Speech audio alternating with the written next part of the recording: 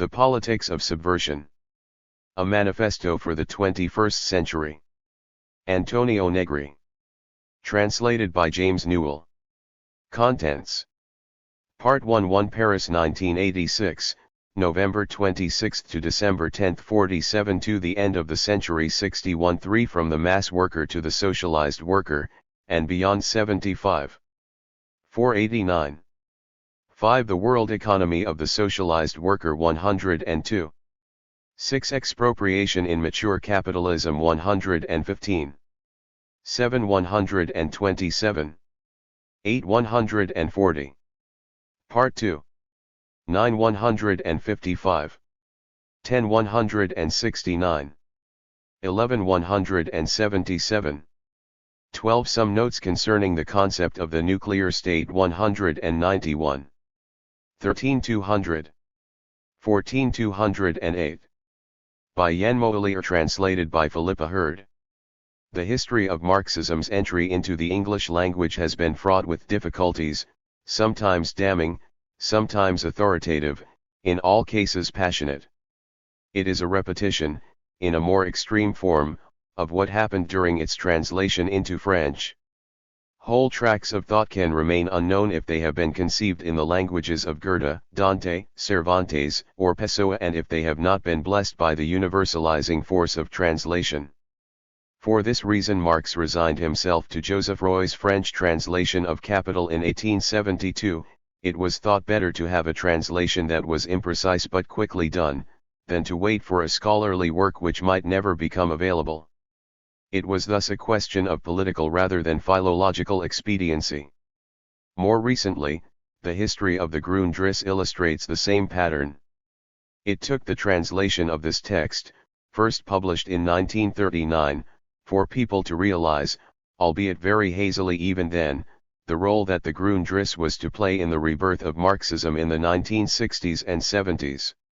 For behind the return to the Marx of Capital, a recurrent theme in the history of Marxism, there lay the amazing discovery of another Marx, causing as great a shock as that provoked by the economic and philosophical manuscripts of 1844 and the contribution to a critique of Hegel's philosophy of right of 1843, experienced during the post-war years.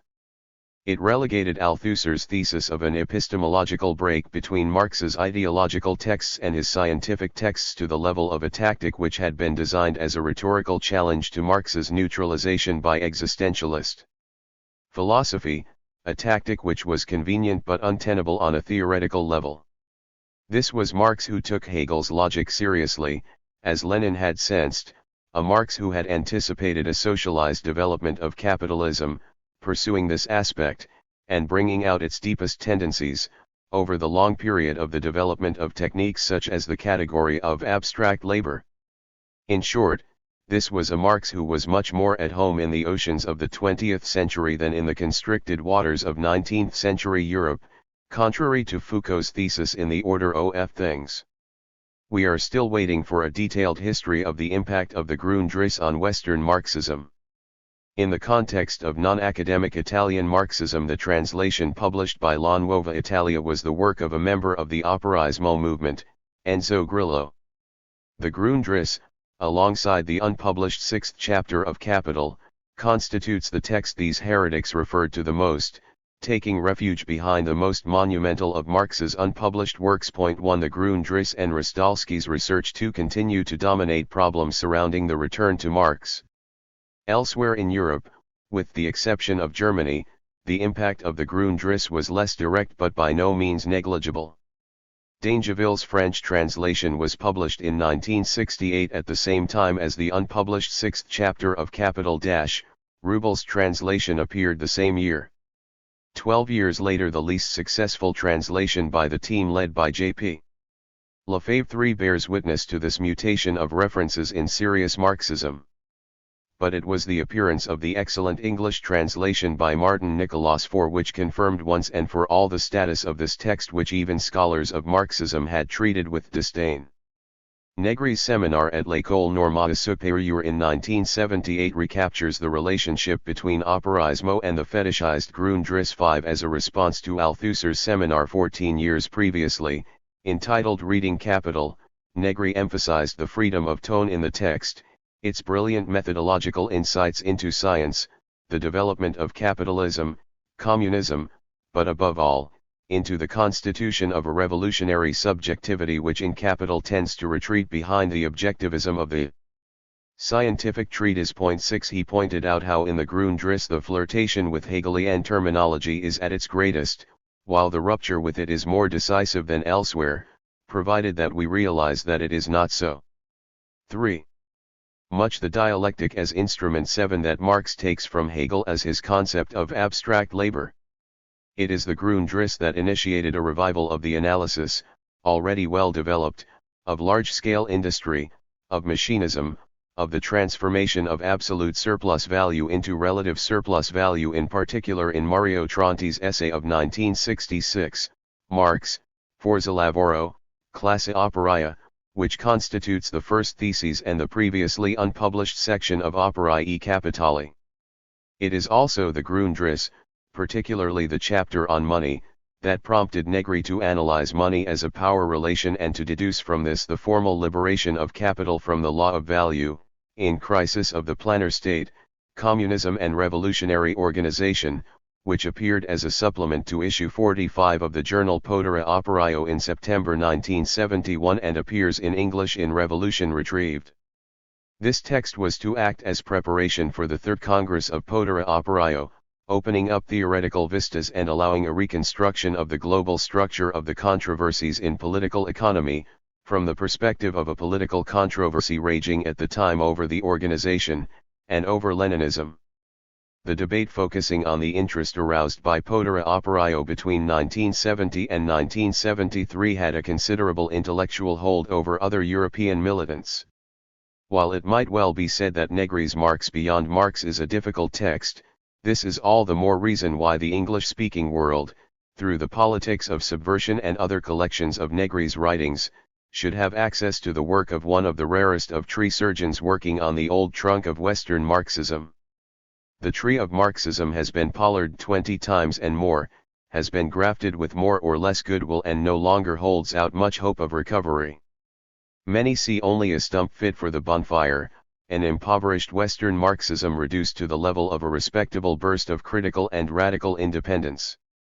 Soviet Marxism offers equally few perspectives, only the hope of the bitter buds of 50 years of real socialism. From the Lysenkoist hybrid which is Soviet Marxism, a curious mixture of 19th-century revolutionary words and of a 20th-century state promoted to the rank of a poor religion, nothing could emerge except as a result of a solid class struggle in the Polish style, cleanly breaking through the Bismarckian side of perestroika. While waiting for this flowering. 4. On the old stump of Western Marxism we could do worse than investigate a few Dieters and translations. What can an English-speaking audience find of interest in the Politics of Subversion? It provides contact with an Italian Marxism which has been categorized under the label Operaismo 8 misleading in its French and English translations, a Marxism which is very often ignored, but which has proved to be of a fecundity equivalent on a formal level to that of the Althusserian movement and of a productivity far superior on the substantial level. The term workers' autonomy which appeared in 1973 is also misleading as it omits the solid Marxist foundation of this school of thought in relation, for example, to the term autonomia obrera of the Catalonian CNT. It is this point above all which demands most explanation, and we shall be devoting the first part of our discussion to the genealogy of Operaismo and its major contributions to the development of Marxist thought. But no current is monolithic, Operaismo and autonomy even less so than others, so it is equally appropriate for the reader to be able to situate the paradigmatic transformations in relation to the other disciples of this cultural and political matrix, notably the adherents of Operaismo who remained closest to the Italian Communist Party, Mario Tronti, Alberto Azzarosa and Massimo Cacciari. A discussion of the different forms of Operaismo and their limitations will form the major theme of the second part of this. In conclusion, we shall look at Antonio Negri's contribution to the ongoing Operaismo debates, situating the present work with regard to the career of its author and his preceding works. We shall leave the rest to the readers. It is up to them to decide if this polemical work by a revolutionary philosopher who was expelled from his native Italy, a work which salutes the 1986 student movement in Paris, can provide any assistance in theorizing our 20th century as an epoch, and motivate us into action for the next century. Knowledge of Italian Marxism in countries to the north of the Alps is limited in general to a few words on Gramsci, a writer who is often quoted but never read. 9. A few words on Della Volpe, whose work is often ransacked without acknowledgement, and a few words on Coletti, especially on his work on the history of thought in philosophy. 10. The problem is that there are too many illusions and too little substance. The English-speaking world does not escape this trend either. Perry Anderson, in his classic, honest work Considerations on Western Marxism, and devotes not a single word to the tradition of operaismo which began in 1962 with the Quattami Rossi, and the early groups of the extra-parliamentary left which do not claim any inspiration from the heretical ideologies of the workers' movement. 12. 22 years after its publication, Mario Tronti's Operae e Capitali, one of the major works in this intellectual tradition, has still not been completely translated into English. 13. Knowledge of Italian Marxism consists primarily of some contributions to the history of the workers' movement in the United Kingdom or United States by the disciples of this current of thought, which have received a small, militant propagation in the collectives Big Flame and Red Notes, more notably in the United States than in the United Kingdom. 14. Of the works by Antonio Negri the following have appeared: an extract from Domination and Sabotage. 15. Marx Beyond Marx. 16. And Is There a Marxist Doctrine of the State? 17. A new collection by Red Notes, published in 1989 and entitled Revolution Retrieved, selected writings by Tony Negri on Marx, Keynes, Capitalist Crisis, and New Social Subjects, 1967-83 is a major contribution to the international dissemination of Negri's work. We still need an anthology of the most important texts as well as a resume and an examination of the striking development which took place from 1973 onwards. To add to this obstacle there is the problem of the aridity or the obscurity of this form of Marxism, which is like no other manifestation we have known. It should be no surprise that the authors of the prefaces to Marx Beyond Marx, the editor as well as the translators, lay great stress on the difficult and abstract aspects of operaismo and the autonomia movement. 18. The reader cannot remain unmoved in the face of such complicated language, which has been brought into line with the current usage of Marxist terms in Italian itself. The ordinary cultural Marxist is subjected to a veritable conceptual bombardment of terms such as refusal of work, class composition, decomposition, recomposition, formal subsumption, real subsumption, social capital, state plan, state crisis, mass worker, socialized worker, political salary, auto-valorization, large and small-scale circulation. In the end, however, so much the better. The facile use of concepts, which are otherwise difficult to master and whose meaning has become imprecise, leads directly to a stereotyped language. Operaismo too is no stranger to this kind of verbosity, like all political movements which are weighed down by the constant harping of a pure ideology. What counts above all is the operational side of these concepts from the point of view of practical knowledge of the present-day reality of capitalism, or of the reinterpretation of its history. Thus we can use abstract labor to mean non-capital labor, mass worker to give a political reading of the social movements of specialized workers, capital when discussing money, in order to interpret the monetary crisis, auto-valorization and small-scale circulation in order to reinterpret the development of the underground economy, plan of capital and social capital in order to understand the meaning of the Keynesian rediscovery of effective demand and of downward rigidity of wages. Henry Cleaver was right to emphasize that it was because of the terrible mediocrity of academic intellectual production that a form of Marxism developing in the heart of the universities in the United States could now be discerned. 19. This illustrates the adage in operaismo that knowledge of the system comes from its conflicting forces, and that the plundering of workers' inventiveness goes on all the time.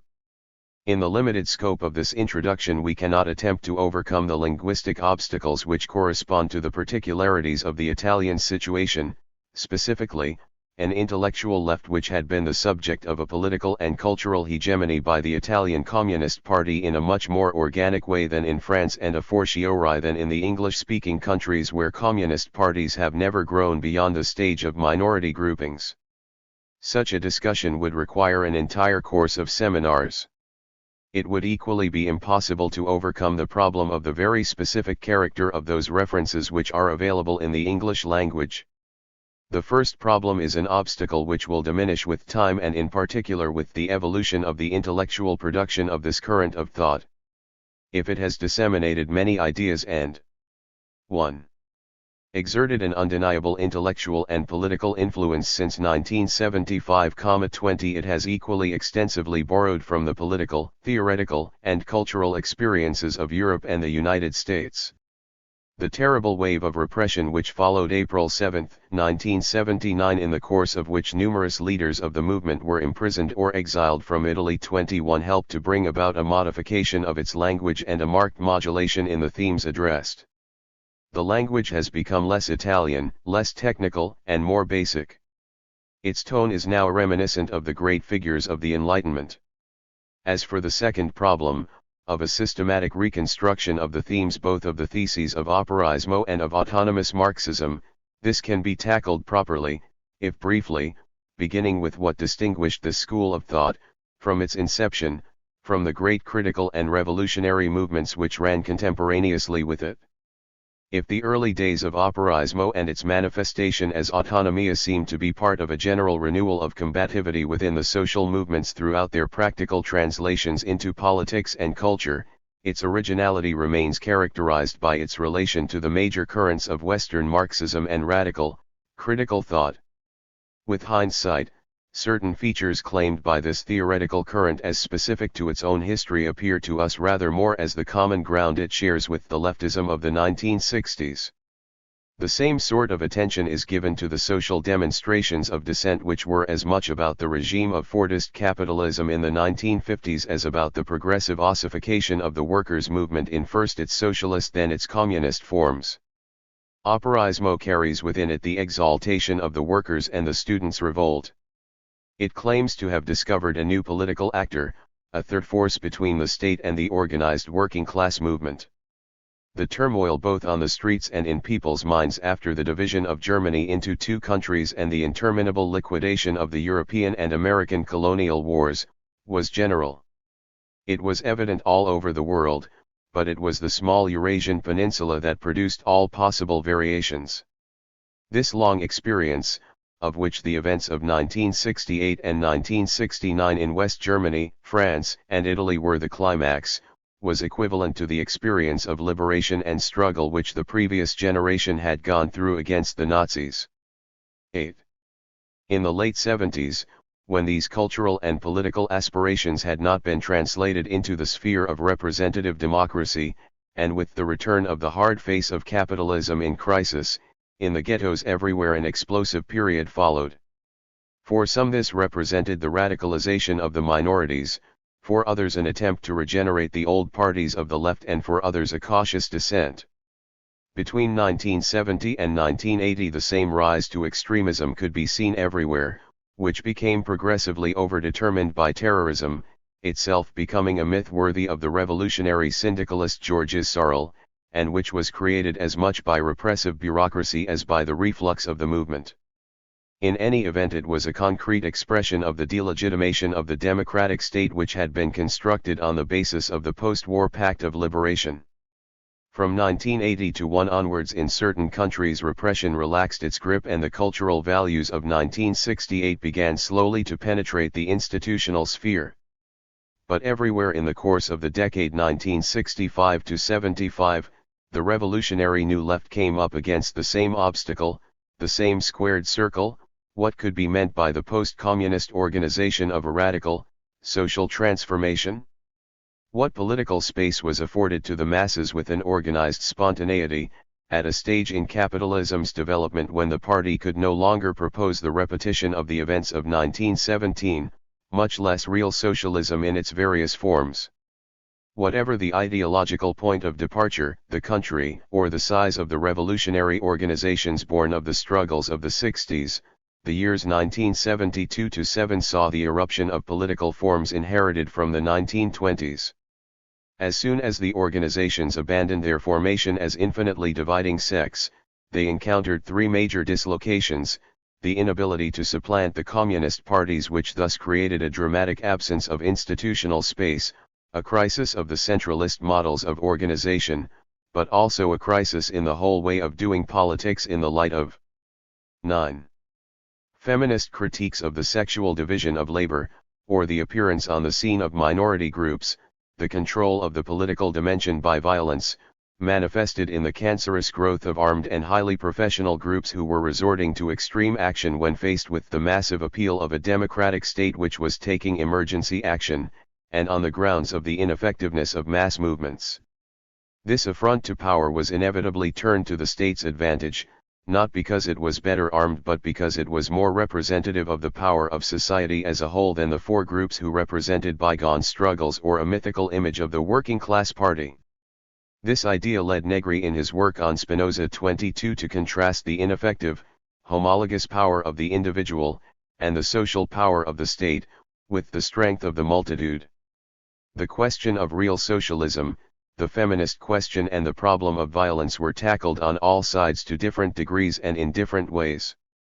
But these issues sounded the death knell first for the factions, and subsequently for organized workers' autonomy. 23 Between 1973 and 1976 most formations of the extra-parliamentary left dissolved. But the first-hand accounts by militants, such as Nanni Balestrini's Vogliamo Tutto, Robert Linhart's Adabli and Gunter Wallraff's The Lowest of the Low show clearly the deep similarities between instances of a subjectivity in the process of self-creation, beyond the specifications of situation and formation. It is the same story in the more or less spontaneous accounts of other armed struggles, from nationalist minorities to dogmatic leftism or Mausponti, anarcho-Maoists. 24 Where, then, lies the originality of this new form of Marxism which emerged in Italy and which has coexisted with much better known forms in other countries, such as different branches of Trotskyism, of Marxist-Leninism in Maoist or pro-Chinese versions? Its originality seems to lie above all in its representation of the first alternative on a theoretical level to the Marxist orthodoxy prevalent in the communist parties, to the critical theories produced 10. by the Frankfurt School, to Sartrine existentialist humanism, and lastly to the structuralist anti-humanism of Althusser. In post-war Europe, which was undergoing reconstruction, capitalism's excellent health was interpreted by those believers in the ineluctable superiority of the socialist cause as a chance mishap, like the secondary counter-tendencies against the downward trend of the capitalist mode of production. There was no doubt that capitalism's days were numbered, and sooner or later the economy's inherent and catastrophic contradictions would emerge. However, from 1956 to 60 capitalism's growth rate was maintained, the internationalization of capital continued unhindered, working-class households increased their standard of living, technological innovation flourished, in short, the productive forces developed very nicely. In Hungary and Poland, however, the socialist cause became fragmented, and in China and the USSR theoretical revision was the order of the day. The socialist parties of Northern Europe admired the virtues of the mixed economy or the socially controlled market economy, which the parties of the old school in Southern Europe were slower to put into action during the 1970s. Thus canonical Marxism was abandoned for the sake of the socialist transformation. In the communist parties the upheaval was even more dramatic, even though this revisionism took on neither the cynicism of a Bernstein nor the prudence of a Koskai. All this was symptomatic of the dissolution of revolutionary Marxism into the grand humanism of technical progress, namely a rallying under the bourgeois democratic themes of expansion, reunification of the working class movement into one large party, abandonment of the Charter of Amiens by the Confédération Générale du Travail and the experts within Solidarity in 1980. But above all else the dominant theme remained the return to the Marx who had enthusiastically analyzed the birth of large-scale industry in Manchester. And this was precisely because the dominant object of fascination for all the political groups of the extra-parliamentary left was the largest factory in the world, the 100,000 Fiat workers at Mirafiori. More significant than the lure of the factory gates was the appearance of maps of this factory city on the bedroom walls of the militants, replacing posters of Che Guevara or Mao. The imagery of Epinal gave way to the diagram, and with it there arose a concrete problem: how could one re-establish the circulation of information and gain an overview of the chain of movements composed of discrete activities in hundreds of attic rooms?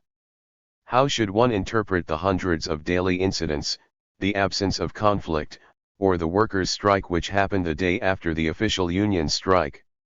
How could one explain the unforeseeable explosions when the least conscientious workers, those unaware of tradition, the more peasant-like workers, suddenly stopped work and went to ransack union headquarters? The questions raised by Tronti: what 14 are the laws of the working class? Or by Romano Alquati: what is the invisible party of the Mirafiori workers? Are not rhetorical. From them the cardinal rule of the correct investigation into workers' conditions emerges: it must be active investigation, hot investigation, distinguished from the passive and detached investigations, cold investigation, conducted by professional sociologists. It reveals much more effectively the real structure of production and the power relationships. In short, it reveals class composition. Here we can grasp the discrepancy of the term class composition in relation to its application to social class or professional category. It is a question of an essential quality linked to dynamics and a field of force. Only the intensity of conflict can make apparent the collective labor power of the working class.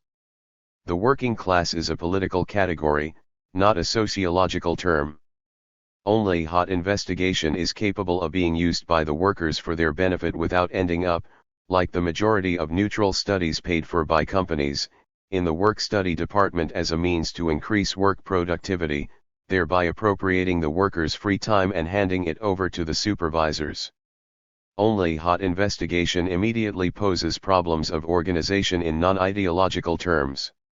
From 1965 to 6 the militants who had gone through the experience of the Quattimi Rossi believed themselves capable of evaluating the impact of the forms of struggle which, until then, had been cast out into the dark depths of anarcho-syndicalism by Stalinist and Stakhanovist communism, absenteeism, sabotage, wildcat strikes, turnover, and deliberate passivity regarding institutional obligations, in short, all those forms that Hirschman, in Exit, Voice, and Loyalty, was to call exit solutions.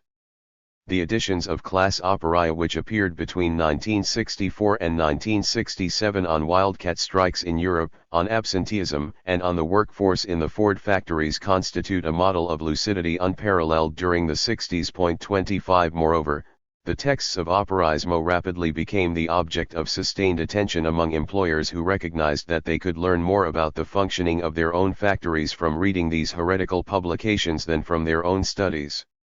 Certainly the attention paid to the factory and its real operations on the shop floor was more systematic than in France or Germany.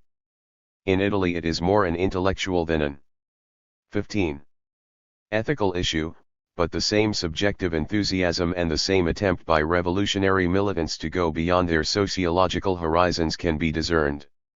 However, Operaismo does not limit itself to a simple, detailed phenomenological analysis of the daily anthropology of the modern worker, and if it had, it would not have been any different from the productionism which recurs in the working class movement. The latter moreover is over-anxious to accuse Operaismo of the fault of workerism, as it is called in English and French, that is to say of a purely trade union-oriented viewpoint, and not a political one. In its understanding of how the large modern factory works, Operaismo made two essential discoveries: the essentially social character of capital's power, what it was to call the plan of capital, the determining role of the working class struggle in the dynamism and the ruptures which lie at the heart of capitalist relations of production. Let us begin with the first point, which characterizes the work of all of those who contributed to the Quattimi Rossi following Panzieri, Rieser, Lanzardo, Alquati, and Tronti. The second point is one which was taken up by the only adherents to Operaismo who would find themselves in the journal Class Operaia between 1964 and 1967, in agreement over the principle of direct and autonomous intervention in the factories, without passing through the mediation of a syndicalist left, as had been the case with the Quatami Rossi. 26. 1. An understanding of the ideas of Taylor, of Fordism with its modern times, the Fiat Marafiori factory city, and the Keynesian state, ensures above all that the essential trait which characterizes high capitalism will not be missed, the essentially social character of exploitation. The classical or ideal typical form of domination by capital is embodied by the town against the factory, the spheres of circulation and reproduction in society as a whole against the dominant position of the collective worker in the sphere of production. Workers' power is thus captured and domesticated. The theoretical correlative to this is that orthodox Marxism has remained at the stage of competitive capitalism wherein the composition of the sum of individual capitalists' interests turned out to be contradictory. In this case only socialism would be in a position to represent the general interest both of society and of harmonious and well-integrated accumulation. Operaismo affects a 16. Radical rupture with this literature which by different degrees denounces the irrationalism of capitalist production and presents the working class movement and socialism as sole guarantors of the meaning and value of work and of progress. Capitalism has carried out transformations at its very core which the working class movement and Marx to a large extent saw as the raison d'etre of the socialist transition. 27. This vision of capitalism which proceeds from the Marxian category of Gesellschaftskapital reduces the intercapitalist contradictions to a subordinate role. The power of capital is exercised above all as a power of society as a whole, as the power of the planning of large-scale equilibria and of science. It is therefore useless to demand planned socialism in the face of anarchic capitalism, when the latter responds to the workers' struggle by a transformation in the socialization of its own mechanisms and takes on the form of the Keynesian planned economy. 5 texts mark this theoretical acquisition which is highly consequential for socialism in transition, surplus value and planning. Note on the reading of Capital by Raniero Panzieri, Social Capital, and La Fabbrica e la Società by Mario Tronti, and Negri's Keynes and Capitalist Theories of the State post-1929 and Marx on Cycle and Crisis. All these texts appeared between 1962 and 1968. In them, this form of Marxism is clearly differentiated from all the orthodox reaffirmations, be they ossified and liturgical, or even more subtle. This is the first post-socialist Marxism, nearly 20 years before the radical questioning of real socialism by the Soviet Union itself. This rejection of the Soviet model was a trait specific to the cultural elites of the PCI from the 60s onwards. But it did not take as its goal the iconoclastic and theoretical form of demonstrating the uselessness of socialism. This trait, which was hardly stressed at all by the adherents of Operaismo themselves in the political arena and which was concealed even more effectively as they readdressed Leninist themes both on an organizational level, and on the level of armed insurrection, explains their isolation in relation to all the large left formations in Europe. This is all the more understandable since this exaltation of the positive side of capitalist development, of 17. Its ultimate superiority over the historical accident which constituted real socialism is linked to the Bernsteinian tradition, the movement is everything, the goal, socialism, any other mode of production is nothing. The same thing happens with ideology, where the preference is for capitalist cynicism rather than for the humanist moralism of the working class movement. This, in short, is a theoretical anti-humanism raised to the level of a system. The theme becomes gradually more blurred in autonomous Marxism with the appearance of the full-scale crisis which began in 1975. Reformist situations wherein the workers' struggle accelerates institutional reforms, disturbing their rhythm and the repressive function, to transform capital for working class use, are much more rare. After 1968-9 one rather had the impression that working class struggle completely blocked any positive transformations. This theme remains a methodological and rhetorical argument, but Negri rejects it as any kind of positive thesis in the present work. 28. On the other hand, experience demonstrates that priority should be given to global and social mechanisms of exploitation instead of the obsessive detail of life on the factory floor. In the 1960s it was believed that it was necessary to take the city in order to win the factories, 29. The realm of confrontation during the crisis of the 70s moved to the realm of monetary circulation. 30. The mass worker who was already a circulating worker has been succeeded as the central figure in the extraction of relative surplus value by the socialized worker *1, and it is now believed that domestic labor produces surplus value. 32. In the same way, Operaismo's analysis of Taylorism differs fundamentally from the radical current of Marglin in the United States and André Gortz in France. Both Marglin and Gortz accept the effect of the expulsion of workers' control on the production contained by the scientific division of labor, but they remain in the grip of a microeconomic or microsocial perspective of the work process. Taylorism, Paolo Carpinano explains, contains the conviction that society as a whole functions and should function like a factory.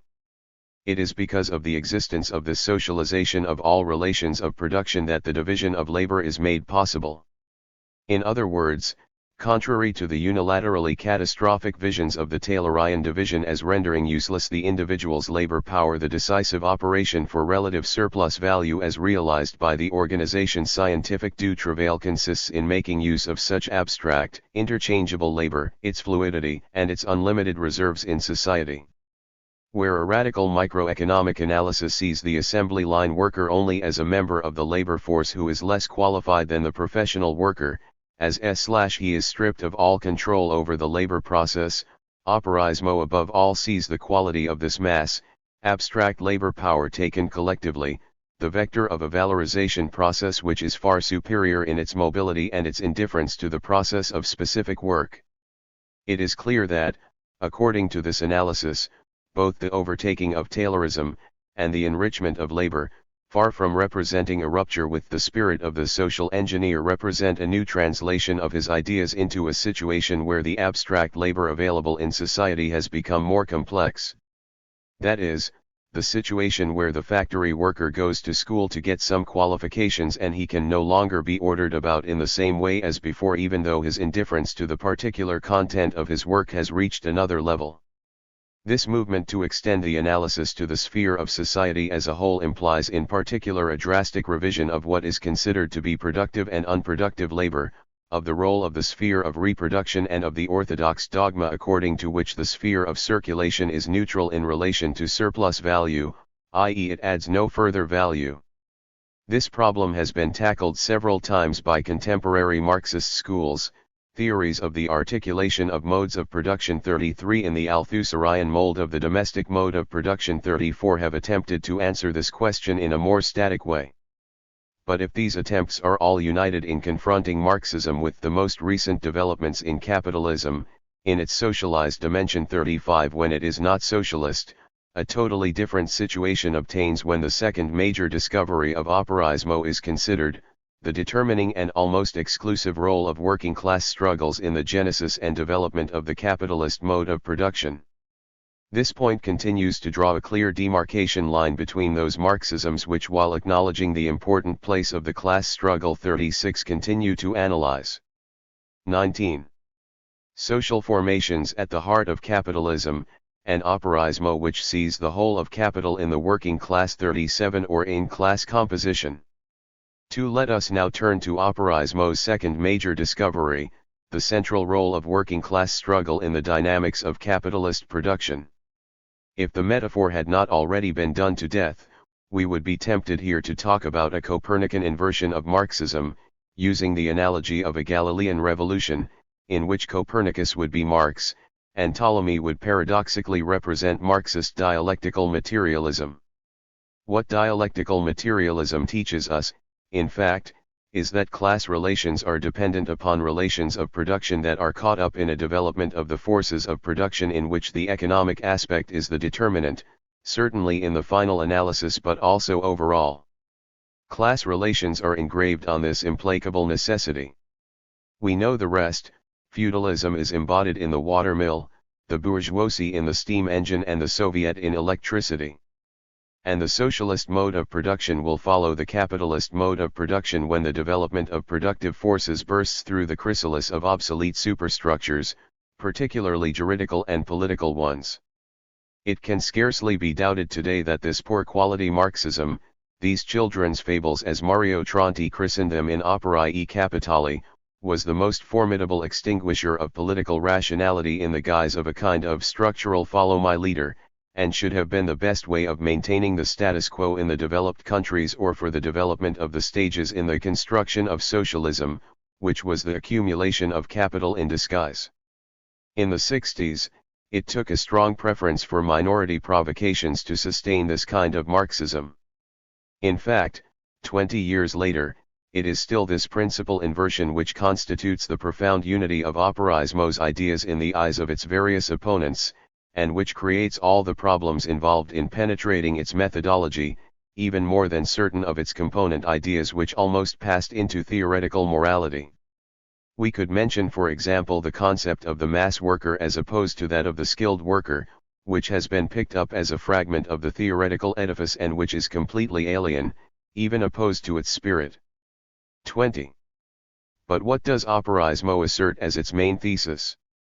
It claims to comprehend one of the most complex formations that have ever existed, integrated global capitalism 38 from an axis around which operaismo organizes itself in its choice of strategy to mirror capitalism's most impenetrable recesses and makes it comprehensible even in its irrationality. Where the contemporary academic historian, prudent and skeptical, enjoys emphasizing the plurality of causes, the crucial moment where chance encounters two independent series plays an essential role. Where Gramscian Marxism historicizes the contradiction, where Althusserian Marxism overdetermines it by the effectiveness of an absent structure, operaismo returns to an almost unbelievably simple level of explanation. Azarosa stressed this when summarizing Mario Tronti's Operae Capitali, which was of great theoretical importance for one generation.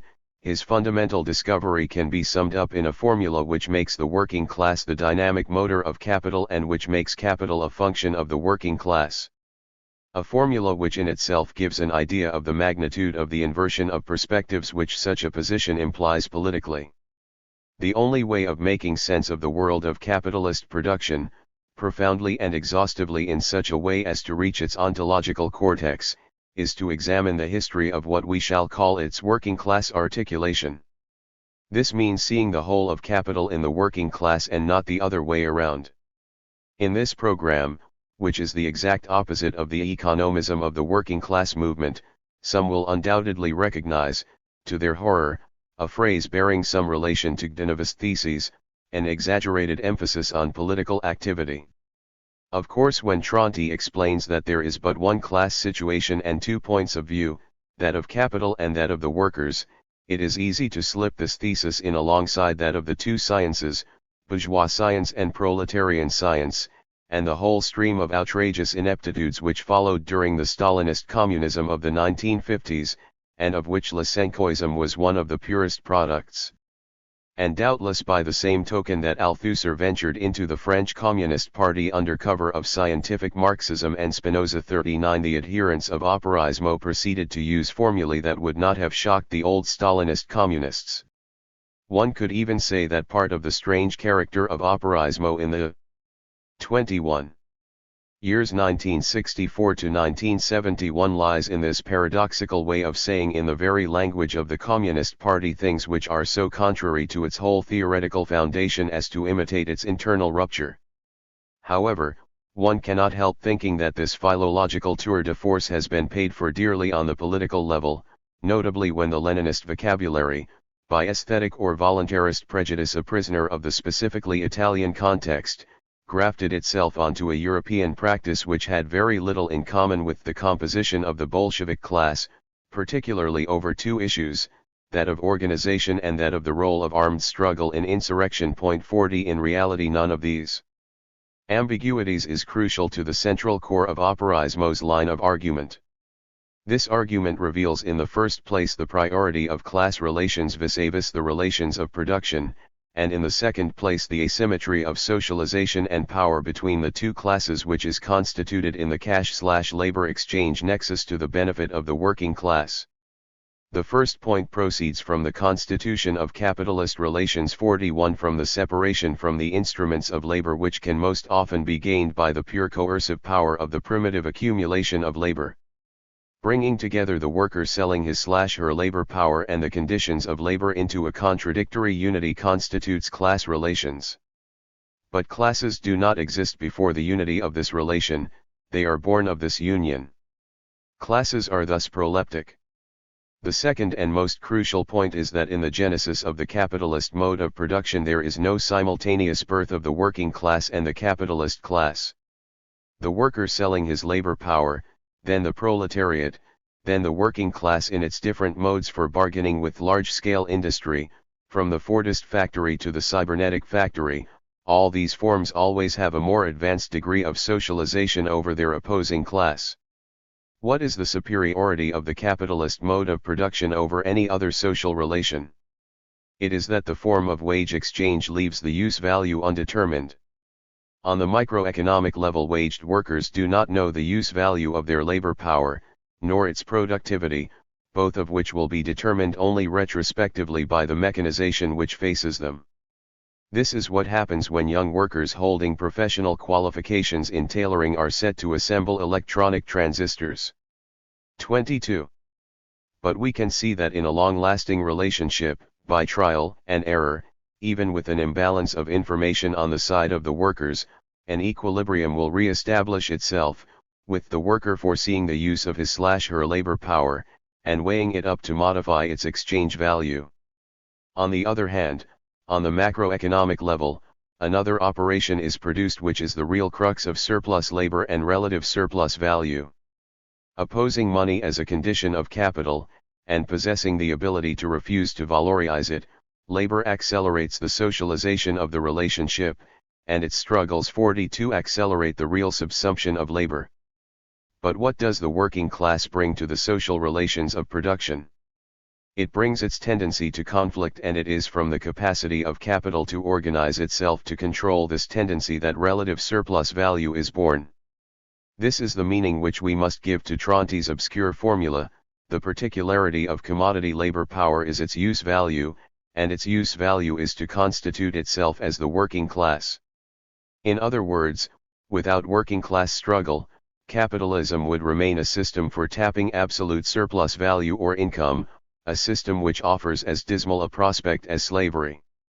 Without the continual pressure which capitalism undergoes internally, there would be no mechanism, no invention, no progressive incorporation of science into the labor conditions, and the accumulation of capital would come to resemble even more closely the accumulation of castles and jewels, rather than the accumulation of machines and equipment. Accumulation, the famous law and its profits, is thus not an economic mechanism endowed with some kind of autonomy. Accumulation represents the only consistent way of controlling the antagonism in which the whole mystery of surplus value resides. The modalities which are particular to accumulation are the manifestation of capitalism's reaction to class composition, that is, the decomposition of the technical and political power of class composition. However, the road is full of pitfalls in this transformation of socialization beyond the relations of production as a response to the rigidification of class relations. The capitalist class did not spring. 23. Fully formed from the head of Marx or Taylor, it forms itself, after a delay, on the model of the working class. Employers' associations grow within the coordinates which allow them to oppose a unified reaction from workers' leagues, or from the mass behavior of workers. And this dissymmetry, the false homology of class relations, can clear the way for the miraculous events which become revolutions. 43 Like every explicitly monistic principle, the operaismo theory takes drastic action which is as sharp as a cam's razor.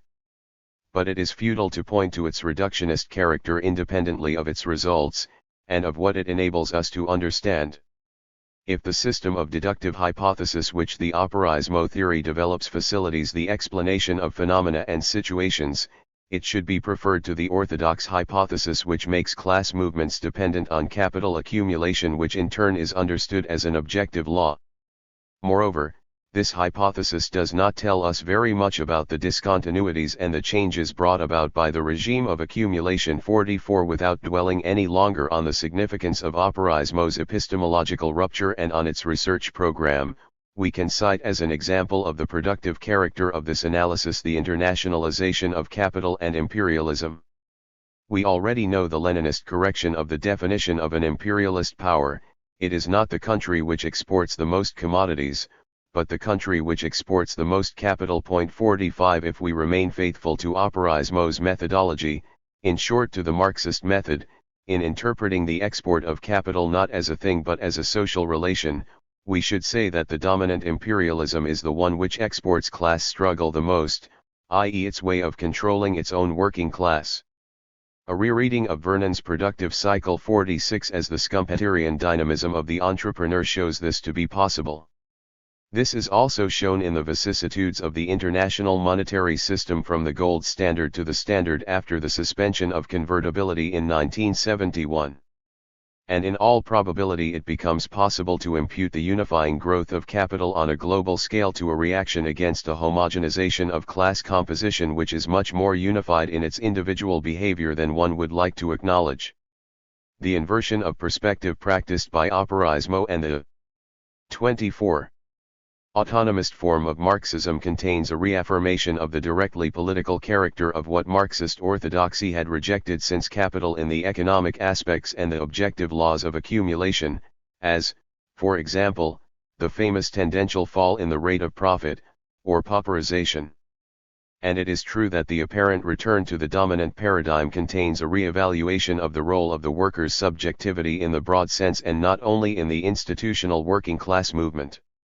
The reconstruction of the transformations which took place in class composition 47 begins the history described in Lukács's History and Class Consciousness, a history which was quickly brought to an end. The conceptual mechanism which is thus proposed is less ideological and more technical than the extremely Hegelian and historicist teleology of the passage of class in itself into class for itself. Its subjective dimension contrasts well with the viewpoint of E.P. Thompson in The Making of the English Working Class. 4 Thompson, through amassing subjective facts, shows above all the progressive domestication of the proletariat, as do the analyses of those who following Foucault write of the disciplining of the wage-earning class, that is of the decomposition of class. 49 By contrast the analyses of the operaismo of the 60s extract from an accumulation of almost purely objective facts the image of a working class which is exploited but not submissive, and which in any case poses a threat. Thus we can see how operaismo and its different theoretical manifestations differentiate themselves from the major contemporary currents of critical or Marxist thought. While sharing much in common with the critique of revisionism and of the program of the return to the Marx of capital, and of Althusserianism, operaismo completely rejects the economic and political articulation that remains structuralist, the link between Marx and Hegel and the role of ideology. 50 The theme of the refusal to work which operaismo emphasizes as a fundamental dimension of the class struggle, and the rejection of the utopia of liberated labor separates operaismo from the critique of the division of labor propounded by American radicals such as Margolin, or by Gortz. The argument that at the heart of the capitalist system there exists another way of working corresponds either to utopia or to the ideological packaging of the new social productivity of waged labor. As for operaismo's links with the Frankfurt School, they 25 were clearly hostile at the beginning. If they have developed since the 60s it is particularly because the problems of the constitution of revolutionary subjectivity and the analysis of the processes of legitimation have taken on more and more importance for autonomists. On a theoretical level operaismo affirms the internal and structural limits of capitalism's capacity for integration.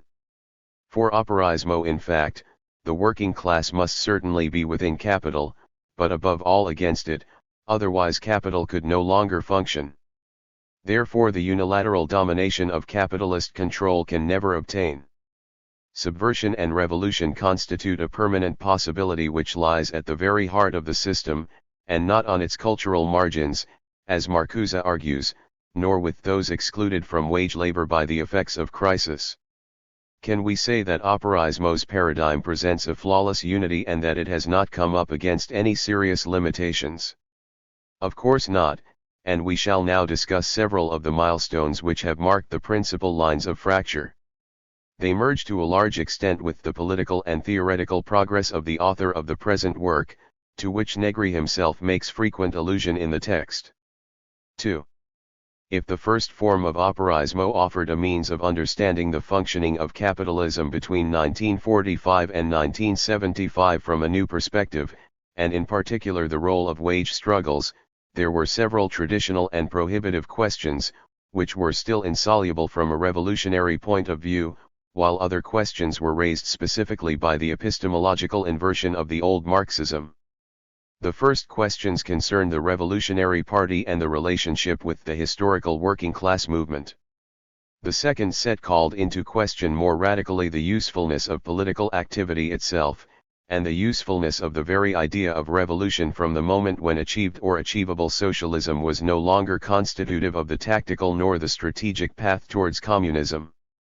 Operaismo had discovered a sort of objective subjectivity which was the decisive operator behind the activities of capitalist accumulation. The usefulness of this type of schema has been to spare militants the exhausting succession of emotions from enthusiasm, through to depression at the time of the decline of volatile social. 26. Movements, since strategically the worker's subjectivity is always in action. The flip side of this optimism, contrasting almost feature for feature with the somber prognostications on the definitive integration of blue-collar workers, is a continual questioning of the usefulness of a subjective subjectivity, in progress. What in effect would knowledge of the laws of movement of workers' spontaneity add, if not a sterile redundancy? And if the workers wanted some power in capitalism and over capitalism, though certainly not absolute power, this would lead one to wonder if this as yet unseen use of the economic mechanisms of capital, as Tronti put it, looked anything like a revolution at all, in the style of 1964, 1789, 1917, or whether it was just a wonderful Bernsteinian mental exercise.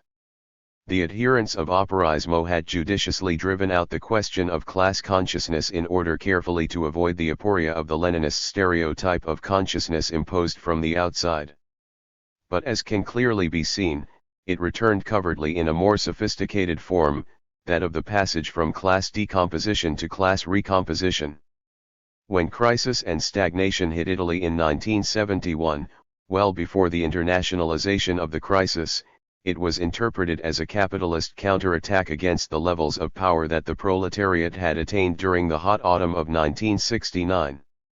All in all, the current that emerged from operaismo explained that the organization had the capacity to anticipate this crisis that had been deliberately hoped for by capital and could prevent it from happening as a political operation of class decomposition. The schematic structure remains unchanged whether it be seen from the point of view of its content by the adherents of operaismo in the PCI as a use of all the margins of autonomy of the political carried either by the institutional parties, or by the state administration, or from the point of view of the autonomists in operaismo, as a recourse to all forms of social contradiction contained in the restructuring of production. Knowledge of the situation, the capacity to predict it, like old-style class consciousness, allowed a sabotaging of the capitalist operation, a jamming of its gears, its rhythm, without being driven back into the position of a utopian denial of the transformation in the technical composition of the working class. If the organizational idea contained in this schema is intellectually seductive, it is like proofs of the existence of God, in that it is wrong in presupposing that which it must prove. For the adherents of operaismo in the PCI. 27.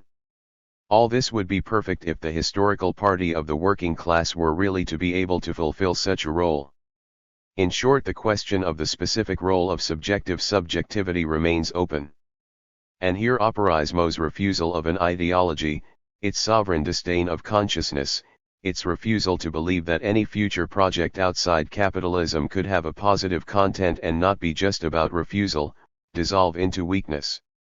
To exist within and against can constitute an interesting perspective in a period of full growth, when businesses' profit margins are comfortable and when workers' use of social democracy constitutes a luxury that capital can afford.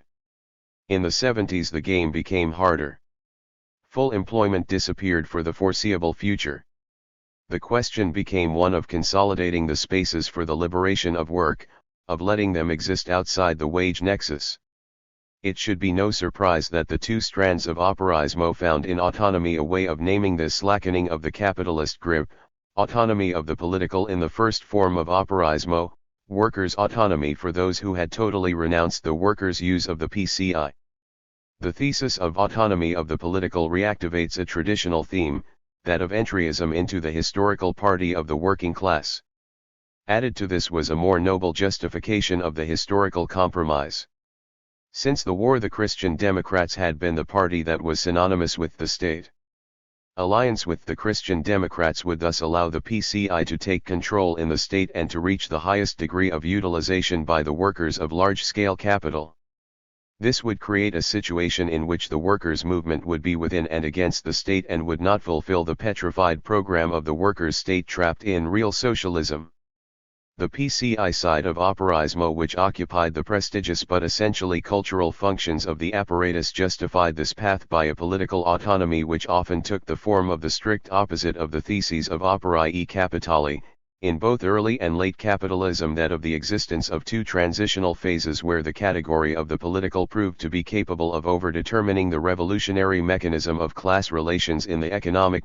51 In that period, this political capacity of decomposing the working class was illustrated in the 28th Constitution of two societies, that of the excluded extremists and that of a working class trapped in an impotent syndicalist corporatism. 52 The solution adopted by the strand of operaismo in response to the difficulties raised by the class situation and by the analytical paradigm consisted in adding new elements which were intended to enrich the analysis. 53 In so doing, the cutting edge of Occam's razor, of the first paradigm, loses its sharpness, the explicatory power becomes more uncertain, and operaismo's system of the second kind, full of axioms, falls back into classical internal contradictions. Retrospectively, in the political sphere, this operaismo never had any luck with its political choices. In 1967 it chose mass entryism into the PCI, while elsewhere in Europe the great rupture between the communist parties and the student youth organizations dating from 1968 burnt itself out. In Italy itself, with the hot autumn of 1969, the serious beginnings of organizations appeared which were outside the unions in the factories and outside parliament in political life.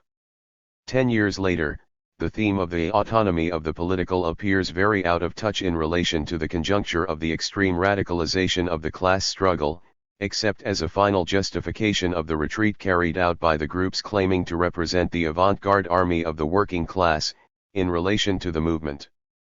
This involuntary effect of the thesis of the autonomy of the political is not the only one. The historical compromise of which it was the noble and uncynical justification was roughly treated by the social movement of the Emarginati in Bologna. 54 The showcase of PCI-style socialism, and then this disaffection spread rapidly through the rest of Italy. The separation of new revolutionary movement and workers' movement had become established in Italy too. The cultural and political hegemony of the PCI was severely affected. The colossus of Eurocommunism began a process of decline to which it reacted with brutality. It had to abandon the historical compromise and return to an oppositional role which was slowly being whittled away and marginalized with the rise of the Italian Socialist Party. The fate of the PCI's operaismo is not without similarities to the fate of Althusserianism in France. Both had the same considerable influence, in the second half of the 60s, on the most active revolutionary currents. Both had the same unresolved ambiguity regarding the party, the same difficulties in their political interventions,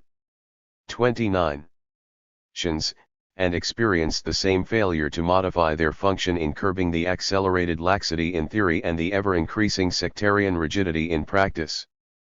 Finally, both underwent the same withdrawal into the political philosophy of the universities.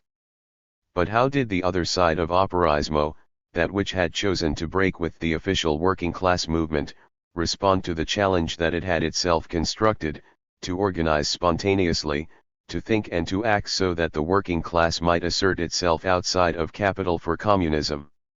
Up until the beginning of the 80s, theoretical debate and political confrontation in militant action were inextricably linked.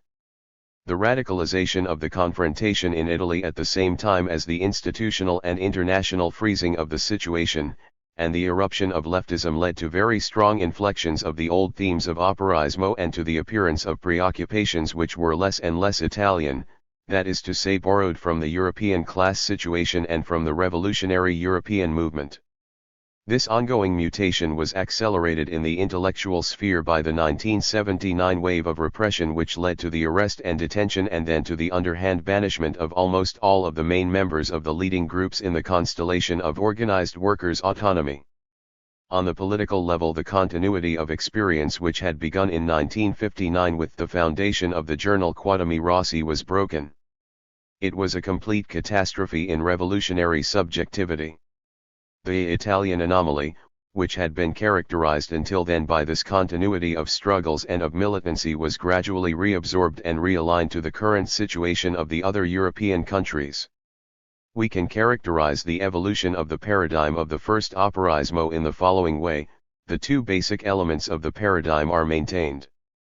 Far from being subjected to corrections by juxtaposition with other elements which weaken the paradigm, the elements are purified and developed to their logical conclusion.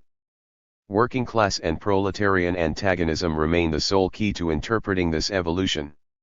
The relative autonomy of civil society, of the state, in short of the political, is challenged. 55 The method of class composition is maintained and developed either on the community or the cultural level. 56 Or on the level of technical composition and of its inscription in a given territory. 57 The second great discovery of 30.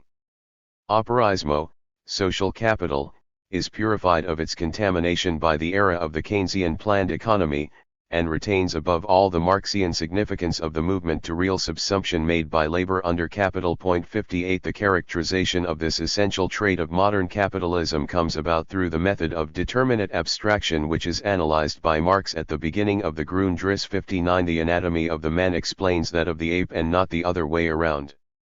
High capitalism allows only the understanding of its genesis and its antecedents. Autonomists in operaismo are not alone in making this reference to Marx pure and simple. But their originality lies in having found the true Marxist correlative of the Weberian ideal typical method which Negri exposed as being the method of tendency. 60 The tendency is postulated as realized. The present totality is real subsumption and the levels of antagonism contained within it. We are no longer in the break between capitalist factuality which is full of contradictions and the virtuality of a tendency which only political struggle could liberate. The tendency works as a principal force of capital relations since it alone directly controls the class composition as a force which has reached this degree of socialization. 61 And the important corrective which this mechanism produces is the socialized worker who appeared as a theme in operaismo in 1976. This formulation replaces that of the mass worker. Once the socialized worker, the essential figure of capitalism, has completely realized the movement to real subsumption, the socialized waged laborer had absorbed what was still called the working class. On this level, therefore, we can see a continuation of the important factors presented at the beginning of operaismo. On the levels of organization and content of the revolutionary transformation, on the other hand, a profound recasting has been produced, which is sometimes masked by the permanence of the vocabulary of operaismo. Thus, working to this different rhythm, all the figures centered around the group Potera Operaio in the years 1969 to 71 abandoned all reference to Leninism. 62 This process of organizational upheaval dated from 1972, from the moment the organization no longer constituted a point of reference for the large factories of the North and became once more a fringe group like the others. With the movement of 1977, the last residues of the old culture of the Third International among young people was removed. 31. Deleuze, Guattari, Foucault, Lyotard, Baudrillard were translated into Italian. A new culture was born, a culture which was international, eclectic, and radical in its refusal to delegate to the old party's sphere of institutional politics as well as to anything that might resemble an extra-parliamentary party. 63 A third element to have played a major accelerating role in this dissolution of Leninism, was armed struggle. And this emerged not as a theoretical question, but as a concrete problem which increased from 1973 onwards, reaching a dimension which had previously been unheard of in Western Europe, except among some nationalist minorities. 64 Workers' autonomy found itself more and more trapped in a vice. On one side there was a militant Leninism, that of the Red Brigades, whose initial strength among the workers 65 masked a rigid communist orthodoxy 66 and ultimately its profound similarity to all the small groups emerging from May 1968 which descended into terrorism in Europe. On the other side there was a diffuse violence, rooted in the movement of the Metropolitan Indians of 1977, which was anti-authoritarian and anti-Leninist, and which state repression tipped over into terrorist groups, the most famous of which is Primolinia. The attempt to define an organizational outlet of mass violence which was not terrorist in form ended in a failure whose outcome was the operation of April 7 which presented workers' autonomy as the organizational kernel, or the legal face of terrorism. Among the constant themes of the critique of armed action, two are important. First, the critique of the delegation of the exercise of revolutionary violence to any clandestine structure outside the political structures of social movements. Second, the rejection of a military theory of the impact of illegal actions, as a propagandist and symbolic theory which is supposed to break through the media wall, but which does not really control the situation. 67 But the sum total of radical corrections affecting the question of revolutionary organization by autonomy, can be summed up in the question of the constitution of the new revolutionary subjectivity. The impasse suffered by the workers' movements in the 60s, by the student movement in 1968, by the movement of 1977, and finally by terrorism always leads us back to the same question: how could these struggles of resistance reproduce themselves in such a way as to construct a new subject independent 32 of material constraint, but which was also cultural, symbolic, and imaginary? Here lies the real key to the rebirth of the organization and to the change in content of the social radical transformation. This theme became dominant in the Italian movement, which was confronted more dramatically than other movements elsewhere in Europe with the perverse constitution of the terrorist subjectivity, the shadow cast by state power, and then with the decomposition of the revolutionary figure simulated and propagated in the media imagination by the phenomenon of the pentati, those who publicly disavowed their adherence to the movement. 68 The willingness to take seriously once again the subjective side of the principal actor in the class struggle implies being interested in his/her representations, in the cultural and ethical manifestations of his/her concrete existence. Thus ideologies of liberation are integrated into the analysis of class composition to the extent that they reinforce the autonomy of the collective subject and constitute it as a subject which is virtually independent of capitalist relations. Revolutionary culture, that of the exploited, is no longer from this point of view the acculturation of bourgeois culture, or a poor reflection of the latter. Revolutionary culture safeguards the space for the values which belong to the exploited class. It allows it to engage in struggle, but above all to reproduce itself as a subject. 69 This is what Negri, since 1976, has formulated in the expression autovalorization. Like the Spinozian conatus, autovalorization increases the power of the struggle and widens the separation of work from capital. It is the concept which allows the reunification of various kinds of behavior under one category: the refusal to work, the refusal of orders, the reappropriation of time and use values. This concept does not go as far as the underground economy, which cannot be read as a manifestation of autovalorization on which the market has been obliged to model itself to continue to exploit relative surplus value. and if we consider Negri's contributions at the level of philosophy from his Descartes Politico o della ragionevole ideologia 70 to his work devoted to Leopardi 71 via his magisterial work on Spinoza 72 or from his notes on the philosophy of right in La Forma Stato 73 to his recent Fabbriche del Soggetto 74 via La Macchina Tempo 7s, we can see the progress of the same radical idea, the ontological foundation of the revolutionary subject, a reconstruction of reason as a liberation project which is linked to the 33. Enlightenment of the revolution. It is tempting here to plunge into the body of the argument. However, let us be content with looking at a few examples which show at what point the first form of operaismo was both superseded and preserved. Negri's work on Descartes shows the process of keeping in check the Renaissance subject, and revolutionary reason during the first reordering of absolutism, which also saw the appearance of the bourgeois class and the manufacturing state. 10 years later, Negri's work on Spinoza brings to light the anti-figure of Descartes and Hegel, the character immediately given to the politics of the multitude as opposed to the social contract, to the dialectical mediation between the individual and the state. 76 His work on Leopardi, like his interpretation of Kant, is strongly characterized by his reading of Heidegger, which is a complete reinterpretation, taking up again the question of the progress of spirit in the face of the catastrophe which brought the French Revolution to a close. 77 The true romanticism of Leopardi and Hölderlin marks the refusal of the dialectic, the Hegelian solution, in favor of a poetic ethics, while the program of a schema of reason beginning with the events leading up to the revolution that took place, brings out the analytical dialectic of the battle between master and servant, with its false symmetries. It could be said that at this stage the loop of Italian operaismo has been reached and is converging with the large questions forged in the embers and tears of European leftism. Can a non-artificial solution of the crisis of legitimacy of democratic representation be found? How can the revolutionary transformation be legitimized and inscribed into the material constitution? What horizon of positive rationality and what new collective actor of politics can be reconstructed if the return to the old socialist humanism is definitively excluded and if postmodernism is an inventory of fixtures and not a program? This book offers the English-speaking world a condensed account of the progress of Antonio Negri and the theoretical and political movement with which he has been so closely associated.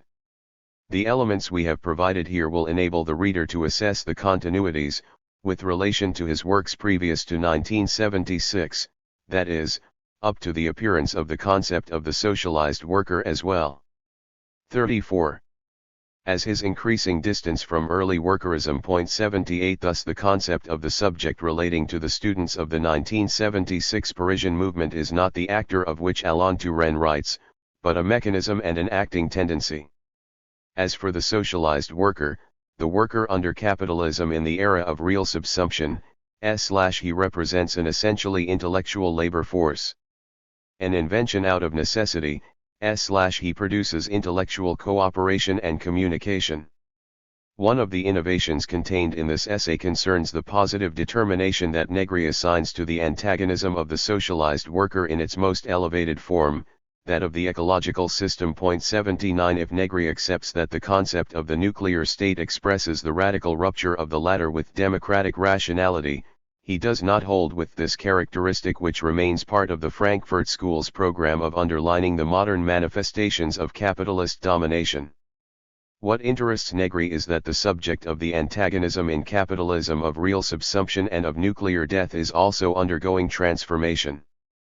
The social subject of the struggle is a new type of worker whose enterprise is society as a whole, and this society, in the face of the absolute threat of the nuclear bomb, has become an ecological system. Ecology is therefore the system in which the socialized worker works. But the ecological system is not a first nature from which human activity would be excluded or would not be admitted except as a minor disturbance.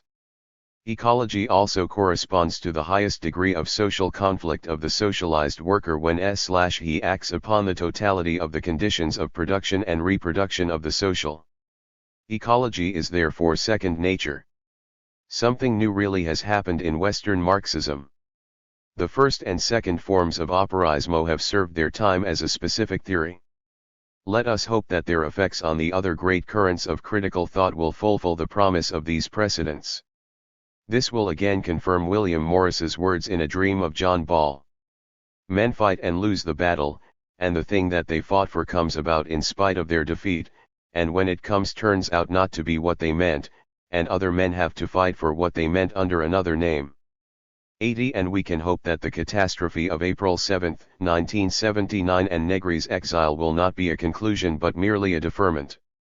Paris 1986, 26 November, December 10. There were 15 days of struggle against the proposals to reform the universities and secondary school teaching, and the struggle took place both in the secondary schools and in the universities. After exactly 15 days the proposals were withdrawn. This was a result of several gigantic student demonstrations and violent clashes with the police, as a result of which one student was killed, which promised a veritable social upheaval against the government. This is the first datum, macroscopic, but in and of itself incidental, superficial, and insufficient. What risks being hidden by this initial perception, and which, on the contrary, in this book I wish to emphasize, is that here we have witnessed the emergence of a new social subject, an intellectual subject which is nonetheless proletarian, polychrome, a collective plot of the need for equality, a subject that rejects the political and immediately gives rise to an ethical determination for existence and struggle. Let us be clear about this, it is an intellectual subject but also a productive one. This means that the productive side of work is now apparent principally on the intellectual level. The intellectual power of this subject is inextricably and emotionally linked to the principal characteristics of the labor market. As a result of this, even though in its essence it is intellectual, the subject is proletarianized from the very beginning. That is to look at it from the negative point of view. What is positive, let us repeat, is the fact that intellectual work has become eminently productive. As a consequence, the new subject is central. 48. In society, in 1968, students sought the factory as a point of identification. Today the workers look to the students as the only possible and continuous detonator of social action, and within the social market of productive labor, they identify with the students and with their intellectual productivity. It is an ethical subject, but in what sense?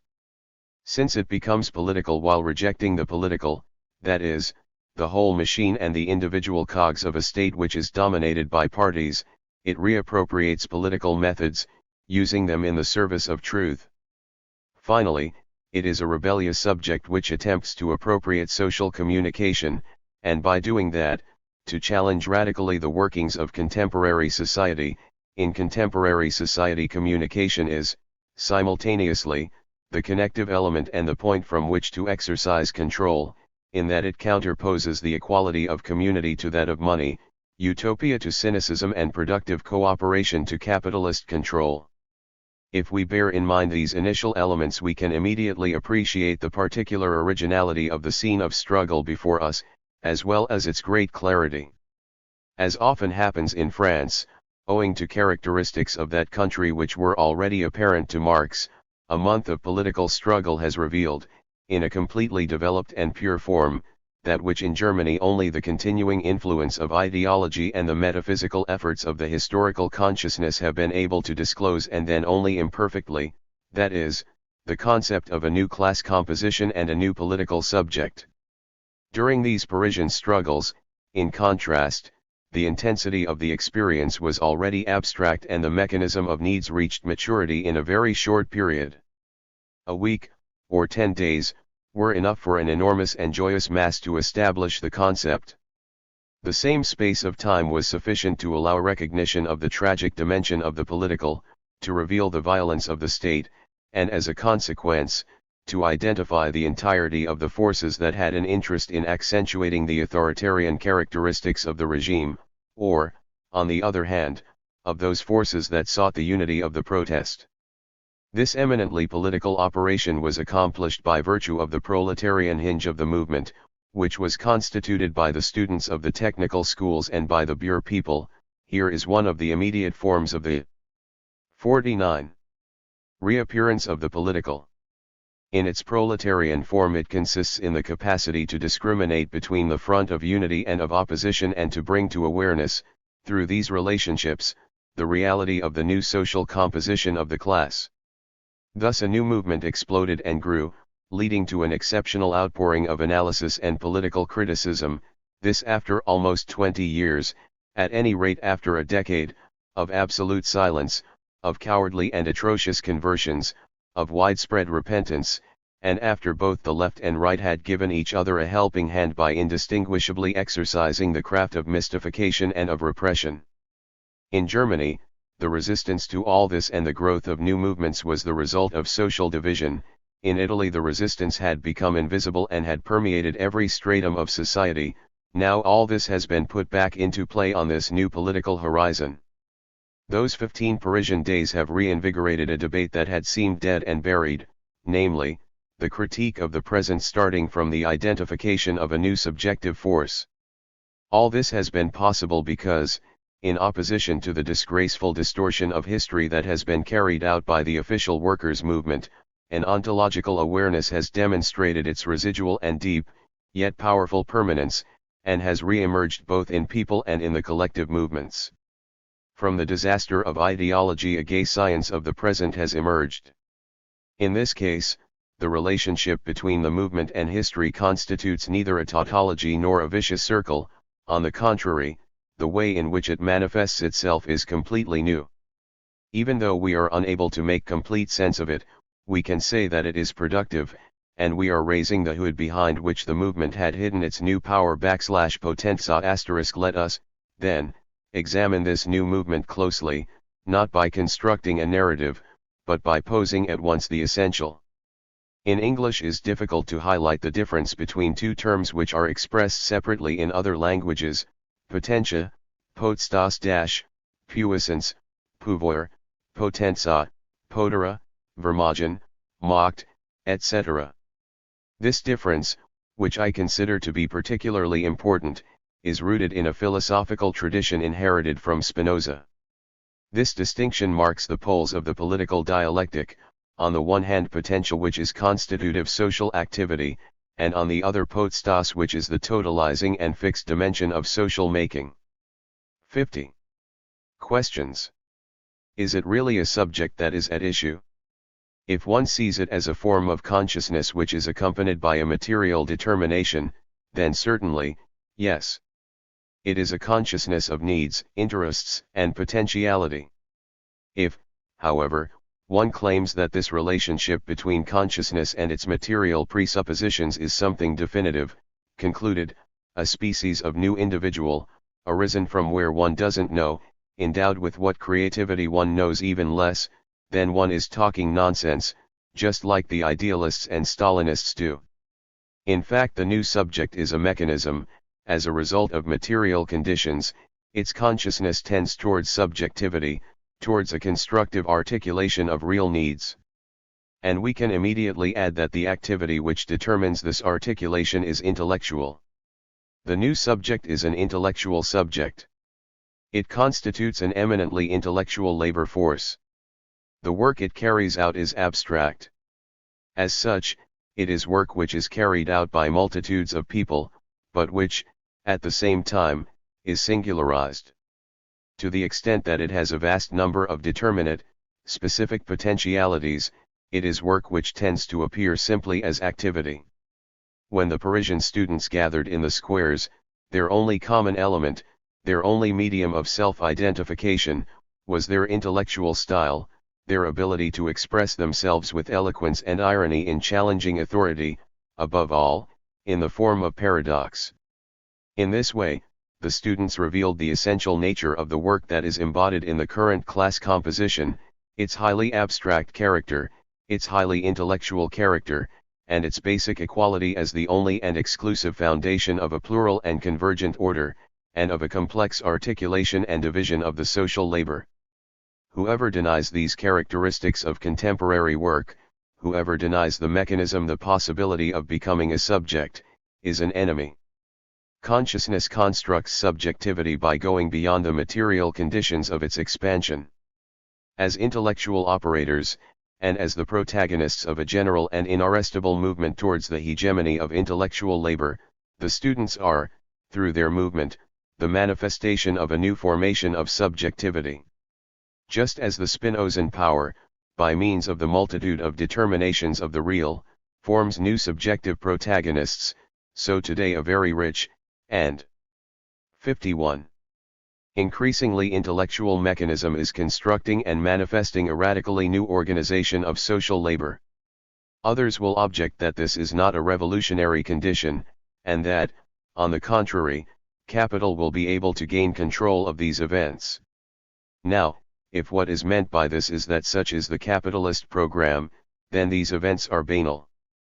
But when this criticism is heard from the workers' side, however doggedly it might be repeated, it is nothing other than a case of simple vulgarity. Later we shall return to this problem and the formidable, and potentially catastrophic, difficulties that it creates for capital.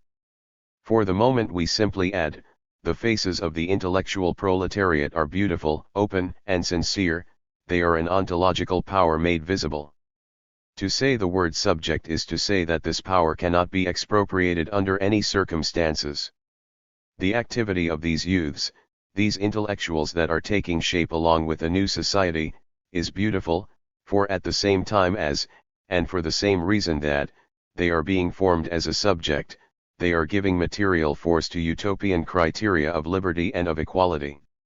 These youths are more beautiful, than many other people, and more so than their worker fathers who are always corporatist and often resigned. This proletarian intellectuality, on the other hand, is different. Irony, paradox, and a critical spirit constitute the fabric of utopia, and hope nourishes it. In this way the new intellectual subject is established as a principal element of the definition of the proletariat and is shown to be the supporting structure of the critique and revolt of the entire proletariat. If in 1968 the students sought legitimation of their struggle in the workers' organizations and in the factories, today it is the workers that look to the students. Recently, here in France, the students requested the participation of the trade unions in their program of agitation. The trade unions arrived, perplexed, but when their leadership tried to prevaricate, the rank and file forced them to remain united. From the objective point of view, the fact is that by virtue of its power, intellectual work reveals the mechanism of interaction for all social labor. From the subjective point of view, it produces a specific social constitution, that of cooperation, or rather, that of intellectual cooperation, i.e. communication, a basis without which society is no longer conceivable. Elsewhere I have described this process as both characteristic of, and the basis for, the epoch of the socialized worker. My friends and I have been studying this hypothesis for more than 10 years. But why should we continue to call it a hypothesis? We now know everything about the socialized worker, how it moves, how it works, how it reproduces itself, how it organizes itself. The events in France that we are dealing with and that provide such strong confirmation of the truth of our hypothesis and prognostication, now show us how the socialized worker dances. It is as well never to forget the socialized worker's intolerable fickleness. Our hypothesis is no longer a hypothesis as such. In 1968 the students went to the factories, today legitimacy and leadership are found among the students. They are aphorisms of the new nature of productive labor, traces of the new processes of an intellectual formation of the proletariat. Therefore, those who ignite the social movements, exercise countervailing power and reappropriate and recompose that which capital and the state have expropriated are those who produce value through intellectual labor, namely, students and others. Their power expresses itself through tenderness. The theme of equality provides the movement with its power against all corporations, even those of the workers who, precisely with regard to the theme of equality, are often caught off balance. The movement acts not only against corporations but also against the state because the state is the guarantor of the reproduction of inequality. In this way, a movement which has been strongly characterized by specific objectives and determinate demands can become a general and political movement for proletarian struggle against inequality, corporations, and the state. and it can prepare itself to become a revolutionary movement by applying the method of equality to itself and by using equality as a asterisk. This is a translation of operaio sociale, literally social worker. However, the use of the latter term is obviously inappropriate, therefore, we have chosen to use socialized worker. On this and other problems regarding the definition of terms, see my Revolution Retrieved, selected writings. Fundamental yardstick by which to judge all proposals. Let us take communism for example. This paradoxical password has become the motor behind every organizational proposal, and it constitutes a demonstration of the centrality of the socialized worker. Let us again consider equality. To begin again does not mean to go back, on the contrary, it means to reaffirm the materiality of intellectual labor, the centrality of the subjects that it produces, and its mobility and power. At this point, we should say something about the racial question, because this has raised, indeed imposed, the issue of equality in the French movement of '86 in a concrete, immediate, and insistent way. This is a very large topic, so I will, therefore, limit myself to a brief comment. In France, the question of civil rights and their uniform application has encountered and crossed the racial contours of the society. The young Arabs of French nationality are directly confronted by inequality, that is, they are doubly discriminated against because they are subject both to economic exploitation and racial exclusion. This situation is dramatized by the climate of violence, which is sometimes also a climate of terror and always one of ghettoization and repression, that is found in the colored districts and in the proletarian banlieue. Now, during the recent struggles, this multiracial labor force not only mobilized around issues relating to equality, but translated these into an immediate and aggressive form. As a consequence, this great mass of Arab youth that attends the schools, lives in the districts and agitates politically in French society, has appeared as an unconscious, but nonetheless effective carrier of the fundamental interest of those class fractions that are made up of the foreign workers in France, an interest in an integration that is the appropriation of wealth and power. Moreover, this mass of Arab youth has already been introduced, from both the academic and productive points of view, to the highest levels of the capitalist organization of work, and is thus a highly abstract, intellectual, mobile, and highly modern labor force. It is in terms of these characteristics that the mass of Arab youth is subjected to the ancient laws of racism, and it is for this reason that it becomes so important to study the racial question. The racial question demonstrates the power of the historical develop. 5.3. Meant towards equality, that is, the dynamic of the communist subject as a central and irreducible element. It also allows us to trace this historical development in terms of how it affects those concrete class divisions brought about by racism. Racism is a class point of view, but through racism, the violence of the class point of view is multiplied 1,000 times. This is, therefore, an explosive point. It is not true that Frantz Fanon and Malcolm X are shadows of the past, they are still with us, as scientists of the future. Certainly, outside France or the other countries where the racial question is quantitatively central, there is a tendency to minimize the significance of what we are saying here, objecting that racism is only rarely a moment of irresolvable contradiction and that elsewhere in Europe, where the labor market is more regulated, the different races are in such minorities that they are easily assimilated, or else are subject to a regime of mobility that destroys all possibility of political aggregation. This objection might stand if it were not for the fact that behind the framework of the racist society it is possible to perceive that of the dual society, one of the most recent and most ferocious products of the capitalist mode of domination. The dual society constitutes the endpoint towards which the racist society tends. It is an extension of the racist model. In each of the countries of advanced capitalism, whether a multiracial labor market is present or not, a South Africa is taking root. In this way we can appreciate the significance of the issue of equality which was raised during the recent struggles by the multiracial subject, a subject that contrasts the fact that it is an intellectual, socialized and proletarian subject with the depth of racial discrimination in natural and cultural terms. Racial discrimination constitutes a scandal, one which appears even more profound when it is borne in mind that the design of a higher communist organization of society is not only a product of the will but something which is fortified by the ontological reality of the racially excluded. These movements, these emergencies, and these mechanisms, are irreversible. Here, then, is another lesson of the recent struggles.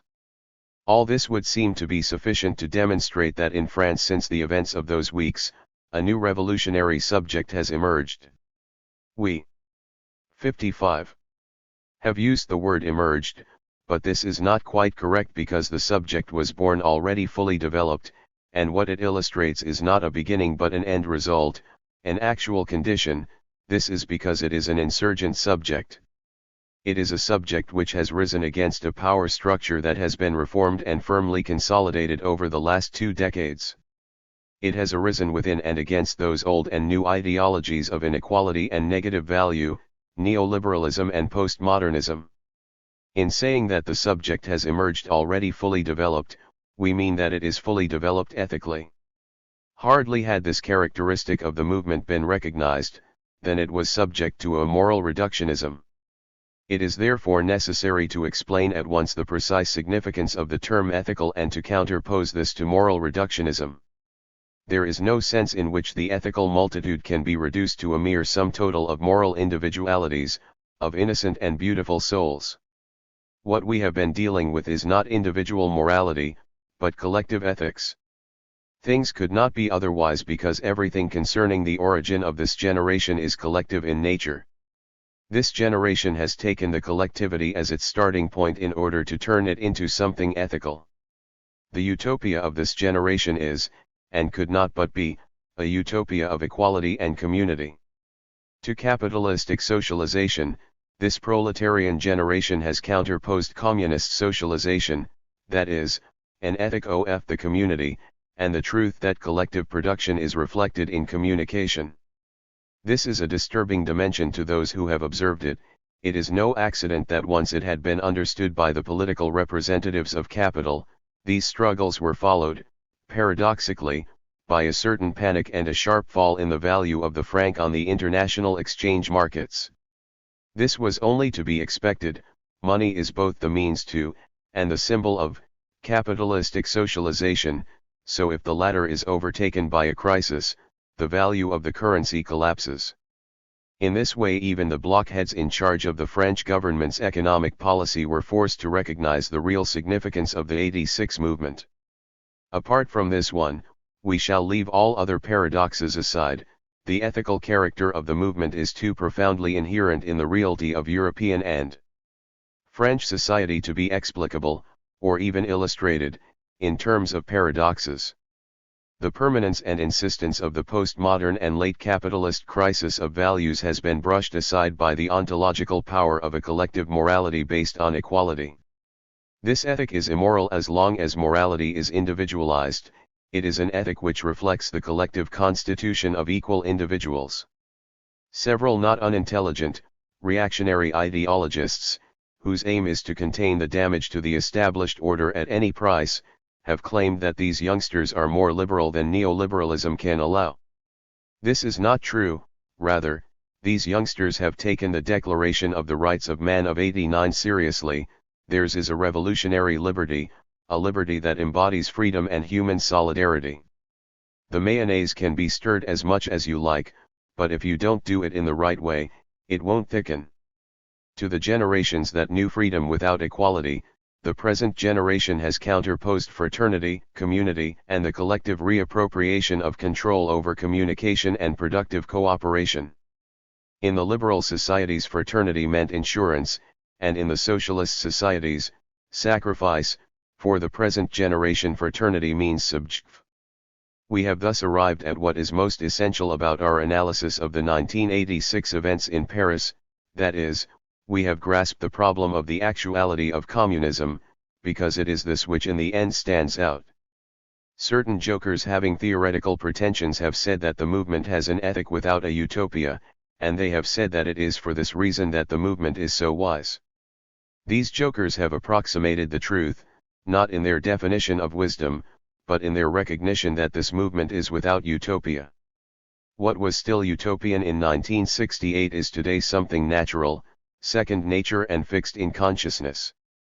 Certainly, in the absence of the movement of 68, without the Foucaultian tangle of genealogies and powers, in short, without parents, the movement of 86 would not have come into existence. Such parentage is not ideological, however, for what the movement illustrates is the unfurled consciousness of the socialized worker. In 1968, given the enormity of the transformation and the genuine changes that were being felt, the weakness of the subject suggested that the political was the necessary and hoped-for side for the establishment of new 57 values and the consequent stabilization of the movement. Today, the extraordinary maturity of the collective consciousness induces alienation from the political, which is seen as useless tinsel, and often as a disgusting excrescence. The direct and collective democracy of this movement reacts to the official institutional setup with derision. The collective clarity of this consciousness is based on the technologies which it knows and possesses. It has the luminosity of the media. It is pure visibility. It is probable, as some other joker will say, that only the study of angels can describe these regions of being. But these angels of ours have been down to hell, and since they are acquainted with all its misery, and are full of its arrogance, they have once more raised their eyes to heaven. A new and original revolutionary tradition has established itself in the last 20 years. Revolutionary conceptual sequences have been established: community, understanding, communism are paths which can be followed in all directions.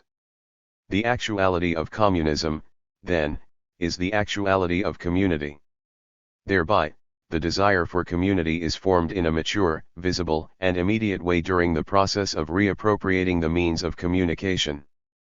Communication is the means by which the community appearing as truth begins to be constituted. Community is inconceivable if communication is not founded on truth. The current generations are attempting to understand their communicative second nature rigorously and forcefully. To be opposed to the political is to be opposed to the absence of transparency, the exhaustion of mediation, and the growth of elements of irresponsibility and secrecy in political life. To be opposed to, or rather, alienated from the political is a sign of insurrection. To be bomb again, this watchword was supremely important in the mystical beliefs of classical antiquity and was revived by the Christian change. There is no reason why it cannot be made use of, with good taste and elusive efficiency and without mystical satisfactions, during the course of the communist revolution. For we have reached the point which Marx said we were capable of reaching, i.e. the point at which the material basis of private appropriation and the law of profit itself are too weak to resist the growth of the collective individual. The socialized worker has come to develop the critique of exploitation by means of the critique of communication. Production is, in fact, social, and it has become so to an increasing extent. Productive cooperation is diffused throughout society, it permeates productive networks which in their turn are entirely social in nature. Precisely because it is social, production finds its exclusive center in communication, in the processes of information and in the spheres of communicative structure. Under the domination of capital, however, the mode in which communication functions and takes shape is simultaneously a mode of expropriation. Therefore, to aim at gaining control over communication is to influence in a direct way the social relations of production and exploitation. It is on the new organization of communication that the determinations of exploitation are based. One can thereby understand why socialized work tends to be concentrated on intellectual labor, by virtue of the cohesiveness provided by the communication which is involved in social cooperation. Socialized work tends to establish new processes of hegemony. In this way the fight against exploitation conquers and adapts itself to the new conditions of exploitation. It needs to be emphasized that this change of sign in the sequences of the social channels of communication does not remove the suffering and cruelty involved in exploitation. Neither does it annul its past. Manual labor tends to become intellectual labor in order that it may rid itself of the wounds inflicted by the brutality of exploitation, and in order that it may thereby continue the struggle to destroy not only the single manifestations of exploitation, but exploitation itself. A large element of pietas was felt in the major street demonstrations that took place in those weeks. The students felt filial compassion for the pain and effort suffered by their mothers and fathers, whether the latter are immigrant workers, mass workers, colored workers, man or woman servants. There was a sense of anger as well as pietas. The modification of the class composition does not negate, but rather enhances liberation from the most backward stages of exploitation. Because of its higher productivity, intellectual labor has a larger capacity to solve the problems of exploitation. Once more, then, the specific subjectivity involved in socialized work and communicative intelligence gives rise to the power of 59. Subversion. This subversion is a subversion of all existing structures, or rather, of all those that are aimed at exploitation, either in the first or second instance, directly or indirectly. Subversion is the destruction of the violence that is inherent in exploitation and which runs through society, indistinctly, massively and terribly. Subversion is countervailing power. The more the labor force, or the working subject, becomes intellectual and social, the more the violence inherent in exploitation acquires an intellectual and social character. Violence is spread out in a generalized way. It occupies the whole of society and permeates all of its pores. Violence is no longer merely ideological, rather, it is functional and innate. How can it be uprooted and destroyed? It is a violence which we feel bearing down on us, often we are its prisoners and our thoughts and nightmares are implicated in it. In this light, countervailing power might be thought to be equivalent to countervailing violence. It would, however, be mad to draw such a conclusion, and when violence was recently expressed through terrorism, it did indeed have a feel of madness about it. But what does subversion imply then? Subversion is a force which is powerful and clear, it is the positive aspect of destruction. The subversive character of the demonstrations that took place at the end of 1986 was not a consequence of the influence of a few guerrillas over the mass processions. In this respect, police blackmail, impressive for its vulgarity, was completely exposed and useless. Rather, the subversive character lay in the non-negotiable and irrenounceable declaration of a certain number of truths, such as equality, freedom, opposition to selection, opposition to death, the promotion of life, the future, plans for knowledge and society, and a number of other small things of a similar degree of ethical importance. Subversion is the radical nature of the truth. It is an applied form of this radicalism. Subversion is the calm and implacable countervailing power of the masses. This latter characteristic needs emphasizing. The obvious truths, in particular the norm against killing, are expressions of a very high level of determination. This determination is as great as that which has always been traditional in social revolutionary movements, at least at their beginning. This traditional determination has not been negated, but rather integrated into the recent struggles. It has also been transformed in some way, because while persisting throughout the development of the struggle and the project, it has been expressed in very radical 60 ways, by a violence which, because it is creative, destroys without killing. The movement has discovered its true tendency in a very short space of time.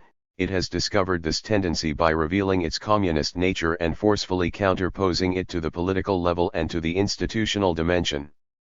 Between these extremes, which immediately constituted the terms of the problem, a specific dynamic has developed which for the first time can be clearly identified. The project of reappropriating communication and establishing community thus lies between ontology and power. Here, then, we find the thousand watchwords that organize and give shape to the passage from ontology to the attack on the ruling powers: no to instrumentalization, no to the politics of the potboilers, no to the falsifications, no to the mockery, etc., etc., yes to truth. The truth is a means to an end.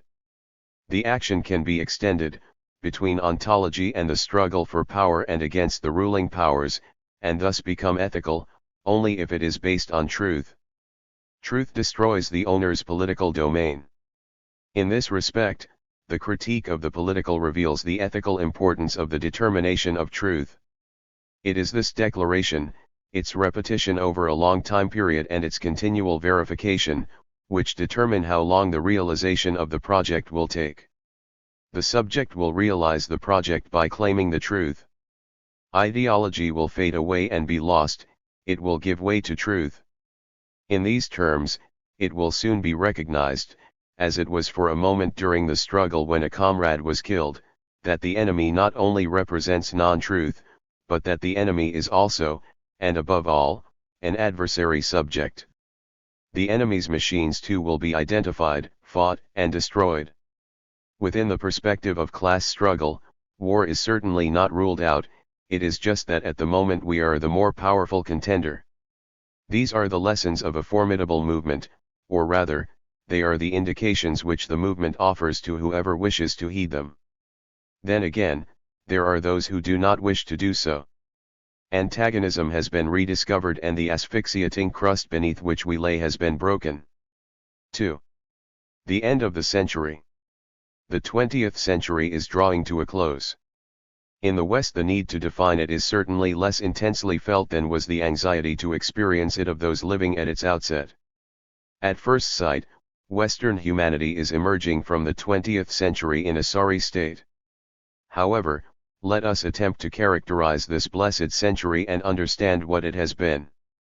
This is no easy task, it was already a point of contention for our grandparents since they were unable to agree on when the century began, 15 years before, or 15 years after 1900, said Friedrich Meinecke, for example, with the great slump of the 1880s or with the 1914 war, argued Schumpeter. Schumpeter also asked, however, whether there was still any point in posing this problem when, surveying the political and social scene, it was necessary to acknowledge that, round about the time of the First World War, the concrete determining factors of the economic cycle and of centuries had gone mad. What period of time, then, does the expression the 20th century represent? What has happened to those beliefs in indefinite modernization and progress and the aim of a well-regulated capitalism which were so dominant at the century's outset? Isn't the century which is now coming to an end rather the century of crisis and malaise? From an alternative point of view, and it is an observation that concerns a large part of humanity, the 20th century can be said to have begun with the revolution of 1917. From this point of view, this revolution is what constitutes the specificity of the century, gives it its originality and raises it to the status of a great historical period. After all, the shadow of Red October was subsequently cast over other parts of the world, initially over Europe and Central Asia, and then over China and Latin America. But though irreversible, does this fact really constitute the specificity of the 20th century? Or was 1917 not, rather, the last of the revolutions of the 19th century, its extraordinary worldwide success being nothing more than a trick of capitalist logic and a means to the establishment of a world market disguised as emancipation? Then there are those who sarcastically conclude, so you want a characterization of the 20th century? Why look for it in terms of capitalism or socialism? These are merely 19th century ideologies.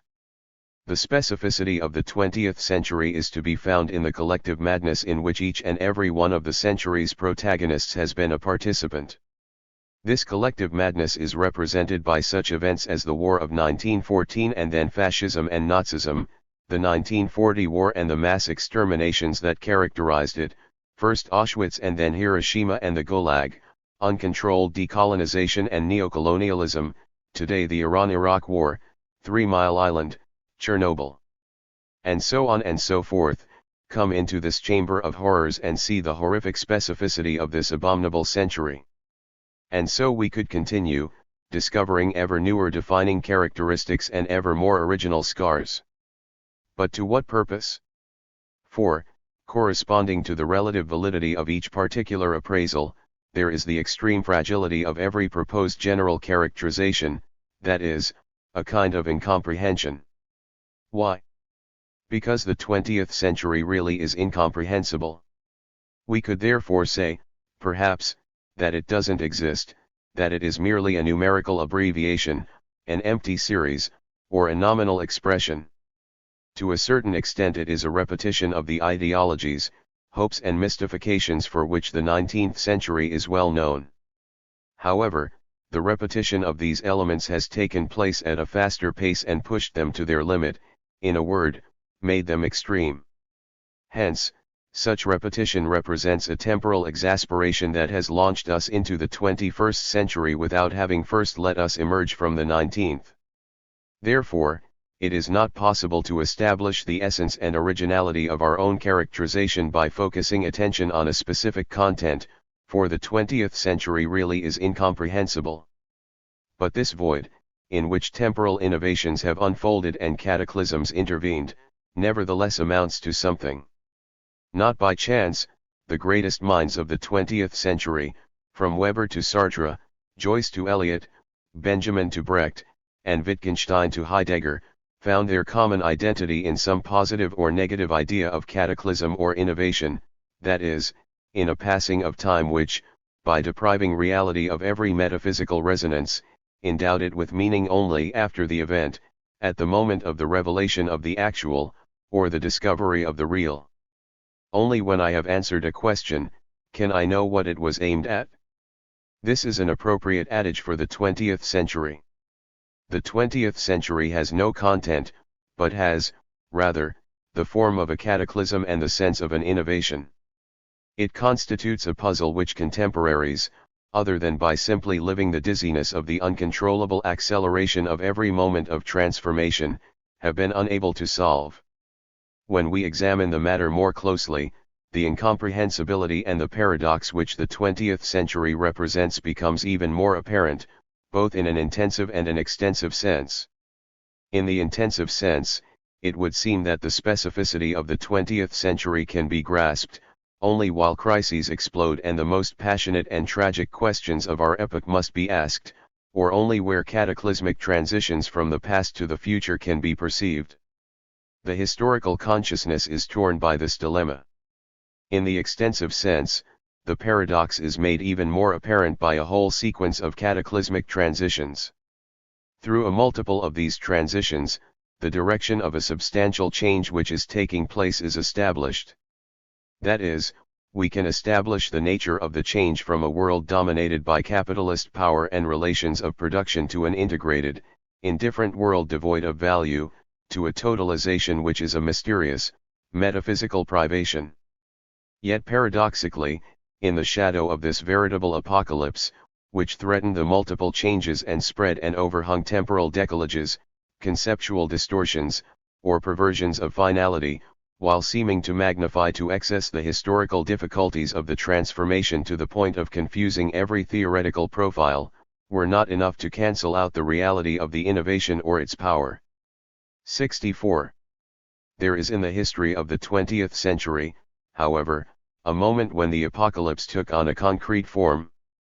That is, it appeared and was acted out in a determinate historical conjuncture. By addressing ourselves to the particular events which took place in this conjuncture, we can identify that historical period which, by hypothesis, alludes to, or rather, establishes, the general characteristics of the century as a whole. The period in question represents a radical transformation and, that is, the conquest of a new reality which exists beyond capitalist crisis and pushes forward the threshold of being. Through such an analysis we will at last, perhaps, arrive at the beginnings of a definite characterization of the century. The period is the one that extends from the great crash of 1929 to the enacting of the policies of capitalist reformism. These policies represent a gigantic effort, a noble gesture on the part of capital which, having recognized the limits of the market and the latter's capacity to throw everything into disorder, resolved upon a project of control and promotion of authority and progressive democracy. The policies represent, in addition, an operation that powerfully embodies the spirit of the century, this, precisely because the operation was a mise en forme of old elements, and therefore a paradoxical innovation. It was a new formation that emerged explosively from old elements. Capitalist reformism, born in the United States and realized as the project of the first Roosevelt government, is probably what constitutes the concept of the 20th century. To put it another way, this concept is experienced as the peculiarity, or the specificity, of the century, and it expresses the solution to the problem which is peculiar to the century. As a consequence, the concept has proceeded to spread, in time and space, all over the globe. We find ourselves confronted with enormous decalages, in terms of both time and political culture. It is in the midst of such discrepancies that capitalist reformism is enacted. There is, therefore, no continuity, in this case natura facit saltus. In the United States, the Rooseveltian experience in fact lasted for 3 or 4 years at most. It started in 1933, and by 1937 was already over. Then there was the war, and afterwards, the upheavals involved in the post-war reconstruction period and the new partitioning of the globe. A new phase of capitalist reformism, this time involving the entire Western world, was to come about only at the end of the 50s and during the 60s. On what grounds, then, can we say that this decade represents the essence of the 20th century? The reason is as follows. During the 60s we witnessed a capitalism that was highly innovative and democratic in the sense that profit margins were sufficiently wide so as to allow a continuous redistribution of incomes in favor of the working strata and the socialized proletariat in general. There was, therefore, an enormous pressure towards the legitimation of capitalism in terms of development, and the motivation of individual and collective consciousnesses in terms of consumption, and in favor of basing social transformation on abundance. Now this overall project manifested itself in many different events which were dispersed throughout the century and which were different in form. If capitalist reformism represents the nub of the 20th century, it also represents the radical guiding thread that runs though it found its impulse in the United States in response to the Great Crash, and the Europeans reinvented it in the post-war period following the much more tragic response to the self-same problems of crisis represented by National Socialism. A form of capitalist reformism modified by domestic traditions and a fundamental authoritarianism was developed in Japan, and finally, in the 70s and 80s, similar indications of the tendency have made themselves felt in those developing countries which, in the meantime, have escaped destruction through repression of the periphery, the latter as a consequence of monetarism at the center. Then again, at various times even the socialist countries have been contaminated by capitalist reformism, so that concomitantly, we have seen the productive pulse of these regimes submit to the incentive to consume and, in this respect, rediscover new entrepreneurial motivations and an associated participation. Having said this, it is necessary, however, to pause and reiterate the aspect of incomprehensibility and fragility displayed by the specificity of the century, since it is also in the fast, neurotic motion we have talked about that the tragedy of the century consists. By this I mean that the reformist and capitalist specificity of the 20th century, appearing like lightning, like a dazzling flash as strong as it was immediate and sudden, by the same token displayed an extreme ambiguity. On the one hand, it repeated capitalistic reliance on economic expansion and the belief in the liberating force of capital. On the other hand, however, it was at once apparent that this conviction rested on a void, on a recognition of the existence of an irresolvable crisis. The activities of capital and its own reformism display the characteristics of something that has been irremediably destroyed, that is, both the suspicion that capitalism represents a form of the relations of production that has already been superseded, and the fear of no longer managing to contain labor processes and processes of valorization within a virtuous circle. It is above all in the way that reformism concerns the very working class which capitalism itself has brought to a high level of maturity and strength, that the sense of ambiguity and the feeling of fragility, to the point of precariousness, make themselves felt. This, then, is the specificity of the 20th century, a flash of lightning, an ambiguous thunderbolt that was able to produce a bourgeoisie which, in the middle of the century, displayed that dull dignity which is typical of restorers of a lost age. This should not be thought of as having been a reactionary attitude, but on the contrary a utopian one, and thereby much more justifiable. It is immediately worth adding that the characteristics of capitalist reformism have nothing to do with the policies of restoring the free market, or with the business of deregulation, in other words, with the attempts to redistribute income in favor of the already wealthy and to dismantle the welfare state. These positions are unambiguous and without illusion or malaise, or hope. 20th century reformism, as it emerges from economic crisis, can be likened to Julian the Apostate, who is mistakenly thought of as a traitor and who claimed and sought an irremediably lost birthright. But just as Julian's restoration of paganism was both abstract and vacuous, so too is reformism. Reality is not determined by such dreams, instead, it rejects them.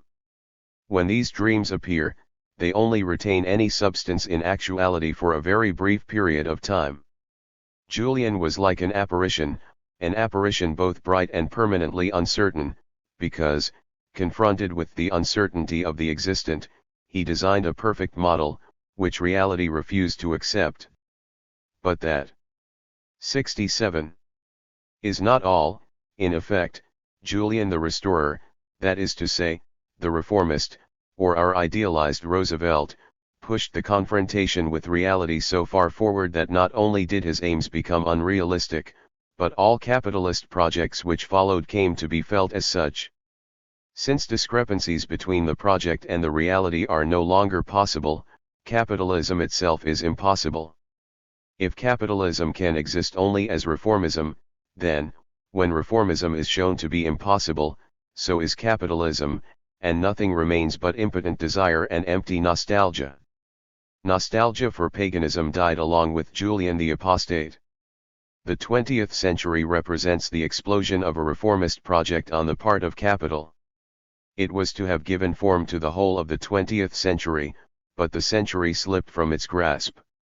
Everything coming before this experiment should be thought of as still belonging to the 19th century. What comes after is something extraordinarily new, the 21st century, perhaps. We shall see. For the moment it is enough to say that, located in the 30s and 60s, capital's reformist phase was an experience which was simultaneously enthusing and ephemeral. Thus, returning to our collective biography, it is only right to acknowledge that we ourselves had found cause for optimism in that fragility, for example through the idea of pushing reformism forward, of shattering its limits, and of marrying capitalist reformism with socialism, etc. But now what is to be said? What is to be done? The reformist giant had feet of clay. It was an illusion. We had believed it possible to build our transformative power from within the processes of capitalist transformation, and in this respect our destructive intentions were themselves adapted to reformist aims. Anti-fascism, the determination of consumption by the unsatisfied pressure of needs, exploitation of the wages question, what else was all this if not a waltz with the authors of reformism? Keynes and Roosevelt were the flags we carried within the workers' movement, not to speak of Kennedy. Without confusing the cards on the table, yet incapable of discriminating correctly, i.e. of precisely identifying those material, constitutional and structural determining factors that render the limits of capitalism insuperable, or better, irreversible, or impassable, we were engaged in a class struggle to the rhythm of the Beatles. To go beyond this is to choose to construct something different. It is precisely at its limits, i.e. in its 20th century reformist guise, that capitalism is revealed, in a flash, as being impossible. 68.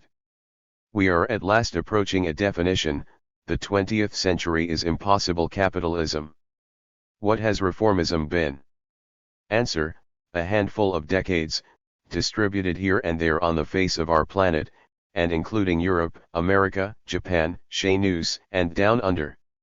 The 20th century is impossible reformism, that is, the impossibility of the only form of possible capitalism. Reformism has been the only possible response to the October Revolution and to the 19th century which was responsible for the results of this ideology. But since reformism is impossible, there has, in fact, been no response to the October Revolution. The 20th century has existed only insofar as it has produced an impossible dream. Therefore, caught by this impossibility and suffocated by it, it itself is impossible.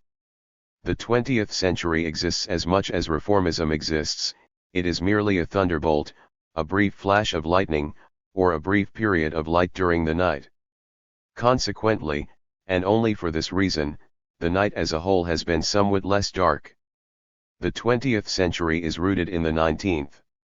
Socialism has spanned both centuries, as have various forms of authoritarianism, such as Bonapartism, colonialism, and racism for example. Imperialism has continued to be fundamentum regni. Traditional forms of legitimation were prolonged from the 19th century until the explosion of capitalist reformism. Only then did the rule of law make room for consensus, only then were the authorities obliged to strive to demonstrate a democratic dimension, in theory at least. In practice such democracy was no less constricting, tragic and heavy than the authoritarian tradition, the latter having become like a machine, that is, a sort of fixed capital of the state. What we have, then, is a dark, threatening foundation that is prolonged for half the century, then the reformist explosion, and then, in a very short space of time, its defeat. The light of the 20th century consists solely in this explosion and defeat, that is, in the very brief period of time that connects the two. In turn, this period of time corresponds to the experience of reaching the outer bounds of capitalism and to the exhaustion of any idealized conception of the latter. In addition, therefore, the period also corresponds to the paradoxical determination of capitalism's impossibility. This revelation can be likened to fireworks. During the course of the century it appears multiply, briefly, and in a uniform way. The apocalypse can be glimpsed lurking behind the plurality of appearances of reformism. The ideologies and aims of the 19th century have cast their light. 69. Over the first half of our own century and beyond. In repeating itself here and there, this inheritance has assumed a new, reformist and transformative, guise. This was the only way of overcoming the economic crisis and the accumulation of contradictions, and of bringing about a renewal which tended towards the real. When this moment is described, it is as if we were approaching one of those historical conjunctures in which humanity reformulates its own destiny, such as, for example, the period round about the year 1000, the 13th and 14th centuries in Italy and the 16th and 17th in Northern Europe, or else the period at the end of the 18th century that constitutes the dialectical storm of the Enlightenment. I use the expression as if, because in fact, though echoes of these historical conjunctures obviously make themselves strongly felt, nevertheless, there is no comparison, even of a formal kind, nor any analogy in terms of content, to be made between the latter and the moment I am describing. In the 20th century the great reform did not consist in a reconstruction of the real. The enormous urgency, determination, and manic character of reformist policies leave us, as it were, exposed on a frontier where the concentration of social pressures and illusions results not in a reconstruction but rather in a radical rupture and a leap forward, the consequences of which we are entirely ignorant. This period is presented to us in the form of catastrophe. It attempted to be reformist, but ended in despair. With that, the 20th century, if it can ever really be said to have existed, comes to an end. It is precisely the catastrophe of meaning which gives continuity to the century. The latter is like an accumulation of rubble exposed on waste ground, that is, an accumulation of experiences on the basis of which we confront the, perhaps novel, unknown. Now that we are at the end of the century, we must begin to concern ourselves with the adventure that we are about to embark on in unknown territories. In other words, we must begin to concern ourselves with our ethical propulsion beyond the limitations of our previous theories and experiences. The very brief reformist period has modified, in a substantial and decisive way, all political and social determining factors. It has been the apogee of a change of direction. At the beginning of the reformist period the worker was the only subject, but his/her principal preoccupation was increased wages, and from the moment he obtained them he 70. Lost his/her privileged status as the unique contracting party of social and economic change. At the same time, the capitalists wanted greater mobility of the labor force, but once they'd got it, they found themselves confronted by the latter's indistinguishability, i.e. by its pure, socialized form. In this way, a new, unknown and unpredictable subject emerged, or at least seemed to emerge. As a consequence, those capitalists that wanted greater fluidity in the circulation of commodities found themselves challenged by social movements which, precisely in the area of commodity circulation, wanted, and were able, to impose their own needs and values. So, in order to maintain expansion, the support of the state was sought, but the public deficit soon became unsustainable, and therefore incompatible with the reproduction of hierarchical social arrangements. Subsequently, therefore, another path was tried, namely the ravaging of nature in order to reduce labor costs and so obtain wealth at a lower price, but here too, indeed, above all here, the reaction that was provoked was very lively, strong, and determined. The social classes seemed unrecognizable, but nevertheless, the struggles persisted, and so a search began for countries where peripheral Fordism might be implemented. It quickly became evident that the countries concerned which, through loans and the decentralization of technology, were developing rapidly, were the same countries which, by reneging on debt repayments, constituted a direct threat to the entire structure of the international monetary system. In short, every reformist search for equilibrium and every innovative strategy, resulted in conflicts and antagonisms which were new, and also, perhaps, irretrievable and irresolvable. The end of the century represents an accumulation of these changes of direction and of the overflowing of experience in the direction of the unknown. Why did all this come about? It might be objected that the situation described above is nothing other than the normal state of affairs associated with economic development, but such a view is mistaken. It is not even true that we are about to witness a simple rearrangement of the normal, or even exceptional, difficulties that always inhere in economic development and that are its episodic products. On the contrary, in the situation described above, the arrangements themselves are modified, the significant structures within which actions acquire their meaning, are transformed. The concepts of production, reproduction, circulation, crisis. 71. Innovation and subject acquire a radically new meaning, this for the simple reason that the experiences of exploitation, struggle, and organization are themselves radically new. What is it that has brought about such a decisive change in the framework of our thought and our production? To talk of a change of paradigm is correct, but insufficient, because the paradigm that we are here borrowing from scientific epistemology has become an ontologically pregnant concept. Movement, passage, actual transformation. In the chapters that follow we will analyze these various concepts in detail together with the different social processes we have mentioned and their past and present character. For now, we wish to continue analyzing the nature of the transformation, its profoundness, and the rupture that it implies. Elsewhere, in analyses which were undertaken almost a decade ago, we identified the dynamics by which substantial changes in the character of the mature capitalist societies were taking place. At that time, our attention was above all attracted by certain phenomena which, at the high point of capitalist reformism, illustrated the connection between the expansion of the welfare state on the one hand, and the rejection of work on the other. In fleeing the factory, the worker sought socialized forms of production, and as a consequence, the welfare state was transformed from an instrument designed to support the capitalist firm, into an instrument of socialized productivity. From the welfare state to the state as producer, from the mass worker to the socialized worker.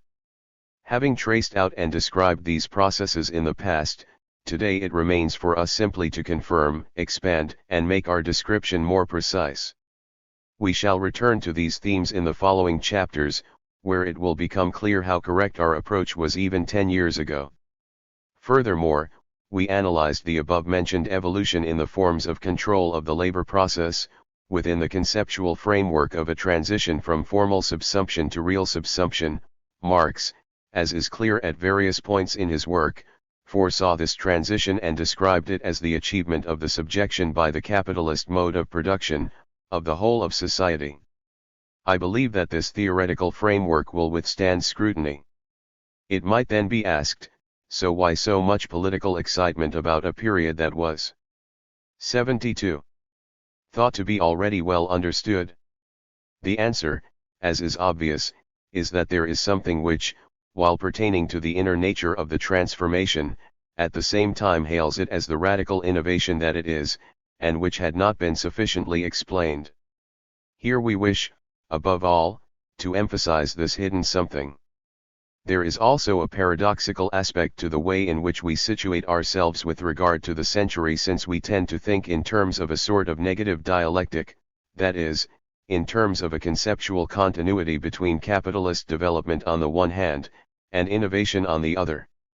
In this way, we are unable to present an effective challenge to the maneuver which the century has carried out, and which consists in the exaltation of continuity in all its forms, that is, in its self-exaltation. The 20th century has been the century of psychoanalysis, hermeneutics, and historicism, of illustrated history and science fiction. All these are 1,000 individual and collective ways of narrating to ourselves, in linear fashion, the past, present and future, and it is like this on the political and social terrain as well. The great changes of the 30s and 60s have been experienced as no more than the epiphenomena of a continuous historical journey.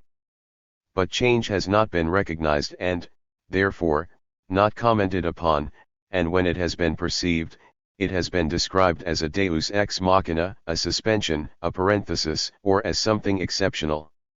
We can, perhaps, explain all this if we bear in mind another of the elements that are characteristic of, and fundamental to, a characterization of the 20th century, namely communication, or in other words, the triumph of a network of connections and information between people, which is profoundly new and totalitarian. By concentrating our analysis on innovations in communications, it can be seen that the latter have been effective, from an early date, in determining in a negative way our collective perceptions of secular change. That is, the new forms of communication maintain defunct images of the relationships of capitalist domination, beyond their effective duration, and this served to make the transformation which this domination was undergoing seem like something strange, exceptional, and alien. As far as we are concerned, then, to overthrow the dominant image of the century is to demonstrate how the latter contains completely different continuities, and how, beyond the description of surface phenomena and every possibility of their cancellation, there is an 73 ontological horizon where change is constructed and in which change is inscribed. We must give proof of this level, which is not so much profound as hidden, of being. It is a reality that no repentance, no violence, no apostasy, and no communicative inertia will manage, in the long run, to conceal. The 21st century, that is, that open temporal series starting from the crisis of reformism, and thus from the discovery of the insuperable limits of capitalist becoming, spreads out before us. This is the hidden moment. The 21st century is already inhabited by new realities, subjects, or machines, by new projects or concrete utopias. It is inhabited by a new race of people that capitalist knowledge and control can no longer subdue. The 20th century, with the experience of reformism and its crisis, has shattered all continuity. Beyond those limits, a new individual is advancing. This individual is a bundle of knowledge, power, and love, the likes of which have never been seen before. Science, the artificiality of knowledge, ethical deterritorialization, and communism, constitute the elements of an irreducible ontological determination, that is, a decisively new, highly original, ontological break. The new individual is atheist because he can be God and his/her imagination has the violence of one who knows how to reconquer the universe, annul death, and propagate and defend nature and life. The quality and the intensity of the perception of this transformation are at stake. There is no doubt that in the 20th century, the real subsumption by capital of the whole of society followed the latter's formal subsumption. However, it will never be possible to explain the intervening transformation simply in terms of capital's ability to reduce every social relationship to the unidimensionality of control. The change could be interpreted in this way only from a purely objective point of view, that is from the point of view of capital. We must, rather, consider as being fundamental the acceleration of all social relationships, the precipitation of the crisis, and the encouragement that capitalist reformism has given to the recognition of the limits of the system. These limits have been interpreted, or better, represented, by a catastrophe of rationality. It is useless to try to deny this. It is useless to limit oneself to the simple definition of the limits. The genetic mechanism is something else, it is the free eruption of the future into the present. We must proceed by tracing the hidden contours of development, and above all, by unraveling the meaning of those 74 cataclysmic innovations which cursorily reveal what is hidden, namely the turgid, clandestine life of a well-endowed future subject. We ourselves shall proceed in this way, from the mass worker to the socialized worker, from the hegemony of factory production to that of socialized production. We shall proceed by using a series of correlations and conceptual frameworks in which the form of the labor processes and of the circulation of commodities are all altered. We shall proceed within a horizon on which peace and war, and politics, and terror, change roles and at that point constitute a new framework for the state form*. In addition, however, we must consider the ontological transformation of the subject. The latter represents a leap of nature that is analogous only to what we discern between death and life, between inactivity and movement. Machiavelli has taught us once and for all that this metaphysical determination derives from the political. But he was unable to imagine that the ontological drama which politics represents would, through capitalism and its crisis, involve collective essences, and that it would develop potentialities and ever more organized desires. Once more the prince is comparable with communism, though in a way radically different from the ways in which we have seen the comparison made on other occasions, because here politics is at the service of ontology. The century's close represents an immersion in the future. The 20th century has added nothing to our knowledge, it has merely pushed our passions to their limits. But at the same time it has been, often in terms of the derisory quantity of time for living that it has lent to the imagination, a creative century. It has left us with the experience of revolution, and it has created new ontological determinations. It is in terms of these latter that we shall judge ourselves. This is a translation of formistato. It refers to the entire complex of determinations which pertain to the state when it is considered as a structure, both formed by and formative of the relations of domination which are developed between the different classes. This form is modified in relation to both the changes in the modes of production and the variations in the relationships of hegemony. For a detailed analysis of this concept see my La Forma Estato. 3. From the mass worker to the socialized worker, and beyond. When, round about 1968, we began to think that the epoch of the mass worker had come to an end, our enemies smiled maliciously and our comrades began to get worried. Since we had been using the concept of the mass worker only since the beginning of the 60s, they felt that too short a period of time had elapsed for us to be justified in simply abandoning it. But it was not our fault if we were unable to keep abreast of historical developments. For in a large part of Europe, the mass worker had been conceptualized and had become a reality just when its period of existence was in fact about to end. In organizing the rank and file committees and disseminating the plans for a trade union council, in effect what we were doing was rediscovering certain of Gramsci's perceptions and bringing to light something which, after Gramsci, everybody had tried to make us forget about. In the 1960s, acknowledgement of the concept of the mass worker was above all a means of restoring our memory in view of Stalinist ignorance and the events associated with Mussolini, and above all in view of American imperialism's victory against the workers' Soviets in the 1930s. Such was the superiority of that little piece of reality when compared with the prevailing mystifications, that when we launched it onto the political market we won our battle immediately, and we are still amazed by it. In this way we deceived ourselves, we ourselves believed that we could anticipate capitalist development. In reality, we came last, and that by a wide margin.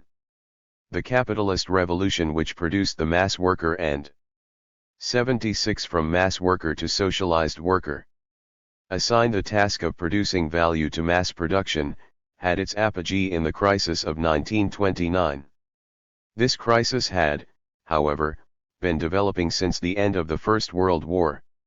After the crisis, by means of state intervention, Roosevelt's policies brought about mass consumption. The mass worker is a strange animal born between town and country, and between the two coasts of the Atlantic.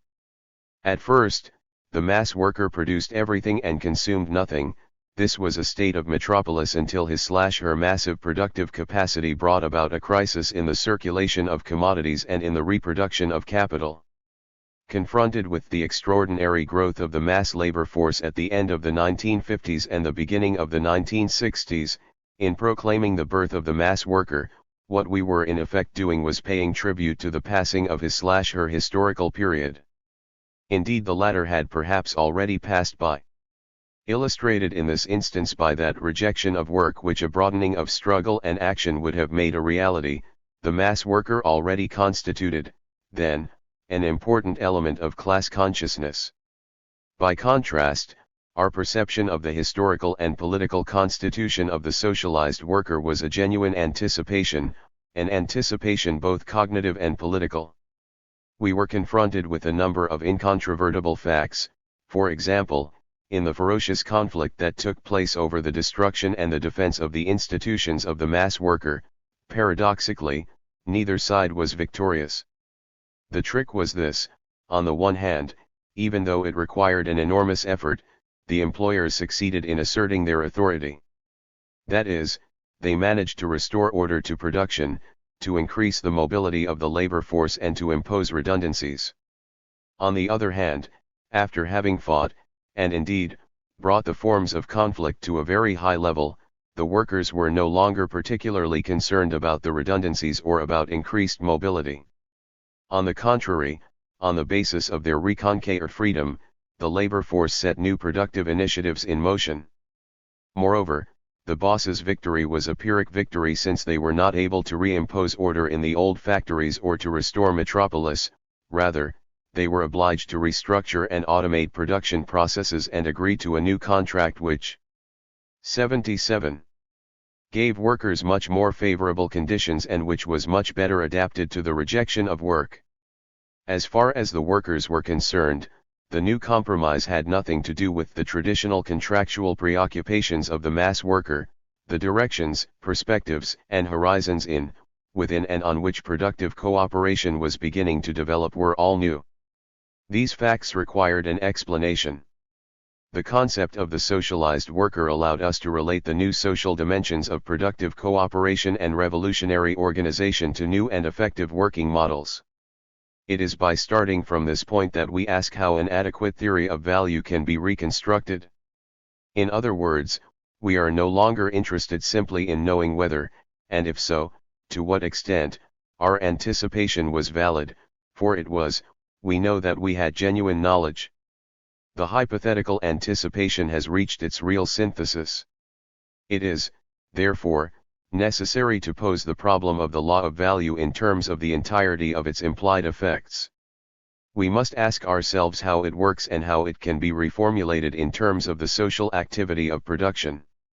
It is necessary to point out some phenomenological elements.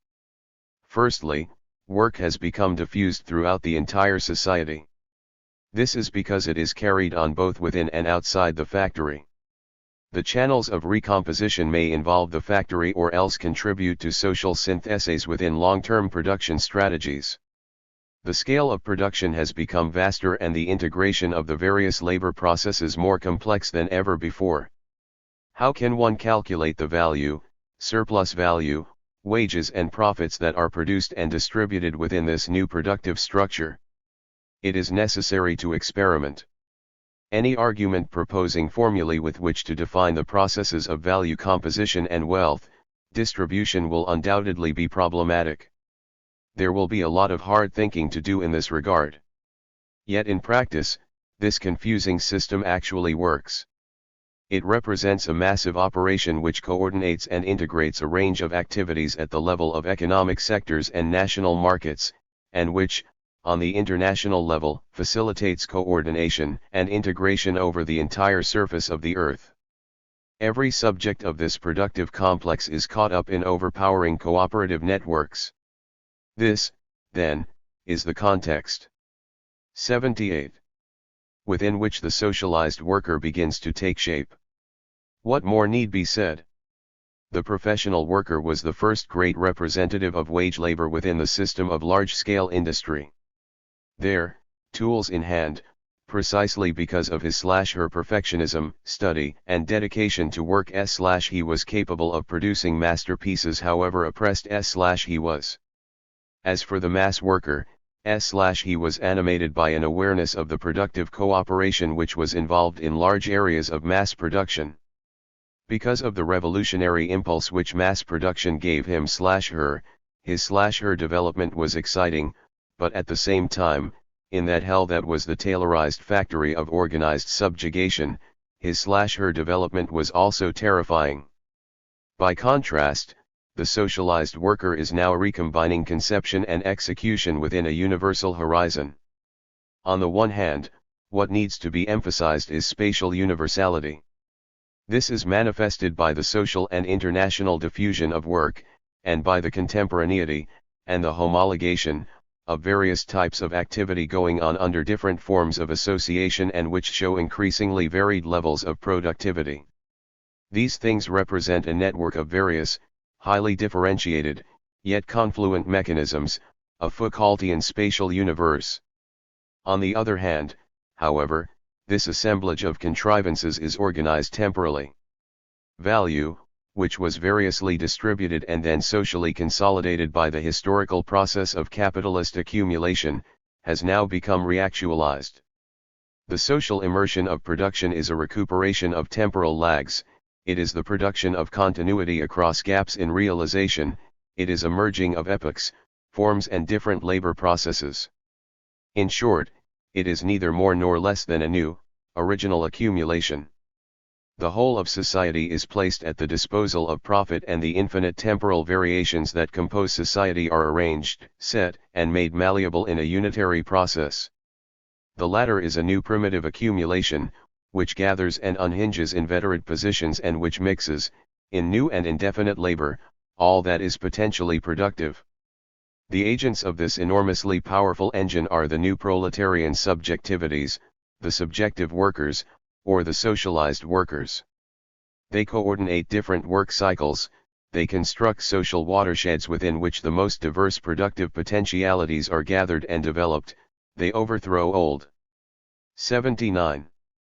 Work practices, they disorganize and throw off the habits and rules of corporatism.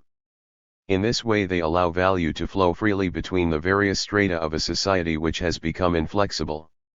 The sabotage of command and of contracts embodying ossified compromises, opens new flow channels for value. Only the arrogance and insane bad faith of the old leaderships of the workers' movement, attached as they were to the most sinister corporatism, could have left a monopoly on the interpretation of this new process of the liberation of the labor force to the mystification of the neoliberals, of the imperialists and even of the fascists. Just as our ancestors were in favor of free trade in grain, we are in favor of deregulation in order to facilitate the class struggle of the socialized worker. In this way a new human potential can be developed, one which has the capacity to break the sclerotic systems within which late capitalism has imprisoned us, and create the conditions necessary for a new mode of production. These conditions consist in new ways of thinking and new forms of collective action. It must be emphasized that it is here that sabotage finds its creative and innovative function. In societies such as the ones we live in, oppressed as they are from top to bottom and bound to asphyxiating customs, destruction is as important as innovation. Sabotage is innovation. Thus we are at this point able to begin to describe the subjective makeup of the socialized worker. It is by virtue of the very high degree of cooperation that this person is productive, and it is through the power of cooperation that contemporary capitalist organization has been set in motion again, i.e. by pursuing the process of the social liberation of the producer. That which the socialized worker places before industry in general is like a process of incubation. In other words, it is like a stimulus to the change of paradigm of industrial organization, to that obscure but substantial change which the 20th century has witnessed, not only in general terms, but also from the point of view of particular sectors and individual undertakings. Thus the socialized worker produces value naturally. He produces a given amount of value which the entire capitalist organization then subdivides into those well-known quantities called necessary labor and surplus labor, wages and profits, value and surplus value. The internal connections between these conceptual pairs are admittedly complex. It would, however, from mass worker to socialized worker, be very foolish to think that it is impossible to understand them and that they should therefore be abandoned. The only practical outcome of such attitudes has always been that use of these concepts is left to the capitalists. Paradoxically, the latter are the only recognizably convinced historical materialists that exist these days. If we too are willing to recognize the practical validity of these concepts, we will gain undoubted advantages from them. That aside, let us return to the socialized worker. He is a producer, but not only a producer of value and surplus value, he is also the producer of the social cooperation necessary for work. This function, which formerly pertained to the capitalist, now pertains to the worker.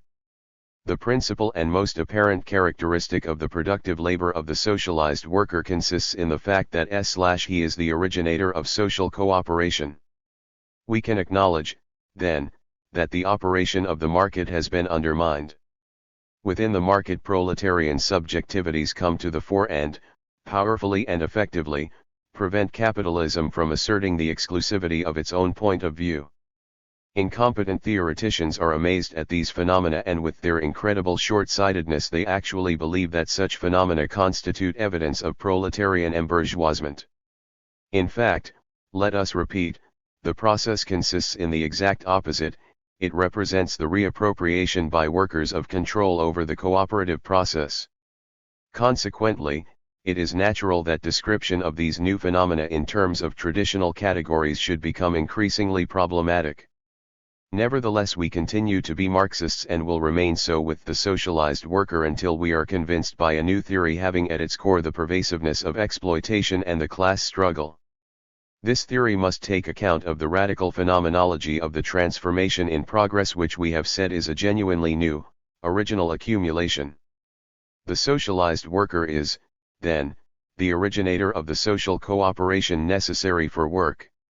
He does not want to have bosses. 81. Because he cannot have bosses. If these imposed themselves, his/her own role would no longer have any purpose, and his/her nature and identity would not be what they are. The socialized worker has a collective identity because workers' consciousness is always collective, and this is even more the case from the moment in which the workers recognize themselves to be the exclusive organizers of the collective labor. As we have said, this function has been reappropriated. Such reappropriation stems from the fact that the collectivity realizes that it has been expropriated, and thus delegates to the members of the same collectivity the task of recomposing the power of organization as it concerns the productive purposes of the collectivity. From this point of view, everything finally becomes clear and irreversible. The socialized worker is decisive in the development of the class struggle. He represents the ultimate overthrowing of the subjectivity of this process and its ultimate attribution, from the exploiter to the exploited.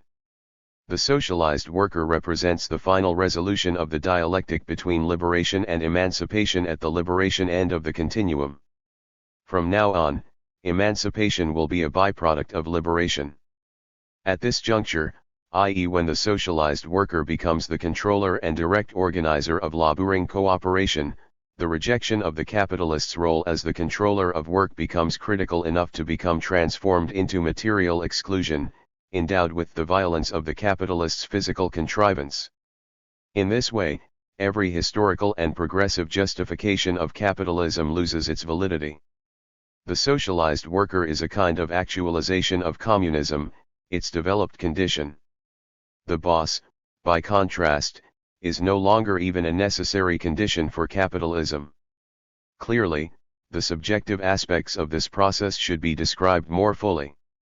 In fact, we will do this in the following chapters, above all when, from the phenomenological description of the genesis and affirmation of the socialized worker, we proceed to examine the questions surrounding the latter's political organization, namely its character and how it can be distinguished from the organizational forms of the mass worker, not to mention those of the professional worker. For the moment it is sufficient to add a single observation, namely that the development of subjectivity remains such even if this development is completely contained, almost confused, within the objective conditions, whether material or formal. Thus, because of this entirety of the subjective pulse even when it is crushed by structural conditions, revolutionary theory and the utopian appeal are not only possible but present and increasingly effective. It seems paradoxical when, for example, we say that while the logic of capital has ended up in asphyxiating structures, the worker's dimension has become ethical. This amounts to saying that the latter has extricated itself from the structural logic of capital and that, at the moment of this extrication, it has shown that it has overtaken capitalist development. Therefore, capital combats an ethic, a working-class ethic, an ethic of rejection and a manifold ethic of subjectivities that want to destroy capital. Therefore, when we return to the question of working-class subjectivity, we shall be involved in discussions about ethics.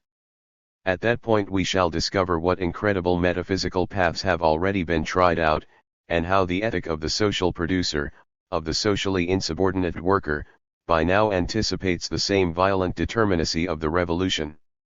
Let us return to the structural dimension in which the subjective figure of the socialized worker is formed and situated. This genesis is given between the two phases of development of the capitalist mode of production, which, following Marx, we shall call the phases of formal subsumption and real subsumption. Below I cite some Marxist texts that may assist the reader in focusing attention on these topics. In reading these texts, the thing that needs to be emphasized above all is the way in which the movement from capital's subjection of society to the active prefiguration of society by capital involves, within it, the constitution of an increasingly high and intense degree of productive cooperation. Given that this is objectively the case, we believe that experience demonstrates that, even though with marked asymmetries of historical development and ontological consolidation, this process leads to a genuinely new subjective determination. By this I mean that here the collective combination becomes a collective worker. At this point, in order to exist, individual labor needs to be inserted into the framework of social labor. The collectivity is a necessary condition for work and for the very subjective realization of singularity. Furthermore, the high degree of interdependence of these processes means that the collective worker represents not simply a function, however subjugated, but a qualitative evolution. 83. Entirety, a change of nature. The structural dimension in which the socialized worker is formed is something exceptionally productive. In Marx, as the process of subsumption progresses, we are only given the objective outline of the socialized worker, i.e. its historical possibility, but the subjective worker does not yet actually exist.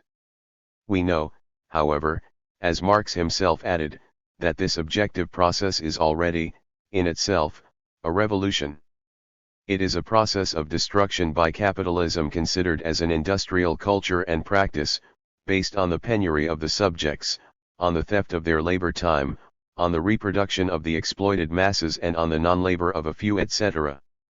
But when, by contrast, production and the capacity to sustain and develop it are taken over by the collective social subjects, and when the subjection of society to capital shatters the restrictions imposed by the latter, then the revolution has begun its completion.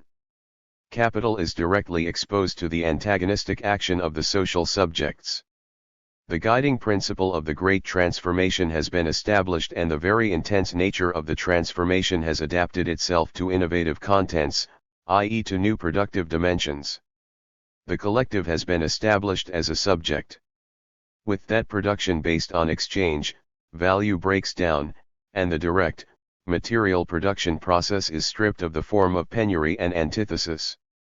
Does this mean, then, that the class struggle has come to an end?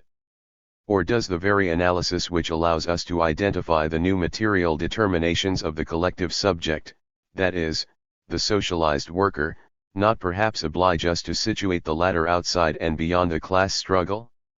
The quotation from Marx at the beginning of this paragraph undoubtedly betrays a profound ambiguity.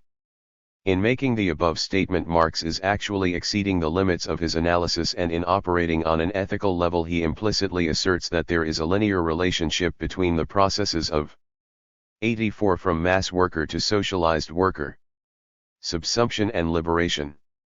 Such continuity is a mystification. This doesn't alter the fact that the idea of continuity lies at the heart of the ideology and politics of socialist emancipation, and that Marx, given the specific conditions of his research, could not but adhere to it. But as far as we are concerned, the current situation is profoundly different. We have gone beyond Marx, and the socialized worker has become a reality. In Marx's outline of the successive phases of subsumption, the idea of the socialized worker is merely hinted at and described as a possibility. We, on the other hand, experience the actuality of the concept. This is what gives Marx's utopian appeal its great significance, because it is up to us to go beyond the confusion of emancipation and liberation and to turn the latter into an effective theoretico-political practice. This, however, makes it difficult to retain the terminology and conceptual definitions used by Marx. For example, one might ask why a worker should still be described as a worker rather than an operator or a social actor, or by any other term which, provided it does not repeat the errors of workerism, might be more or less suitable. For the moment, however, this is not the problem. Rather, given that the socialized worker is the collective agent of productive cooperation, the problem is that of explaining whether, and if so how, antagonism can constitute the basis of the actual and powerful movement of liberation, i.e. of that movement, the condition for the possibility of which, is real subsumption. In other words, the problem is whether, and if so, how, antagonism can exist, starting from the ontological realization of the socialized worker in real subsumption. The socialized worker has an antagonistic character. If the term worker must be retained in our analysis, this is not because the term takes us back to the heights of workerism, but because it captures the most reliable and solid paradigm of an antagonism which has never ceased to exist. This antagonism is not simply directed at the capitalist. Such opposition is permanent, and the more that property rights and managerial prerogatives are reduced to, or resemble, old aristocratic privileges, the stronger, more aggressive, arrogant and joyful is the opposition. Such aristocratic privileges are dead, however, and it remains only to bury them. The antagonism is, therefore, something much more profound and radical.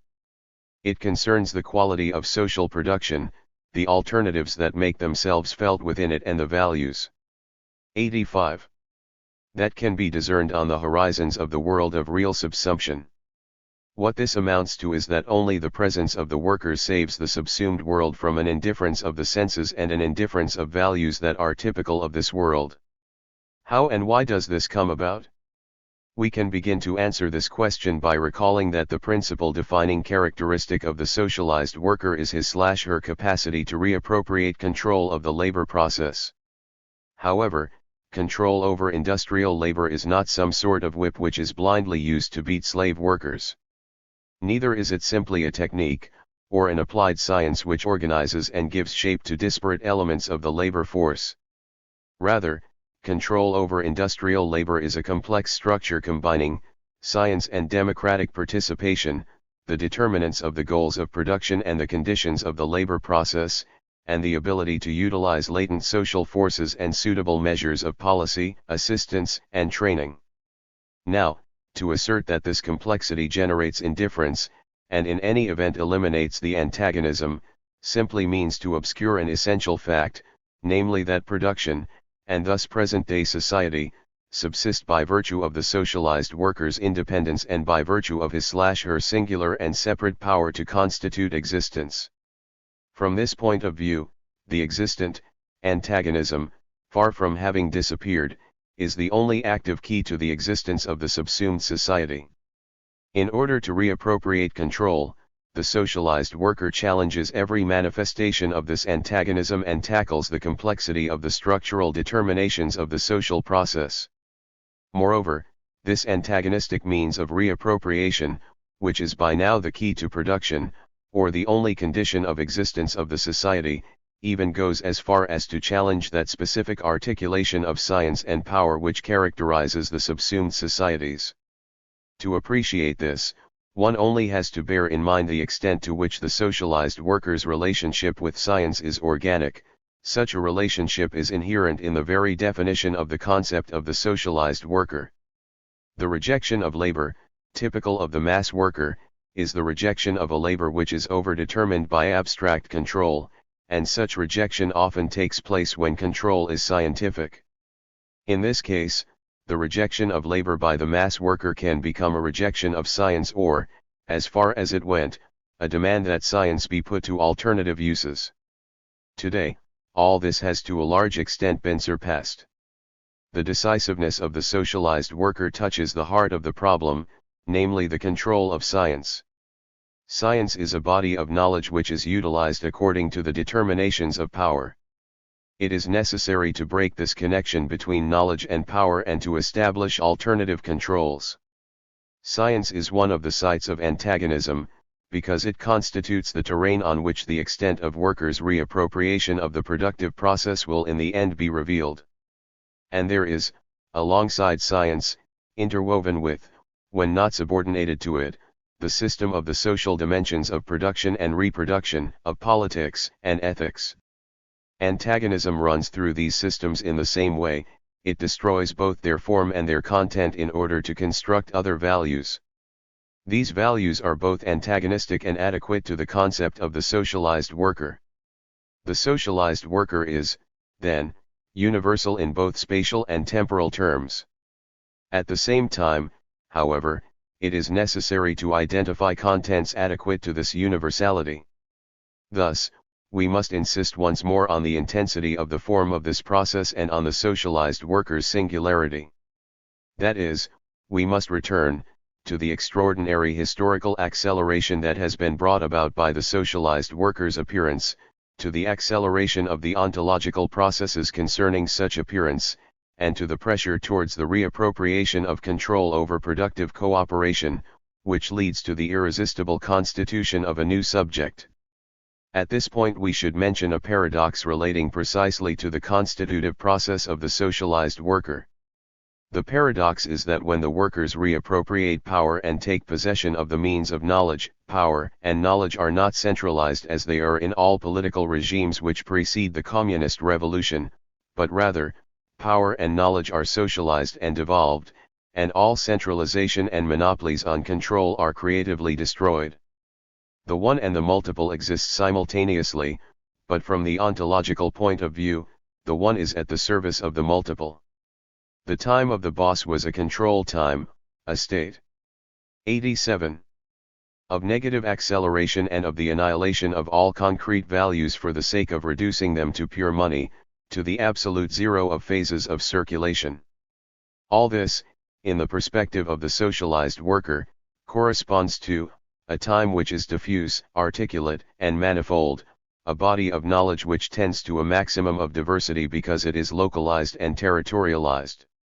What this amounts to is that the socialized worker identifies the nature of the antagonism in the universality of his/her own social being and in the indefinite microphysics of his/her powers. He/she counterposes such antagonism to capitalistic centralization of power, to the exhaustion of the capitalist's will to power, and to the nullifying stamp of the capitalist's dialectic. Thus the antagonism is not presented as a logically rigid determination but as an ontologically variable, dynamic, and constitutive dimension. The new is not something unitary, but something manifold. The paradigm is not solitary, but polyvalent. The productive nucleus of the antagonism consists in multiplicity. The paradox which we have emphasized is not only thereby resolved, but constitutes the specific form of existence of the socialized worker.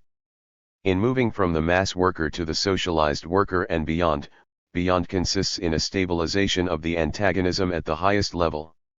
There the socialized worker acts upon the totality of the conditions of production and reproduction of the social.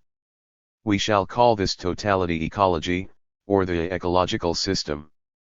The totality is not simply naturalistic but also ethical, political, and productive. It is a second nature which capital has constructed and which the socialized worker must rehumanize.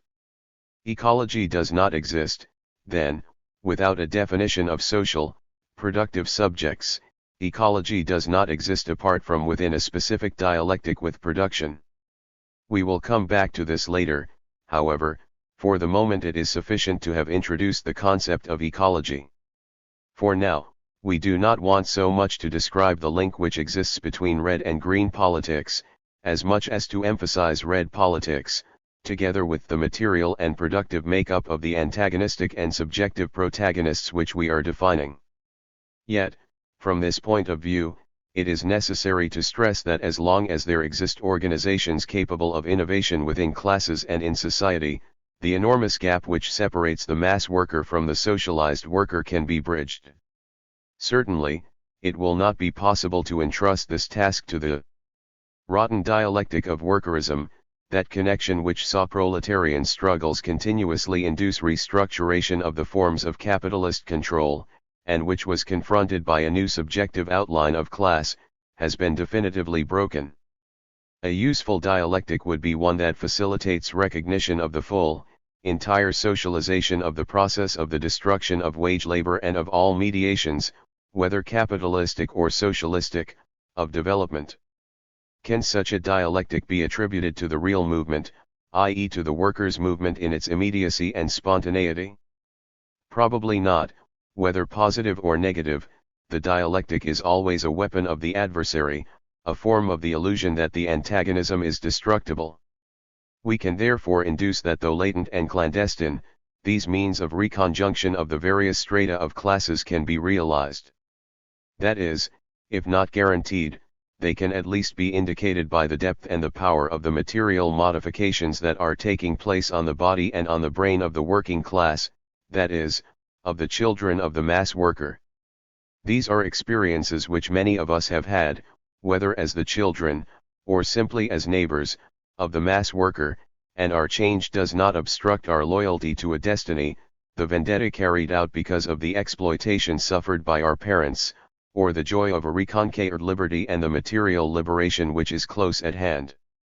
On the contrary, because of this, our memory has never consisted in nostalgia, but in hope, in organization, and in overcoming. 4. From the factory to the ecological machine. While production is carried on through social networks and is closely connected with the processes of commodity circulation, and while productive labor is to be found everywhere, by means of the social, production and reproduction constitute a completely uniform, undifferentiated network. A limit beyond which productive moments are innovative experiences and creative moments in the reproductive whole of life, is perfectly visible. From this point of view, work has even less to do with the factory. The latter is no longer recognized or considered to be the specific site of the consolidation of laboring activity and its transformation into value. Work abandons the factory in order to find, precisely in the social, a place adequate to the functions of concentrating productive activity and transforming it into value. The prerequisites of these processes are present in, and diffused throughout, society. The prerequisites include such infrastructures as communications networks, semi-manufactured information systems, and so on. Industrial labor finds that a large number of the prerequisites of production are present and continually reproduced in society, just as the peasant found a large number of such prerequisites in agriculture. This accumulation of potentialities and their appearance in an unmediated form is both a product of capitalist development and one of its residues. That is to say, the accumulation of potentialities is something which capital has produced but has not been able to exploit. It is something which falls outside the framework of capitalist production and 90. Which only socially liberated labor can put to use. Society thus offers itself to work in the same way that, in the factory, a single machine, several machines, and the entire system of machinery offered themselves to the labor force, namely, as a system of preconditions. The machines are preconditions in the sense that they represent accumulated labor, or concentrated labor power, which only further labor power can reactivate and in so doing, draw off further strands of value, know-how, and wealth. The machines constitute a system because this world of technical conditions is an ordered universe and a sort of ideal schema to which new activity can and must be added in order to create new determinations of being. In advanced capitalism, society is an ontologically fixed technological system of enormous potentialities. It is inherently equipped to absorb vitalizing labor and as a consequence, to activate the system of reproduction. Thereby, once labor, i.e. the innovative activity of the labor force, is added to society, every determination of the social is invigorated. In advanced capitalism, territory becomes the framework of productive potential, that is, it becomes the spatial ontology of the productive society. Territory is not, therefore, just an impluvium which gathers all sources of creativity and all instances of aggregation of the labor force, it is also, indeed above all, a water-bearing stratum which, just as in nature, gives rise to spontaneous springs. Work not only converges and is organized on the social terrain, but it here encounters one of its fundamental productive conditions. No one who is familiar with Marxism and with the materialist conception of the technological system will say that with the above description we have gone beyond Marxism. Rather, what we are observing is a real development, and our one ability to anticipate it does not reside in the realm of the actual, but in the theoretico-practical tendency which is inherent in it. Neither, consequently, is it possible to accuse our Marxist description of having passed over into the realm of the magical. What is magical is technology's power to furnish accumulated value which has been sucked out of society. Technology holds onto this value secretly, discreetly, and richly.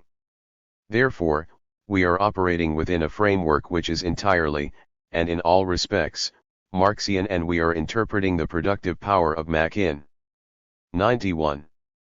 Airy, bringing it back to the concrete, determinate, and demiurgical determination of human labor. The same can be said of economic cycles, or, in other words, of the temporal dimension of the productive society. Here, too, it is unnecessary to refer to obsolete theories, such as the one which sees the cycle as being an autogenous process, or the one which sees the form of the cycle as being determined by external shocks.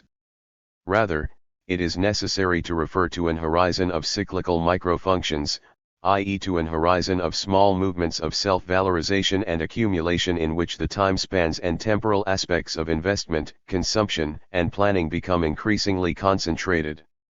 Such a perspective provides at once an explanation for the impossibility of discovering regular patterns in the economic cycle in the current epoch, and the possibility of identifying a powerful, polyvalent, and multidirectional determination of expectations and prognostications.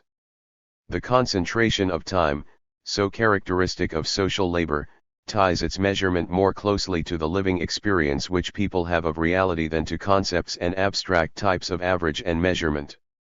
The formation of economic cycles can be compared to the condensation of fluids or vapors. All of a sudden, before our eyes we discover, agglomerated and coagulated, that which was previously invisible. Whatever form it takes, by becoming concentrated, work gradually comes to occupy all space, filling all the voids. The process of occupying space is an atomistic process, or rather, a process of the construction of space starting from the void. What is implicated in the crisis of the concepts of average, mediation, and measurement, is above all the theory of value. The latter presented the production and existence of wealth not only as a flow but also as a drama, a naked antagonism and a circumstance of great historical significance. Therefore, we could not but appreciate the significance of the theory of value. But though we appreciate and are willing to reaffirm the theory on this level, we find it less useful as a theory of measurement, of current measurement, and, inevitably, of mediation. Value exists wherever social locations of working cooperation are to be found and wherever accumulated and hidden labor is extracted from the turgid depths of society. This value is not reducible to a common standard. Rather, it is excessive. It is a 92 limit that we try to approximate. Its apprehension and quantification are impossible. As to the act of measurement, it is interminable. We can therefore do nothing other than continue attempting to trace all the spatial and temporal determinations of value as they are revealed by social labor. In doing this, we must abandon the illusory notion of measurement and the mystification of mediation. Notwithstanding this, it is both possible and necessary to construct a theory of value. By doing this, we would possess a systematic and fruitful framework within which to organize all the moments in which value is expressed. Our theory of value will have to be nothing less than a cartography. This will undoubtedly be a formidable undertaking. It will involve setting out maps of value which approximate the detail of the movements of social labor and which outline, show and predict new objective possibilities of subjective coordination and cooperation. A law of value which responds to current needs must be one which allows us to navigate the flows of value and construct compasses which serve, to deepen the level of cooperation, to establish flow channels and to grasp opportunities for original accumulation. If afterwards we wish to measure all this, there are a number of accounting techniques available which are highly complex, comprehensive, and precise. But let us not confuse accountancy with the theory of value nor perpetuate the naturalistic illusion that it is possible to find a foundation. Reality consists only of activity, construction, and imagination. Realization of the theory of value was sought in economic plans and in planning. The only consequence of this, however, was the repression of freedom, and socialism, for so long hoped for, showed itself to be the end of hope. Indeed, socialism represented the planning of time without meaning, it was the measurement of nothing. Let us, then, return to the description of the system of social machines within which the logic and reality of collective action are established. We have already seen that the factory is becoming less and less the specific site of the production and increase of value. Secondly, we have seen how work processes have shifted from the factory to society, thereby setting in motion a genuinely complex machine.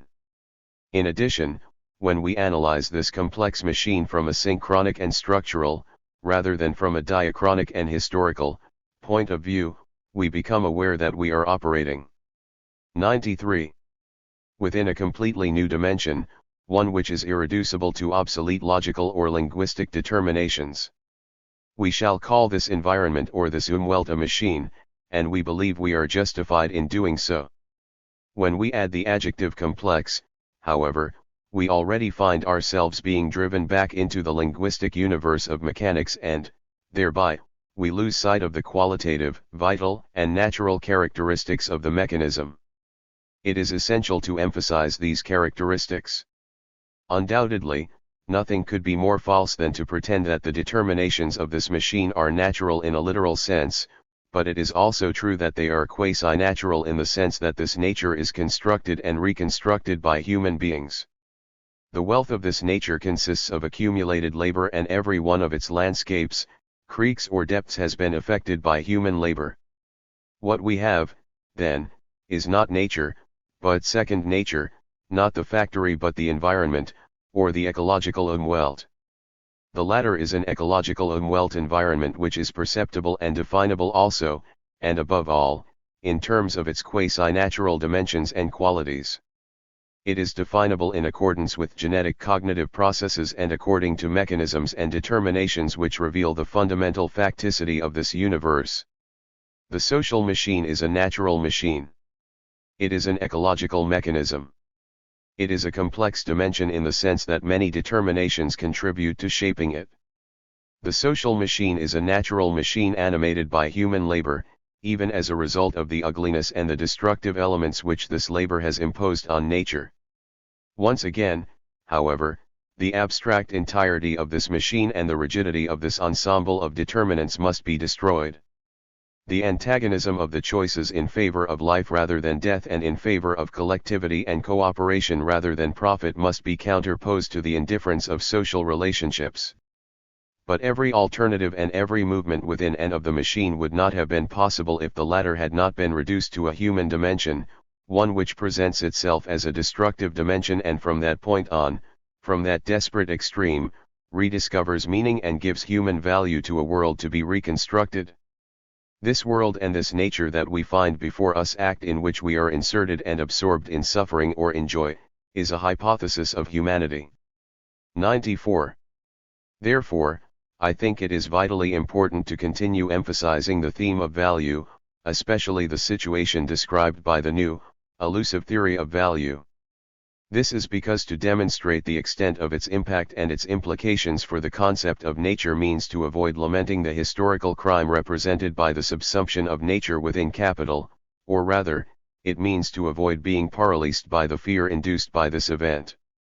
From a more positive point of view, to take up the theme of value again means that nature can realistically be related once more to the class struggle and the rules of antagonism.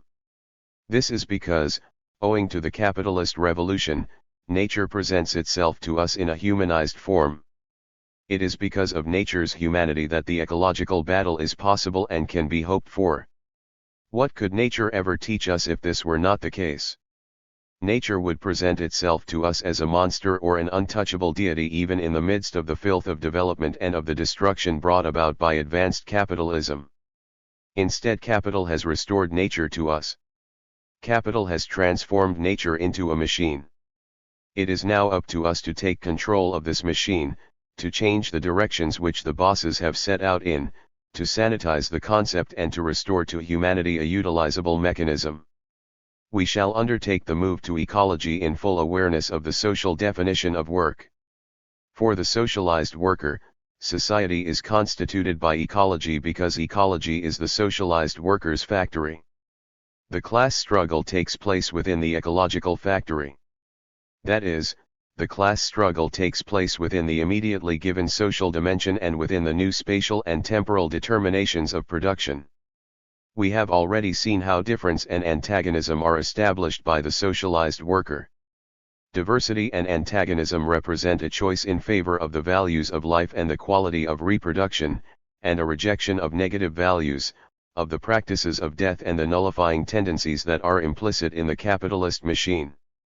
It must immediately be added that these alternative values are established within the new ecological dimensions of production. It is not that antagonism and difference do not emerge in connection with every singularity and urge that such singularity be attributed to one or the other fronts of antagonism. However, the complete significance of antagonism and difference will be grasped only when these choices, from the molecular level on which they emerge, reach the molar divisions, that is, when these choices are unfurled.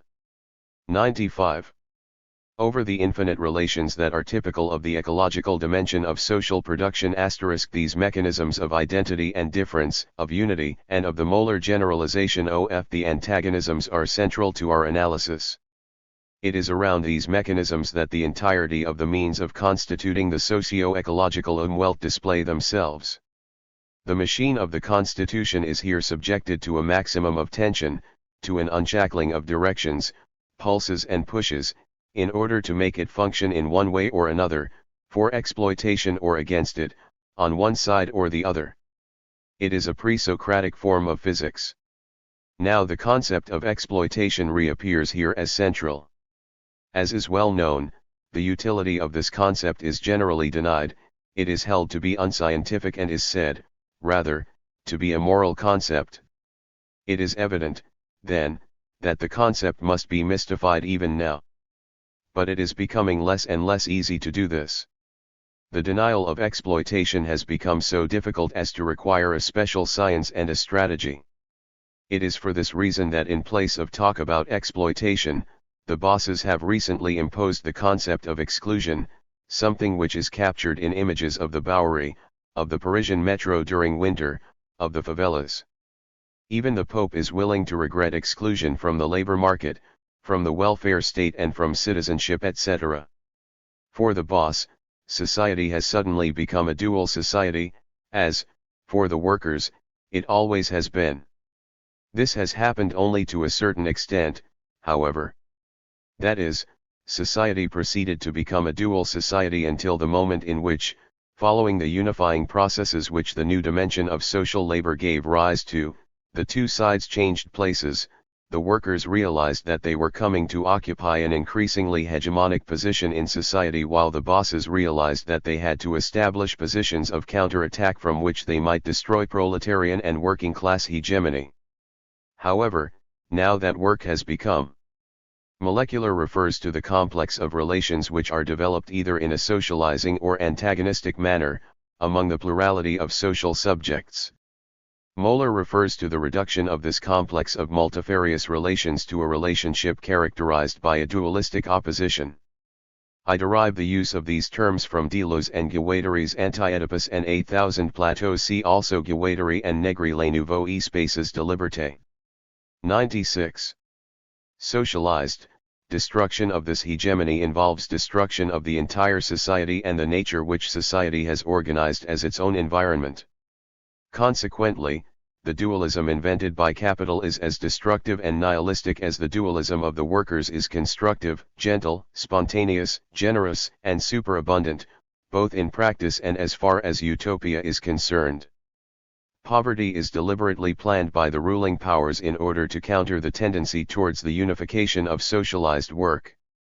If the unification of socialized work generates inflation, and this seems inevitable in view of the increased productivity brought about by the socialization of work, then the basic objective of the capitalists will be to stop inflation.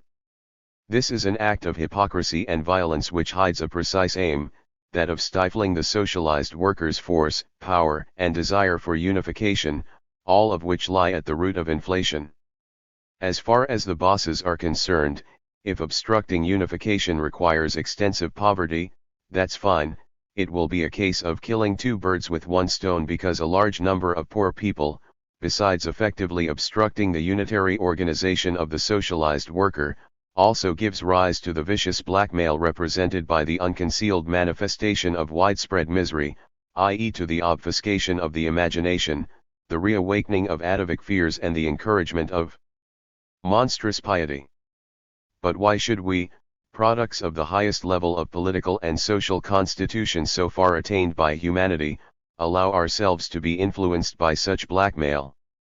Turning to another matter, it is obvious why the bosses are currently struggling against all the more or less Keynesian attempts to stimulate demand, and if such action contradicts the aims of profit-making imposed by the system, it is nevertheless completely consistent with the ideology of poverty and divisiveness which capital is promoting within the working class.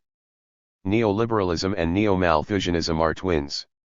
If there is inflation, then it is necessary to control the money supply.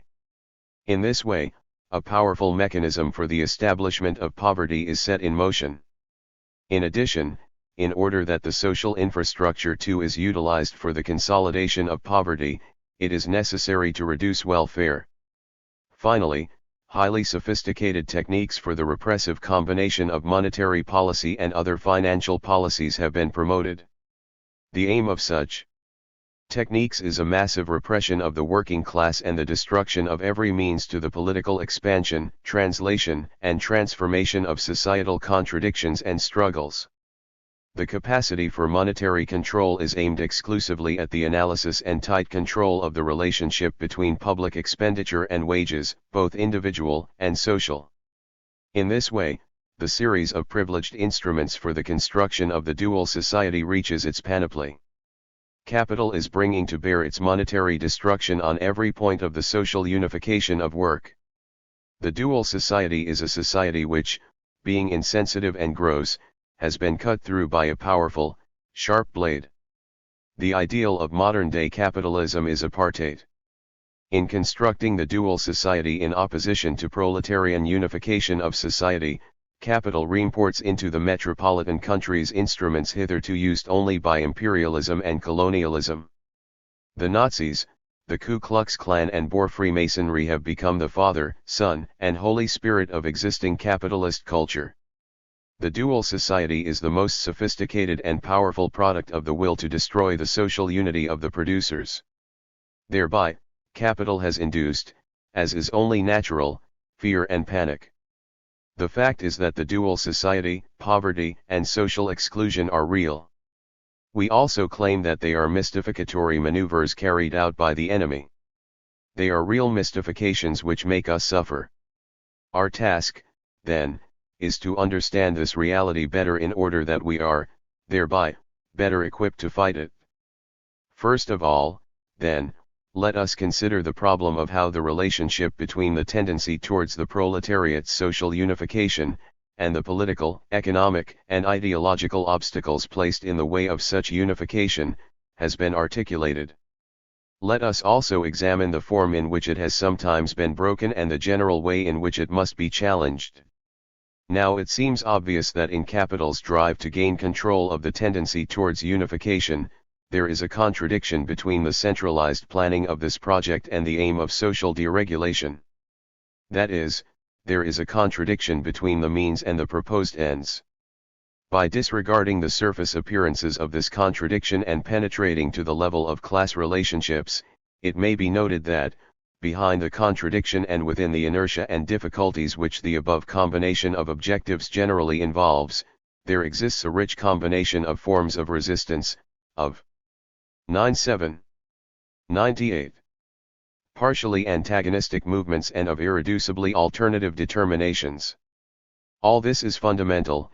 It means that deregulation is not only damaging to the interests of the proletariat, destroying the guarantees with which they were from time to time provided, but that deregulation also represents an opening of political spaces, i.e. a place where the new form of proletarian knowledge/power can show itself.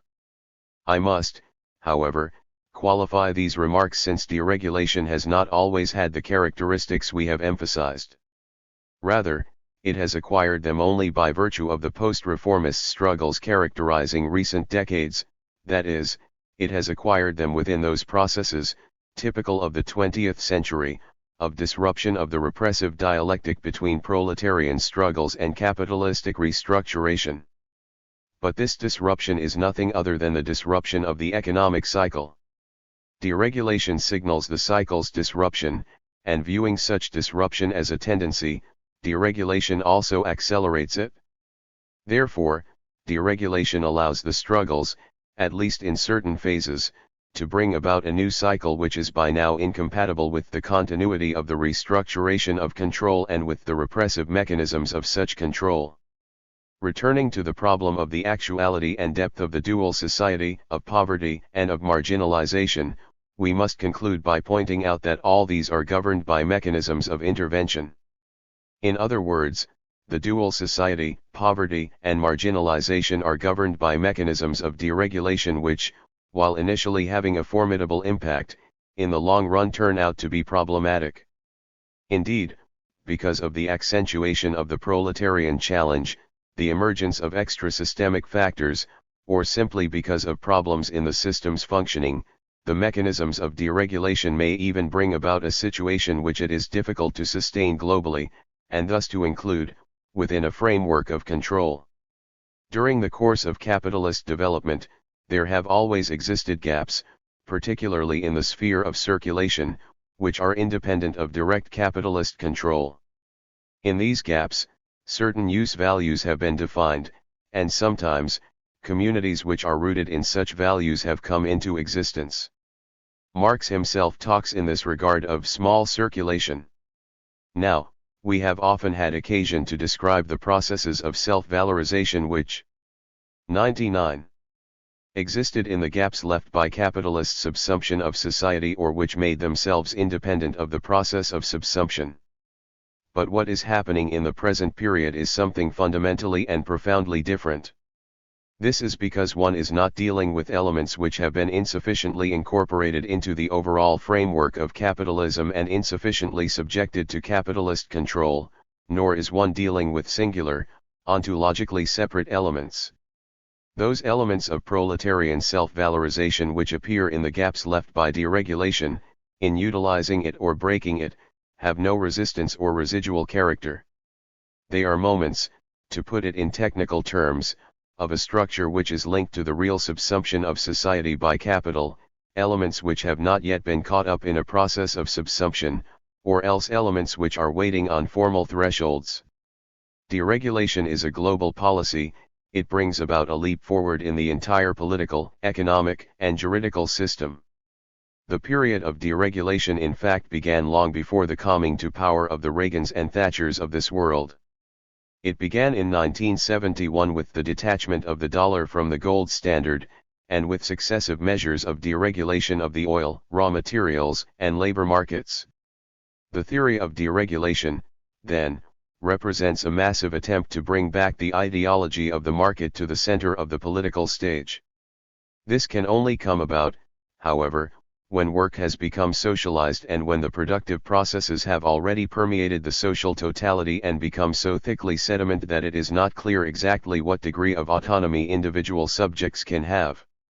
When it eliminates all differences between actors, the ideology of the market does not mystify such differences. Here the ideology invents the market, pretending that it is a real fact. Here, then, it is not a case of neoliberal ideologies mystifying a reality which is in fact controlled scientifically. When neoliberal theorists talk about the freedom which deregulation supposedly restores to private subjects, they falsify the scientific process, and that is very dangerous. In fact, particularly in the present decade, the countries that have been loudest in praising the virtues of leaving things to entrepreneurial initiative have been the very countries in which, at the same time, public debt and commercial and budget deficits have increased the most. The more such countries have preached financial restraint, the more they have lived on credit, the more fashionable they have made the free market in opposition to the state, the more they have had recourse to traditional methods of finance, and the more they have drugged economic growth with exceptional measures of intervention, etc. The fact is that after many years of asphyxiating theories of planning, after so much dismal socialism, and after several totalitarian catastrophes, Hayekism has a nice feel about it. Why is this? Certainly not because the market can be reinvented and the private restored, but on the contrary, because through Hayekism, collective consistencies and collective subjects can express themselves at the level of complex options and in contexts of alternative possibilities, etc. In short, given a situation of growing proletarian unification, in seeking to destroy antagonistic collective organizations, market rigidities, and growing marginal difficulties, the price paid by capitalist deregulation for the construction of new differences is extremely high. Deregulation raises the level of struggle, recognizing it to be the global dimension of the subsumed society. It is here that new productive circuits and new tendencies tied to the emergence of collective subjects are formed. We are now in a position to summarize the basic themes of our inquiry. These can be expressed in terms of the phrase from the socialized worker to its universal expression in a situation of real subsumption. A renewed nature, one which everywhere facilitates collective action, stands before the socialized worker. The world and nature have become a fluid environment, a rich and dense communicative entirety in which the subject has established itself in an increasingly universal way. On the other hand, a number of mechanisms for obstructing this force, or this tendency, have been set in motion. Yet inscribed in this same process, there exists the potential for disruption and the invention of alternatives. For example, there is the possibility to choose in favor of a higher quality of life and a constructive time for the imagination. There exists the enjoyment involved in the reproduction of life, and the ecological antagonism, which is at the same 101 time the capacity to produce and reproduce existence. It is no coincidence, then, and we shall come back to this point in more detail, that in many ways and in many respects, the emergence of the socialized worker has been accompanied by, and bound up with, the emergence of the feminist movement. This is due to the fact that here and there, but above all in the feminist movement, the conception of production has been subordinated to that of reproduction, while the latter has itself been subordinated to the conception of nature. And so on, in circular fashion. However, this does not mean that everything has been reduced to indifference or to a recourse to obsolete values, or that life as such, as the most significant expression of ontological innovation, does not continually reappear at the center of this event, imposing itself as the paradigm of every deduction and every practical invention. The reformist revolution of the 30s was sustained by political, trade union, and capitalistic alliances involving big labor, big capital and big government. If these have come to an end, and if the values which they expressed are now exhausted, today it is perhaps possible to begin to perceive new alliances and new values. New alliances and values have been constituted in the dynamic of the power/knowledge of the socialized worker, of the feminist movement, and of new groups of revolutionary intellectuals. On the other hand, today, new alliances are only possible if they are built on a revolutionary terrain.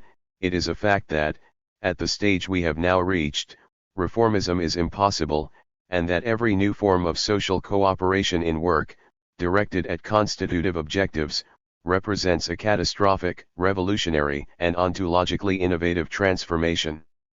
When transformative action installs itself in the ecological machine and in terms of the globality and extension that this presents, its weight, incidence, and capacity to pose targets for action immediately become an irrecoverable projection towards the future, like a body which, released from the forces of gravity, floats freely wherever the winds of heaven take it. 5. The world economy of the socialized worker. So far we have seen in synchronic and analytic terms how the new subject has come to be formed and how the context in which it operates has gradually altered. The socialized worker lives in the ecological machine, there it locates its operating potential and through it, constructs and reconstructs the world. We now want to analyze how, in terms of living history, these synchronic moments can be grasped diachronically and constitutively. At first sight this theoretical passage should be possible, this for at least one fundamental reason, namely, that the process of the constitution of the new type of worker has developed in evident homology with the process of the formation and structuration of the world market. In fact, the stimulating economy no longer appears as a single world economy.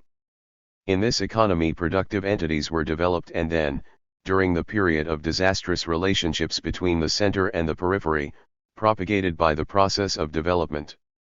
Today, all Stalinist or Rostowian models of development have exhausted their potential. There no longer exist stages or a world economy. Instead, there exists a world market in which, as a result of processes which are diffuse, continuous, homologous, and contiguous, productive agents are being formed.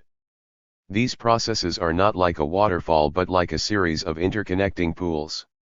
This determination is fundamental as far as analysis of the socialized worker is concerned. The world economy of the socialized worker is the unified world market. 103.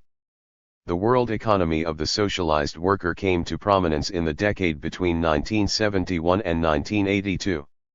In Chapter 2 we emphasized that it is essentially the 30s and the 60s which constitute the hallmark of the century. During these 2 decades, reformist acceleration created the structural conditions necessary for the emergence of the socialized worker while pushing capitalist development to the edge of catastrophe. From that moment on, the conflict between the new qualities of the socialized worker and the determinations of production, reproduction, and the crisis became very acute. This conflict became of prime significance as a result of the events of 1968. From this point onwards, a critical process constitutive of a new reality was set in motion, and as a result, in the 70s we witnessed a first exemplary manifestation of the conflict. In the decade between 1971 and 1982 we were already in the 21st century. We were in the 21st century in ways which were still imprecise and prototypical. As a result of all this, we found ourselves confronted by aspects of the crisis that were totally unlike what had previously been experienced. The construction of a policy of deregulation and the constitution of the socialized worker, both on a global level, went hand in hand. This gave rise to the development of antagonistic pressures on a new scale, and as we have seen, this new relationship no longer allows us to consider ourselves as living in the 20th century. The regular economic cycles we once knew have disappeared and only economics professors still busy themselves with the vain attempt to identify them. The economic and political horizon is, rather, characterized to an increasingly significant extent by the simultaneous presence of partial cycles, uncontrollable movements and sudden contractions on the one hand, and on the other, by the appearance of new autonomous cycles and the emergence of new 104 dimensions of productive cooperation. During the decade we have referred to, the world economy or the world market became the schizoid context for the completion of the socialized workers' historical constitution. In what follows we shall obviously come back to the 70s often. We have already hinted at a number of issues, and we shall take them up again. Having said that, let us try to understand what is essential about the enormous process which finally matured and reached crisis proportions in those years. Let us try to understand what were the potentialities, forms of planning and raw materials which capital used to further its aims of domination to such a large extent.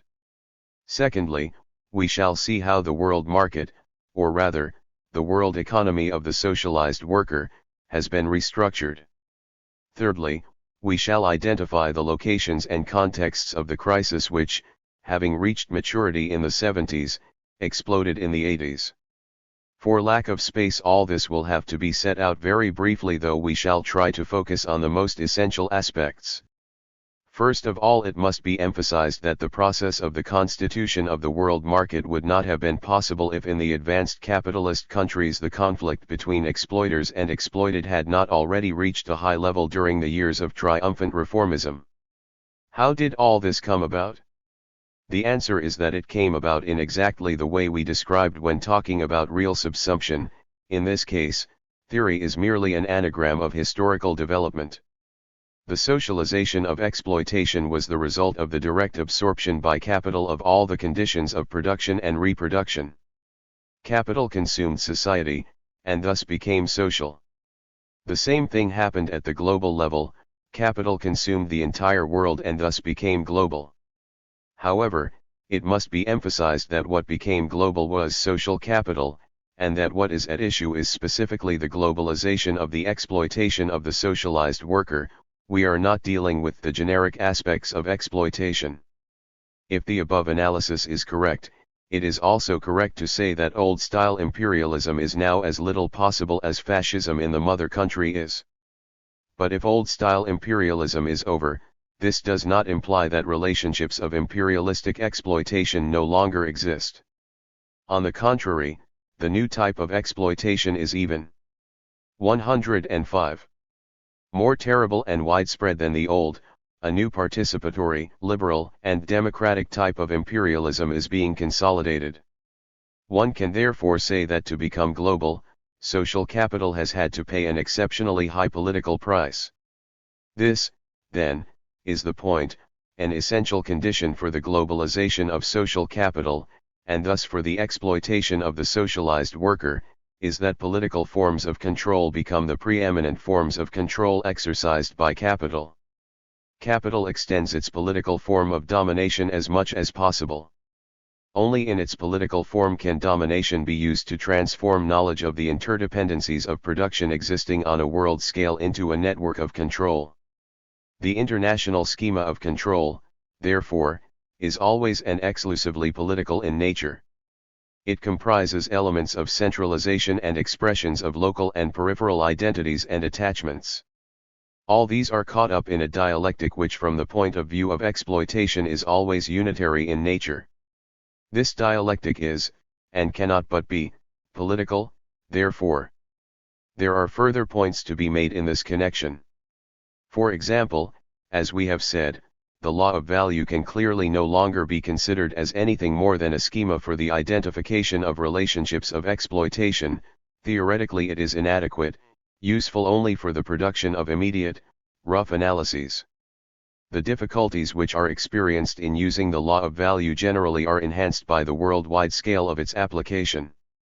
The law of value highlights not only the extent, but also the intensity, of exploitation. It indicates the innumerable portions of value which the new original accumulation regenerates. However, given the process of the globalization of capital, it is impossible to describe the production of value by adopting a linear approach and by looking for points of reference that can be reduced to a system. As far as theories of imperialism are concerned, these are as unsuccessful as the theories of value. Value has everywhere escaped capitalist control.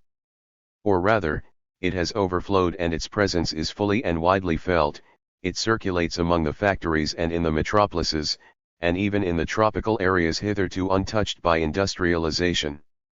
While there exist many different manifestations of value, at the same time, owing to the continuity, crossover, and superimposition of economic cycles, such manifestations cannot be differentiated from each other. Capital can only control the process of the globalization of capitalist relations of production, i.e. the establishment of a world market, if such control is political in nature. The capitalist elite is a political elite, and as such it forges technological instruments which are adequate both for the extent and for the intensity of the control which is to be exercised. The political aspects of social production take on prime significance. The sectors which are usually defined as the leading ones are those in which the greatest capacity for control is produced. Discipline and the organization of work relationships are exercised exclusively as political tools. Just as commodities were once conceived of as being produced by means of control, one can now talk in terms of the production of control by means of control. This is because the quantity, and even more so, the quality, of production, of the value produced, of the production of commodities in general, no longer has anything to do with control, either in the metropolitan societies or in the world society as a whole.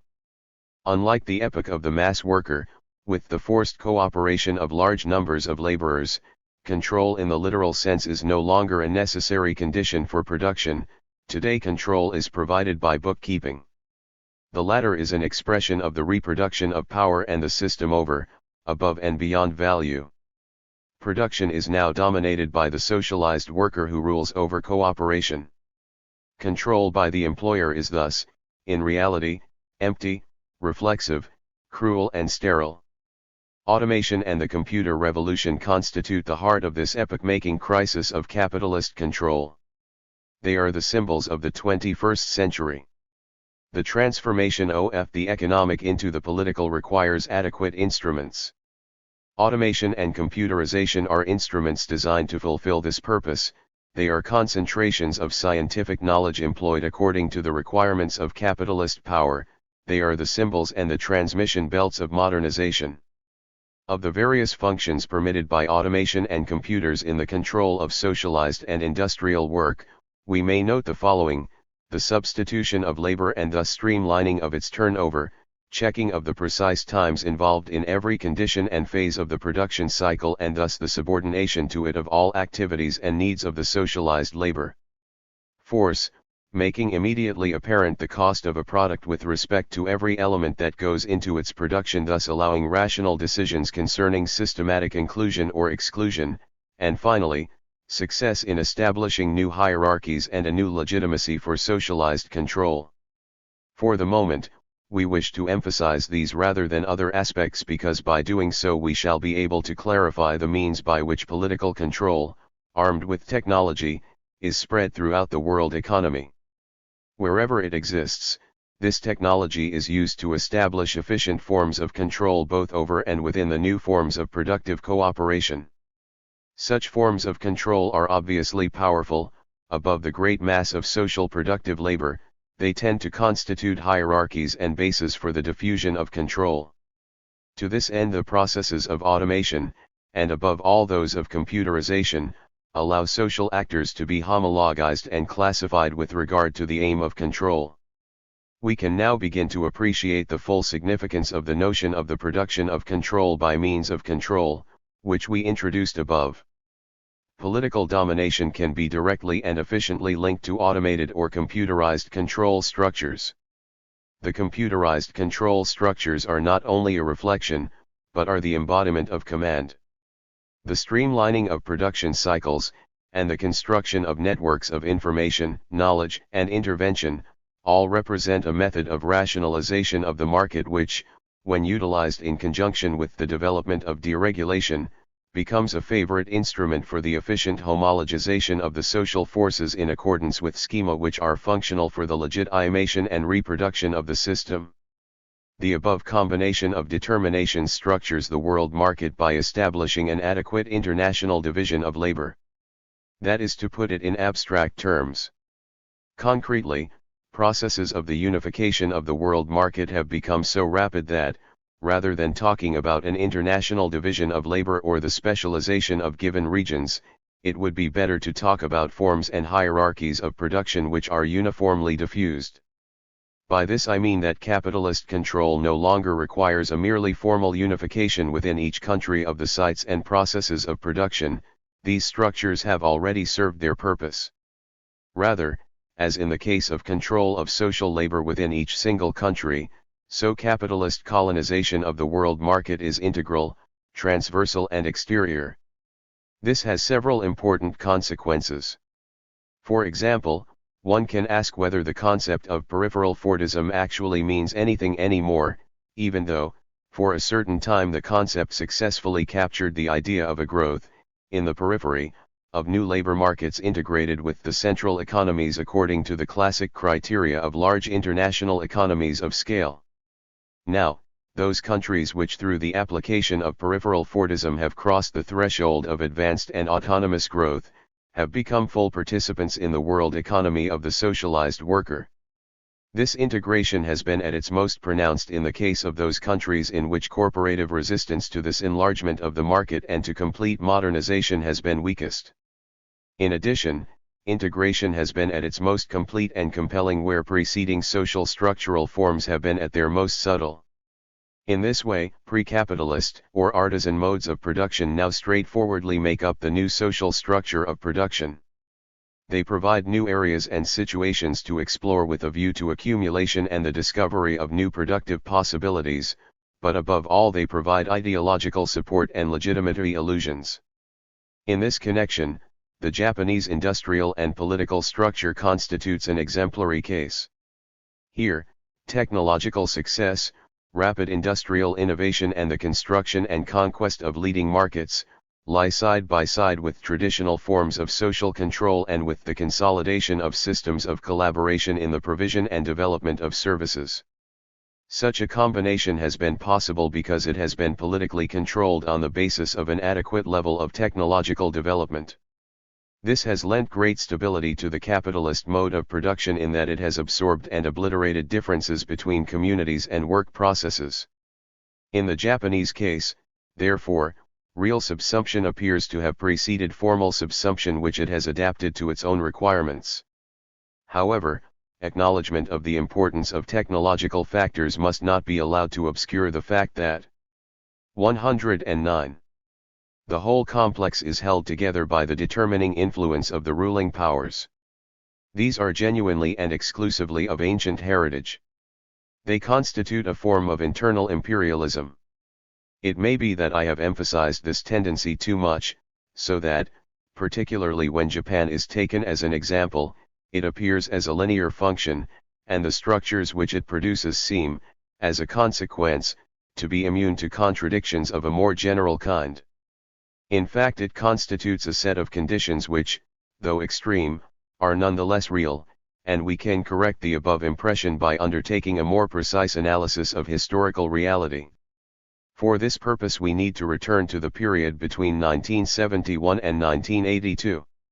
In this period, as we have said, capitalism's need to undermine the consolidation of the mass worker as the hegemonic agent of production, led, in the metropolitan countries, to the first experiences of violent deregulation, while production was increasingly shifted to the countries of the Third World. So-called peripheral Fordism thus became increasingly widespread. From that point onwards, the industrial map of the world was redrawn. The countries of peripheral Fordism became full members of the world economy of the socialized worker. In this situation, the most important differences were not so much those within the world economic system which had taken shape, as those between it, and those countries falling outside the new boundaries of the system. In other words, just as there coexist within the metropolitan countries two levels of existence, one of integration, another of exclusion, so in the world economy there is the level of internal integration and a boundary of exclusion. Counterposed to the capitalist countries and to the world market as an organized structure, there is the world of the excluded, a world of hunger and desperation.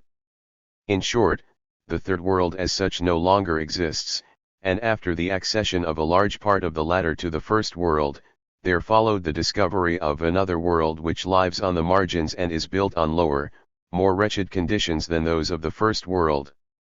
It is particularly interesting to trace the process of integration we have been describing, from the perspective of the monetary developments of the past 2 decades. Clearly, we cannot offer a complete analysis, but this is not our task. Even on the basis of a cursory analysis, however, we can show that enormous progress towards unification of the world market was made during the above period. This was due to a subterfuge whereby the large enterprises which financed development of the periphery brought together individual nations, continents, and areas within a single plan of production, in this way bringing about the profound and lasting interpenetration of structures which, to an increasing extent, were rigorously homogeneous. This integration came about principally through the deployment of monetary instruments. Once integration had been achieved, monetary instruments became less useful and their effectiveness was questioned and challenged. The IMF was unsuccessful. The traditional means of managing international debt and the imposition of a rate of interest designed to establish the norm of aggregation from the world market, were no longer adequate for their purpose. Every attempt to resurrect old systems of control, whether imperialistic systems of the traditional kind, hierarchical functions, well-known models of the international division of labor etc., failed. The economies of the periphery refused to accept these measures for one basic reason, namely that they were no longer peripheral. They were already integrated into an economic structure having dimensions equal to those of the developed world. Having recognized this situation, the countries of the periphery then began to refuse repayment of the loans they had taken out to fuel their economic development. In the face of this refusal, the governments of the center, and this is the novel feature, were unable to take repressive measures. Faced with the unpaid Mexican loans, the American government, from 1982 onwards, found itself in the same situation it had been in when faced with the refusal of the Midwest farmers to repay their loans. Integration is such that in both cases refusal had repercussions for other parts of the structure and this threatened to bring about its destruction. The world economy of the socialized worker thus began to reveal its true colors. The instruments which had been used to bring about integration in the first place were thrown into crisis by the very degree of advancement of such integration. In this way, the degree of integration served to indicate the limits of 110. 111. Domination. Here too, then, we are confronted by new laws which form part of the genetic inheritance of the socialized worker and its hegemony over the development of the capitalist mode of production in the current phase. Still from a diachronic perspective, on the basis of the above analysis we can identify a moment of crisis. This moment is a crisis in the literal sense. It is an economic, political, and social crisis, and it often manifests itself as a military crisis as well. It is a crisis which, as always, affects the system at its weakest points. It is a crisis which penetrates the most sensitive nerves of the structure, namely those relating to the monetary system and to rates of productivity. First and foremost, however, it is a theoretical crisis. That is, the world economy of the socialized worker has shown itself to be a radically and totally antagonistic phenomenon. That the concept of the socialized worker involved antagonistic aspects is something which we knew already. It was apparent, firstly, when we described the necessity for the socialized worker to counterpose alternative values to capitalist production, and secondly, when we contrasted the socialized worker's ecological umwelt with the socio-industrial environment of mature capitalism. At this point, however, the antagonism began to make itself felt at the level of the world economy, that is, at the level of the unified world market, and was, thus, greatly radicalized. This radicalism pertained not to a concept, however, but to reality. Similarly, therefore, it is necessary to highlight those contradictions which are inherent in the nature of the world economy of the socialized worker and which thus go beyond the contradictions which are superficially apparent in development. The former contradictions run deeper than the dualism which is the residual production of development. They go beyond the indignation which is provoked by the implacable mechanisms of exclusion, beyond hunger, the degradation of nature and the various forms of totalitarianism which are bound up with these calamities. We partly hinted at these contradictions when we pointed out that deregulation, undertaken in order to 112. Integrate markets, had come into conflict, once the latter had actually been brought to a high level of integration, with its effects. And if the most significant aspect of this heteronomy of goals, and thus of the emergence of the crisis, was undoubtedly that constituted by the loans crisis and the crisis of international monetary policies, other aspects of the specific contradiction we have been analyzing are no less fundamental. 3, or rather 2, such aspects stand out. As we have noted, the wearisome, and in some respects, terrible, event of the international loans crisis began in 1982 and principally involved the Latin American countries. At the same time, however, two other major crises began or entered a critical phase, namely the Middle East and South African crises. In both cases, what was at stake was the capacity to control, and thus to disrupt, the unity of the socialized worker in areas which are crucial for economic development and exploitation on the world market, namely the oil-producing regions and the legendary region of precious minerals which is South Africa. The instruments used were different from monetary ones. Armed blackmail and the territorial expansion of Israel, combined with support for a foul fratricidal war between Iran and Iraq, were the instruments used in the Middle East, while in South Africa we had division of the proletariat along the lines of color, brutal exploitation, imitation of the Nazis' methods of territorial expansion together with the utilization of enemy labor power, and finally, an attempt to encourage Tautassimate. Fratricidal wars. In each case the goal was to prevent the re-emergence of a united, insurrectionary subject and to block progress towards the consolidation of liberation movements. It is of interest to dwell on these points for a fundamental theoretical reason, namely that in the above events, the dynamic of the contradiction manifested itself with a violence and a ferocity without equal. These powerful results of the contradiction inherent in the unification of the world economy of the socialized worker are also the paradigms of that structure. Our argument thus becomes twofold. On the one hand, reason has given way to the blood of the exploited, and following this line of argument, science cannot but express itself as a perspective of struggle. On the other hand, the scientific significance of this line of research has been amply demonstrated. These regular crises, the pace of events, demonstrate that the unity of the socialized worker forces the implementation of measures of control. Such measures, however, provoke immediate counterattacks, attacks which are equally regular and powerful.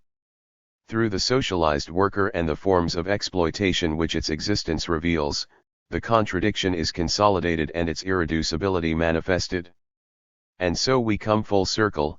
Both theoretically and historically, the limits of social capital and of subsumption are constituted by the resistance and the alternative posed by the socialized worker. If we have not examined all this from the perspective of organization, this is simply because times are not yet ripe for this operation. We shall say more about this later on, however. We have thus completed our analysis of the relationship between synchronic expressions and diachronic determinations. Analysis reaches its natural conclusion when antagonistic pressures which are inherent in the concept of the socialized worker develop historically, that is, when they find their material embodiment. Analysis and theory are thus shown to have a genetic relationship with the a posteriori and with reality, that is, with the concrete and determinate historical antagonism out of which reality is constituted. It will be objected that given the way our analysis was undertaken, this result, however original in terms of the findings presented, was in some way decided upon in advance. It will further be objected that the result doesn't seem to correspond to that combination of connotations, which we claimed indicated the catastrophic beginning of the epoch of the socialized worker. In short, it will be objected that we are simply repeating a well-known theme whereby all mystery is uncovered, that with the appearance of the socialized worker, we are assuming that all dialectical laws and their tendency to compose historical syntheses have ceased to be operative. However, I believe that this thesis is worthy of serious consideration, and that it can, indeed, be confirmed. Besides the other points adduced to support the thesis that a dialectical horizon has finally ceased to be. 113. 114. Meaningful, it should be remembered that an enormous human prosthesis is presupposed by the structural constitution of the world market such that, at this level, the antagonism becomes extreme. In such extreme circumstances the rule of development becomes weakened to the point of extinction. When development is all-encompassing, it is impossible to understand what continues to stimulate it, when every expression for value has lost its utility and no longer has any meaning in terms of self-recognition and self-valorization, and society appears as a process of zero-sum development, then the dialectic really has no more place, when differences can only be defined in terms of the determinations of control, then any possibility for a reconstruction having ontological connotations disappears. I am here referring to ontological connotations in the traditional sense, because there exists a new ontology constituted by the historical prosthesis of socialized working activity on a world scale. This constitutes a redoubling of the world through social productive activity. To imagine development taking place on this level becomes ridiculous. But in view of the redoubled weight of exploitation and violence which this prosthesis, in its capitalist guise, perpetrates against the socialized worker, it is certainly not ridiculous to recognize that the only, residual, possibility of action lies in overthrowing that domination theoretically and making it problematic and unsustainable. If theoretical criticism and conceptual possibility can then be linked to the force of practice and disruptive capacity, this is another problem. However, the problem of the relationship between theory and practice can only be confronted by broadening the analysis of how the mode of production of the socialized worker has become worldwide, and by considering its specific forms more analytically, and in more detail. We shall begin to do this in the next chapter. 6. Expropriation in mature capitalism. In the factory, wages were the foundation of the mass workers' community. Wages were the primitive foundation of a primitive community. Production and reproduction, work and consumption were all organized around wages and based on them. Class consciousness was formed as a result of wages and the struggles over their relative value.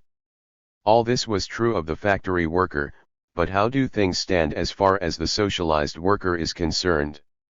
We have seen both that the socialized worker is in essence profoundly ambiguous and in what such ambiguity consists. The socialized worker is caught up in the capitalist prosthesis of the world and imprisoned in that doubling of reality which capitalism brought about during, and at the end of, its development. The social dimension of the socialized worker's labor comes to be established within the capitalist prosthesis of reality. The socialized worker's labor is more productive than that of the mass worker. It is endowed with a very high level of productive potential because it is capable of setting in motion the productive potentiality of the whole of society, and of actualizing all the dead labor which resides in it. At all levels and in all contexts, community has increasingly become the foundation of the productivity of labor. Compared to the relationship of domination represented by earnings in the wage economy during the epoch of the mass worker, the earnings of the socialized worker are the expression of a completely new situation. They are the expression of a relationship which is a function of an enormous broadening of productive. 116 Expropriation in mature capitalism. Possibilities, a flower in bloom on a communitary terrain, rich in productive potentialities. Today, capitalist expropriation no longer takes place through wages alone. Given the conditions we have described, expropriation no longer simply consists in the expropriation of the producer, but, in the most immediate sense, in the expropriation of the producer's community. Wages are the expression of individual expropriation, whereas in advanced capitalism, expropriation directly affects the community and the collectivity. Advanced capitalism directly expropriates laboring cooperation. Capital has penetrated the entire society by means of technological and political instruments in order, not only to follow and to be kept informed about, but to anticipate, organize, and subsume each of the forms of laboring cooperation which are established in society in order to generate a higher level of productivity. Capital has insinuated itself everywhere, and everywhere attempts to acquire the power to coordinate, commandeer, and recuperate value. But the raw material on which the very high level of productivity of the socialized worker is based, the only raw material we know of which is suitable for an intellectual and inventive labor force, is science, communication, and the communication of knowledge. Capital must, therefore, appropriate communication. It must expropriate the community and superimpose itself on the autonomous capability of managing knowledge, reducing such knowledge to a mere means of every undertaking of the socialized worker. This is the form which expropriation takes in advanced capitalism, or rather, in the world economy of the socialized worker. We shall consider the world economy of the socialized worker further in this chapter, this time from a synchronic perspective. The expropriation of communication represents a mystification of the collective nature of the productivity of the socialized worker's labor. This assumption gives rise to several questions. For example, what is the equivalent for the socialized worker, of the role that wages played for the mass worker? That is, can we identify some factor which can both stand as a symbol of value produced and represent the extent of the socialized worker's expropriation? Communication constitutes the essence of the genuine community in its modern, abstract form. It is the raw material from which socialized labor is constituted and is, therefore, often expropriated, always controlled and sometimes 117. Impeded. How, then, is the distribution of values, not only in their monetary, but also in their political form, organized in a society of advanced capitalism? In short, what are wages for the socialized worker? We will provide an answer to all these questions in what follows. For the moment, let us examine how the expropriation of the communication of the community takes place. For the moment we are interested not so much in the articulations of content of the process of expropriation, as in the mode in which this expropriation takes place. Now, in the productive community of advanced capitalism we find ourselves confronted by a primary phenomenon which, following Habermas, we will call communicative action. It is on the basis of the interaction of communicative acts that the horizon of reality comes to be constituted. Such interaction represents a combination of mechanisms, a web of determinatons, characterized by varying tendencies and orientations. It involves genuine structures of meaning.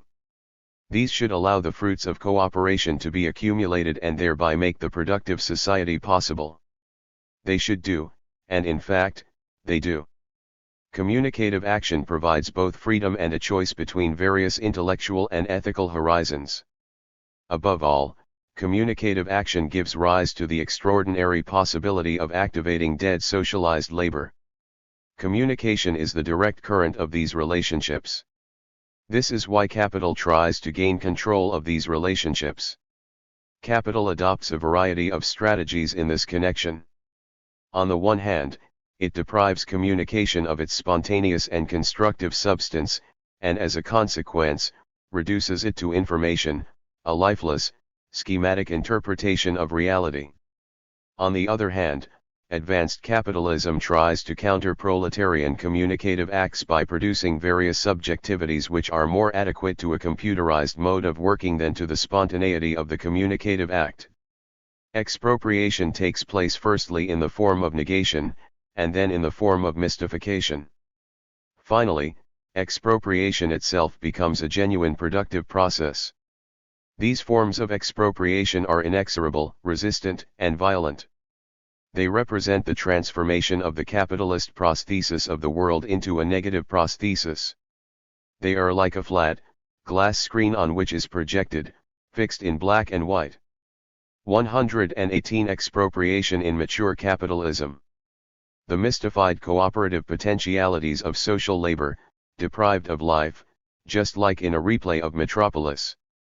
These forms place before us a metaphysical horizon, terrible in its icy indifference, in which the spontaneity of creation, innovation, the miracle of value, of communication, and of communicative and productive activity make no appearance. In this way, capitalist domination carries the impact of its advancement to extremes. Production consists not only in the production of commodities, but in all the conditions necessary for the existence of productive subjectivities. Just as, for the mass worker, capital generated adequate wage conditions, so today, for the socialized worker, capital tries to establish the social conditions in which communication is to take place. Communication is to the socialized worker what the wage relationship was to the mass worker. The establishment of community is both a precondition and the objective of socialized labor. The forms of domination and the types of expropriation of communication typical of advanced capitalism thus represent a very high degree of control, domination, and dictatorship. But communication is life. In advanced capitalism, therefore, conflict, struggle and diversity are focused on communication, with capital, by means of communication, trying to preconstitute the determinants of life. We will now make a brief digression in order to establish 2 points, the first of which concerns the continuous homology of wages and communication which I am proposing. Now, in order to prevent the argument becoming senseless, it is first of all necessary to remember that by wages I mean, in Marxist terms, not only that part of the value produced by labor which is given back to the labor force in the mystified form of money, but also that complex of productive and reproductive impulses and desires which are symbolized by wages. I believe that the value of the socialized worker's labor, and thus his/her power, is to be attributed to the substance of laboring cooperation which he represents. He represents cooperation, communication, and created value.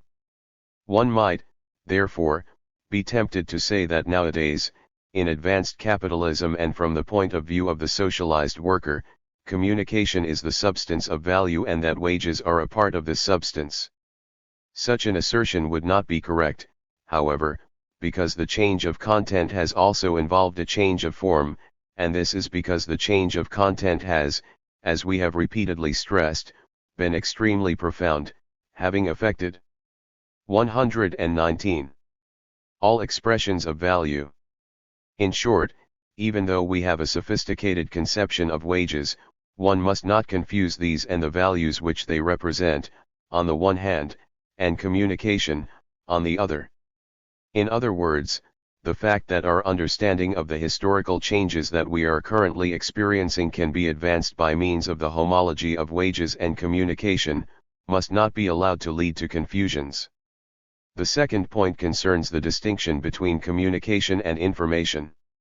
So far, we have seen that the former represents current communicative activity, while the latter is the imprisonment of communication within inert mechanisms of the reproduction of reality once communication has been expropriated from its protagonists.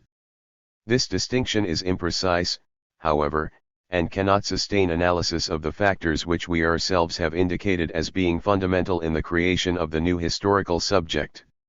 In particular, when one considers the fact that the new subject is inherent in the artificial constitution of reality and in the prosthesis or the growing abstraction of capitalist development, This distinction may appear as a category produced by some deus ex machina. One must, therefore, be very careful in the use one makes of the distinction between communication and information, occasionally using it, if one wishes, as an abstract, definitional distinction, but bearing in mind that it is quite inadequate for an analysis of the concrete. So much is this the case that in the light of the indissoluble entanglement of communicative activity and computerized accumulation, the distinction may give rise to the suspicion that there is more than one utopian element involved in the emphasis on the independence and creativity of communication. Is communication as such, then, a pure and simple utopia? No, on the contrary, it constitutes the basic essence of the production of the socialized worker. Precisely for this reason, however, it is to be seen as permeating and enlivening every real determination and as distributing itself widely on the horizon of human artificiality.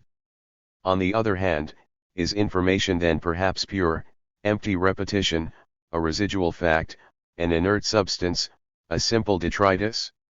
For the same reason that communication is not utopia, the answer is obviously no.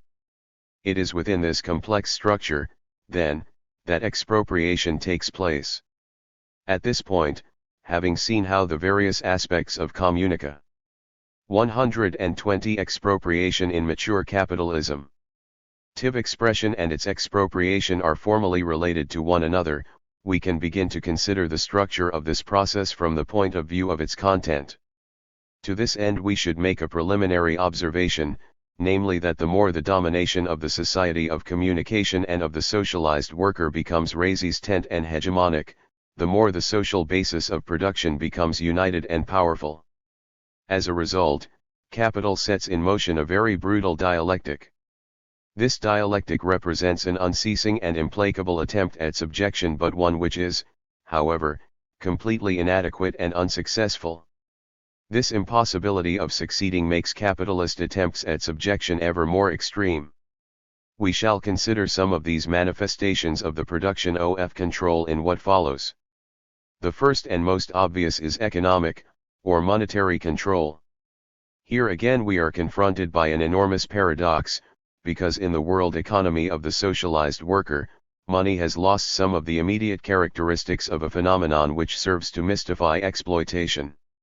In fact, if production is social, if its value must be measured in relation to the social totality of the production process, and if, therefore, this whole complex appears as an abstraction, then money would seem to provide a good representation of the abstract average displayed by the very nature of value.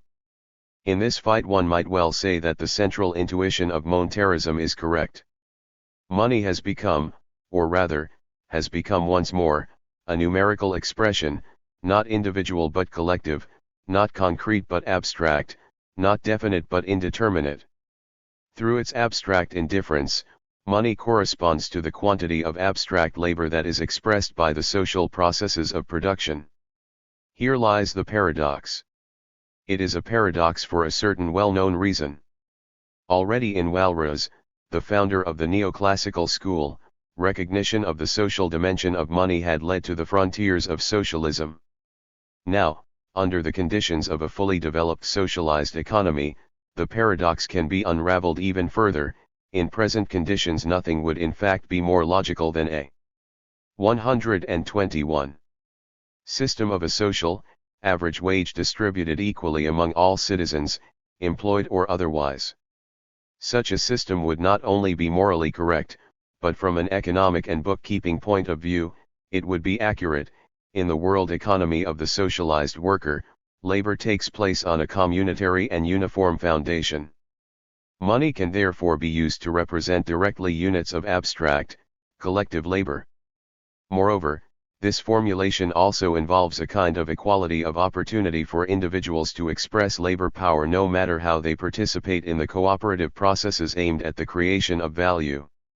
Now, faced with these series of paradoxes which the very development of monetary control has itself brought about, capital has reacted with the violence of one who is exasperated. Recognition of the new function of money as it concerns the abstract characteristics of socialized labor, has given rise to pure reaction. This, then, is the negative aspect. Not only is the social character of laboring cooperation expropriated, but its average quality is denied along with the applicability of this quality as a measure. This represents a form of degradation comparable to the welfare state provision, while the idea of the social wage is applied in the advanced forms of the welfare state. This is done not out of recognition of the collective structure of laboring cooperation, but rather, in order to provide limited assistance to the poor. And in view of this, any re-examination of the organization of the working day or any major reduction of working hours is, therefore, excluded. Alternatively, the measurement of labor is transformed in a negative way. It is used as a mystificatory instrument of diversity and separation.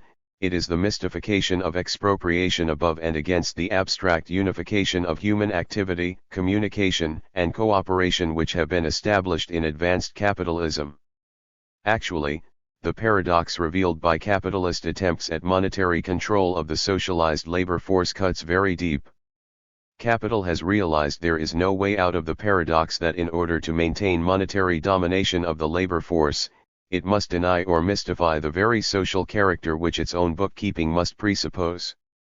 Having recognized the full extent of the paradox, capital has correctly seen the latter as an indication that its own productive capacity has been exhausted, and it has reacted against the sign of its own finiteness with the violence of one who refuses to come to 122 Expropriation in mature capitalism.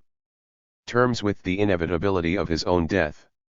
From the moment it becomes the numerical expression of a complex of abstract and collective productive quantities, the recompense of a power which is homogeneously constructed and uniformly diffused, money is used as a repressive instrument. The result of this short circuit is an extreme brutality. The sensation of death against that of life surrounds it. Again, reflecting on the various functions of money, we are brought back to the metaphysical interior of materialism, where the dual appearance of community and the dynamics of cooperation, of command or liberation, are articulated and disarticulated and implicate and disclose each other. Already in Machiavelli, and then in Spinoza, in Marx, and in Lenin, this relationship constitutes the heart of metaphysics. Understanding it is difficult owing to the complexity of the connections that must be grasped. But it becomes almost impossible, and in any case very tedious when it is borne in mind that the series of connections is in no sense amenable to dialectical solutions. There is no resolution of this conflict. There is only a deep and violent antagonism. Life and death confront one another. The violence manifested by the relationship is inexpressible, only ethical or poetic practice succeeds in capturing it. Such expression leads to innovation, or, in other words, to recognition of the positive or negative appearance of power. In this perspective, Spinoza must be interpreted in the light of Machiavelli and vice versa. Apart from questions of orthodoxy, Marx and Lenin must be read in the light of this relationship and its irresolvability and unsuppressible violence. Contemporary revolutionary materialism exists within these paradoxes, and is measured by them. The negative aspect of capitalist expropriation of laboring cooperation, generated and imprisoned within the ambiguous, paradoxical, and irresolvable situations we have talked about, inevitably spreads and is heightened. If the brutality of social relationships is at a maximum, terror must be extreme. In material terms, capital's drive towards terror is orchestrated by the practice and ideology of nuclear power. It is important, even if banal at this stage, to emphasize that the drive towards terror is not a result of some demoniacal quality of capital. Rather, the origin and the mechanism of such a tendency find their origin in the dialectic of capital's expropriation of productive cooperation, from which 123. They derive their degree of intensity. Such intensity is greater the more the relationship of expropriation is fragile.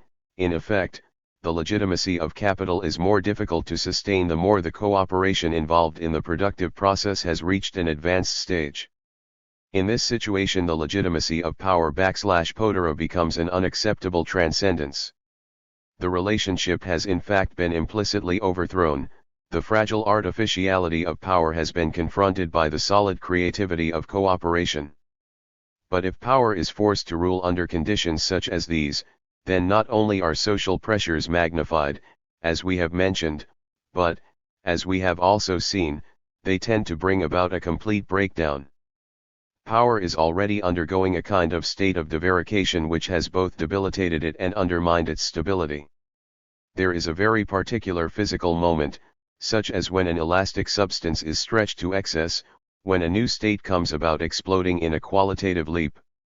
It is just such a moment which our experience and our research now oblige us to consider. This is because that power which has raised the threat of death in order to guarantee continued expropriation, is in reality living in the presence of death. In advanced capitalism, the nuclear terror appears as fixed accumulation, as fixed social capital. Examples of this appearance are numerous. After Hiroshima and Nagasaki, the skies throughout the world were from time to time irradiated by nuclear fallout and clouds, both of which served to maintain fear and to remind the whole world of the irreversibility of that singular form of the exercise of power. When, however, the cloud of death that was Chernobyl slipped from the hands of its masters, the power of legitimation evaded the object to be legitimate, and with this separation, the cloud merely dripped death. Everybody reacted to this mortal encumbrance. But how could we effectively resist it? Today we live in a delicate balance between life and death, and yet are often unable to distinguish between things which are life-giving and things that are potentially lethal. The atmosphere has been poisoned. Does this mean that the nuclear terror is here to stay? Is the fear which has taken root in people's hearts a presentiment of certain death? All this would be true if we experienced nuclear power in the way the bosses want us to experience it, that is, as social capital, as a necessity, or even as wealth, as an irreversible scientific conquest, in any case as a social determination to which we are irremediably tied. But this is not the situation. The image of 124 expropriation in mature capitalism. Nuclear power, with its dreadful capacity to terrorize, with its ubiquitous and subtle brutality, with its heaven-like breadth, with its root-like depth, its centuries-long duration and its capacity to induce biological mutations, can be used to combat power. This is possible because nuclear power is lethal and terrible, and thus revolting. I am not saying that this image of nuclear power already has been turned against power. I am saying that this challenge, experienced in the shadow of terror, cannot be won without confronting the enormous resistance and the brutal determination of power, and without challenging them on their own ground. If we are to secure victory, it will be necessary fully to expose the fact that the foundation of authority in nuclear power is the one and only really fatal disease known to society. Capital is bound up with nuclear power. Capital has employed it and wants to secure its acceptance as fixed social capital. This social foundation, the nuclear terror, whether as capital or as social capital, cannot but be destroyed. Theorem: when fixed social capital appears as nuclear capital, then its reproduction no longer takes place peacefully. It is neither legitimate nor tolerable. This capital must be destroyed.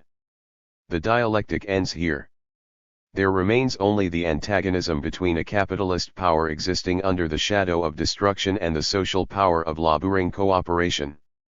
War has always been a fundamental aspect of the capitalist organization of society.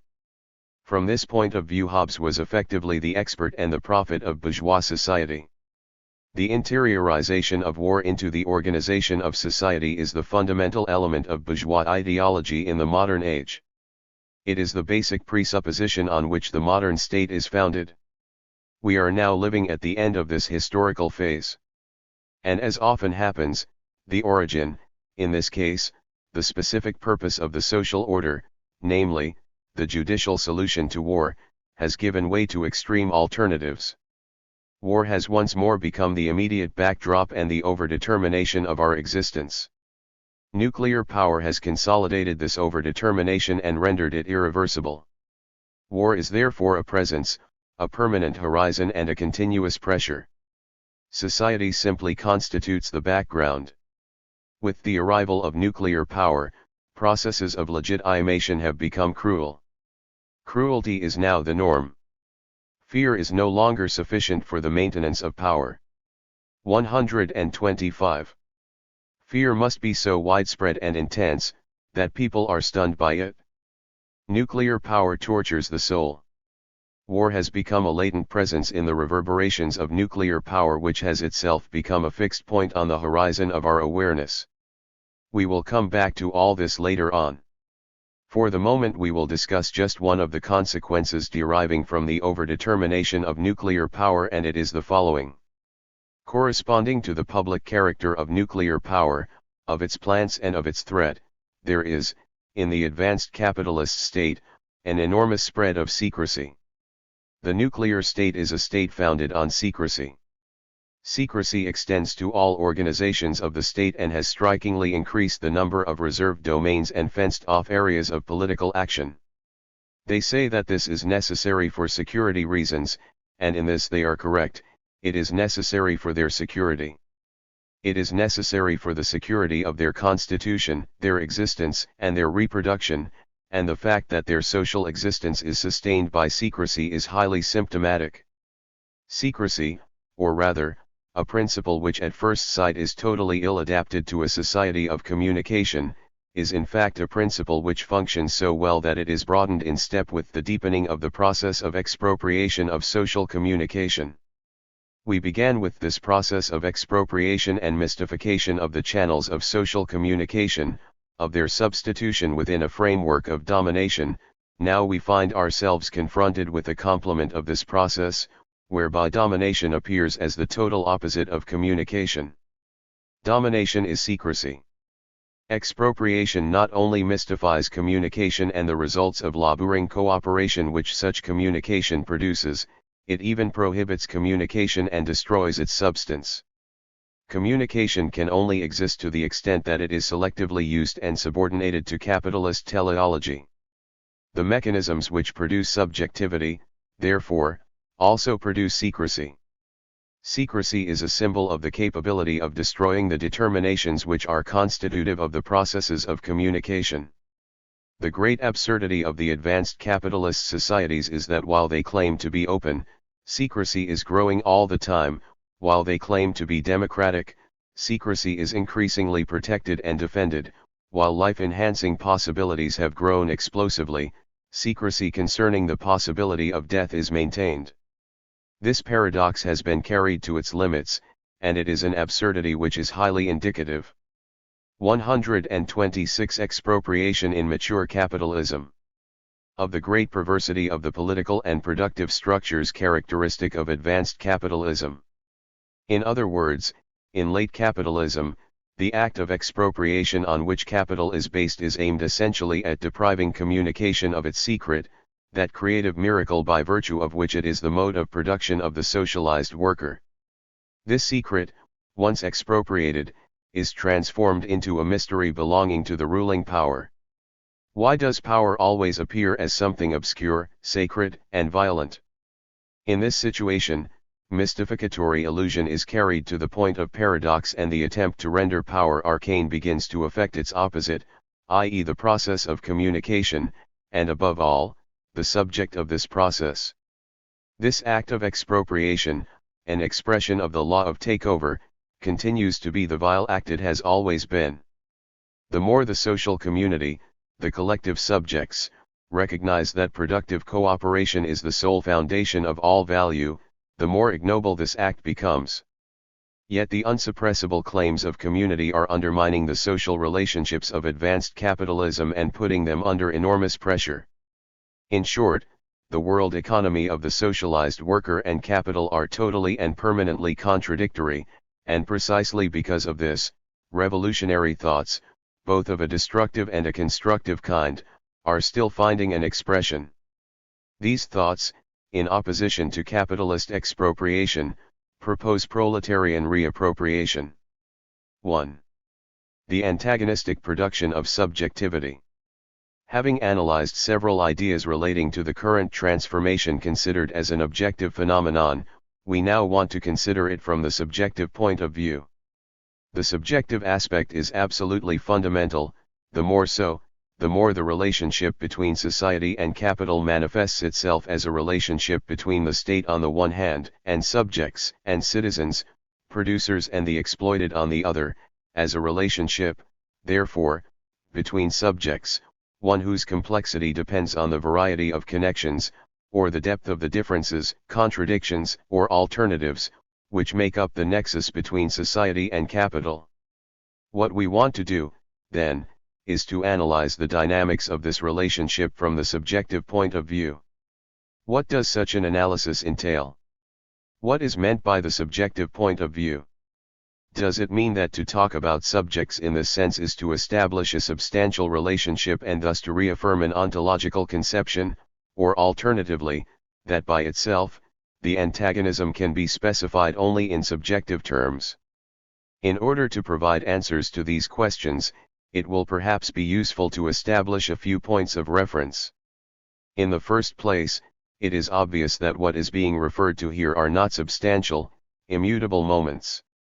The subject, the subjects, the ontological relationship and the persistence of the antagonism, all form part of the immediate phenomenology of human experience, and they do not require foundations which go beyond experience. Experience, however, and in particular, the experience which concerns collective subjectivities, is something dynamic. Consequently, in the second place, it is obvious that when one refers to points of view, that is, to changing purposes, subjects manifest themselves as mechanisms. Therefore, to repeat, a certain type of substantialist ontology and of antagonistic Manichaeism certainly have no place here. They have no place for one good reason, namely, that our materialism is in no sense dialectical. Having said that, however, we are inclined to ask, are these points of view, then, disembodied? And is it necessary to reject not only substantialist ontology but every type of ontology in order to prevent fetishism, taking the place of critical reasoning? I do not think so. On the contrary, I believe that the subjective point of view is basically constitutive and that this constitutive process can be interpreted in ontological terms according to an hermeneutic of real determinations. By this I mean that points of view are counterposed in real terms, that the conflict between subjects is something tangible, and that points of view and points of conflict give shape to contexts and frameworks having material importance. Consequently, our kind of structuralism is unable to attain the same degree of indifference as that of a process without a subject. On the contrary, the ontological aspects of subjectivity are established through the formulation of points of view, the interlacement of orientations of struggle and the revelation of intentions and desires. The ontological aspects of subjectivity are produced in different ways. This means that we can identify molar, antagonistic alternatives not only in the genesis of historical personalities, but in the overall fabric of history and society and in the involvement to which the very institutional spinnerets are subjected. History is not the history of class struggles if it is analyzed from the point of view of the genetic mechanisms of individual determinations. It becomes such when these determinations accumulate and become social formations. These social formations can be seen as being simultaneously singular, an accumulation of individual aspects, ideological thresholds, and machines. Within these general perspectives, new collective singularities come into conflict over the principal problems of life. 128. 129. Power and reproduction. Now, the alternatives become molar, dualistic, and antagonistic when the conflict is focused on essential aspects of the relationship, i.e. when the conflict is focused on those aspects which force major decisions concerning the existence and tempo of social intercourse. In the present case this means that the alternatives become molar, dualistic, and antagonistic when what is at issue is the problem of the expropriation of laboring cooperation. In this way one passes from micro-conflicts to molar conflicts, and the machines which coordinate human activity withdraw to rigid, opposing line UPS. Such rigidity does not affect the complexity of the connections, nor the density of particular histories. Rather, it simply demonstrates the irreducibility of single points of view. It also demonstrates the violence which becomes a natural part of the constructive mechanisms when, through the communication of laboring cooperation, the mechanisms come to be established around problems of expression or expropriation. Antagonism, then, does not simplify, but increases the complexity which constitutes the subjects, and by establishing itself, this complexity creates antagonism. It is a very special form of ontology, one which we can here call a constitutive ontology, and which is able to arrive at the formation of collective identities through an accumulation of operations which are always analytic and always creatively efficient. This is what we discover, to conclude this series of observations on the centrality of antagonistic alternatives, at the base of the production of subjectivity. We can add that it is only in this way that we can claim to have an approach which is original or significant in the human sciences. Equally opposed to our method are, on the one hand, the empty abstractions of the idealistic and totalitarian conceptions of science, and on the other, indifferent and cynical pluralist conceptions, where a given subject is no more important than any other, and none are at all important. By contrast, our own pluralism concentrates on concrete subjects, it accepts both dualism and antagonism, it utilizes ideal categories in a differentiated analysis and then uses the results of the latter in the service of an ontological reorientation. Our own ontology finds its roots in pluralism, but it rejects the ideal categories of intermination. It is thus defined by reference to the antagonistic use of the mechanisms and trends which constitute the entirety of the framework. The integration of society and the state is thus formally destroyed. First of all, then, let us see what form is taken by the state, and how, as an antagonistic subject, it operates. All juridical constitutions amount to a series of legal provisions concerning behavior which are designed to guarantee the legitimacy and effectiveness of the state's actions and the attainment of its aims.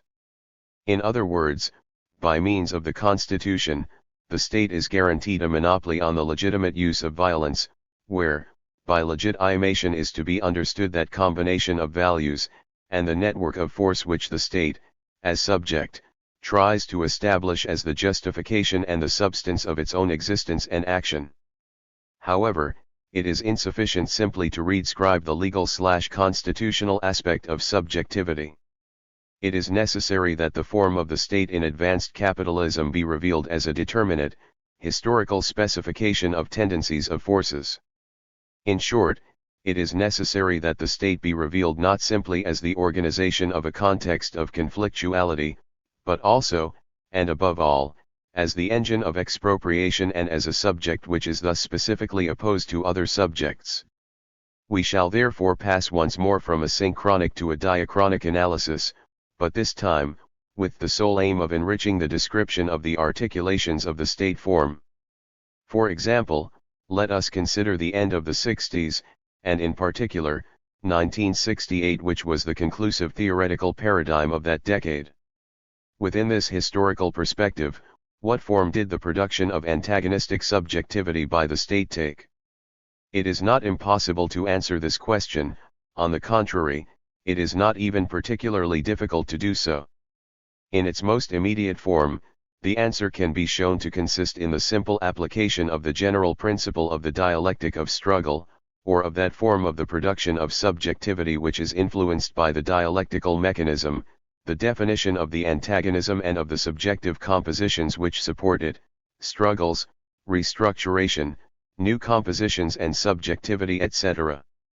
As we have already seen, however, the decade of the 60s, through the reformism which dominated it, i.e. a reformism which the working class adopted as its trade union and political program and as the sign both of its own spontaneity and of its own organization, produced the pre-existing crisis of regulation and of the very form of regulation.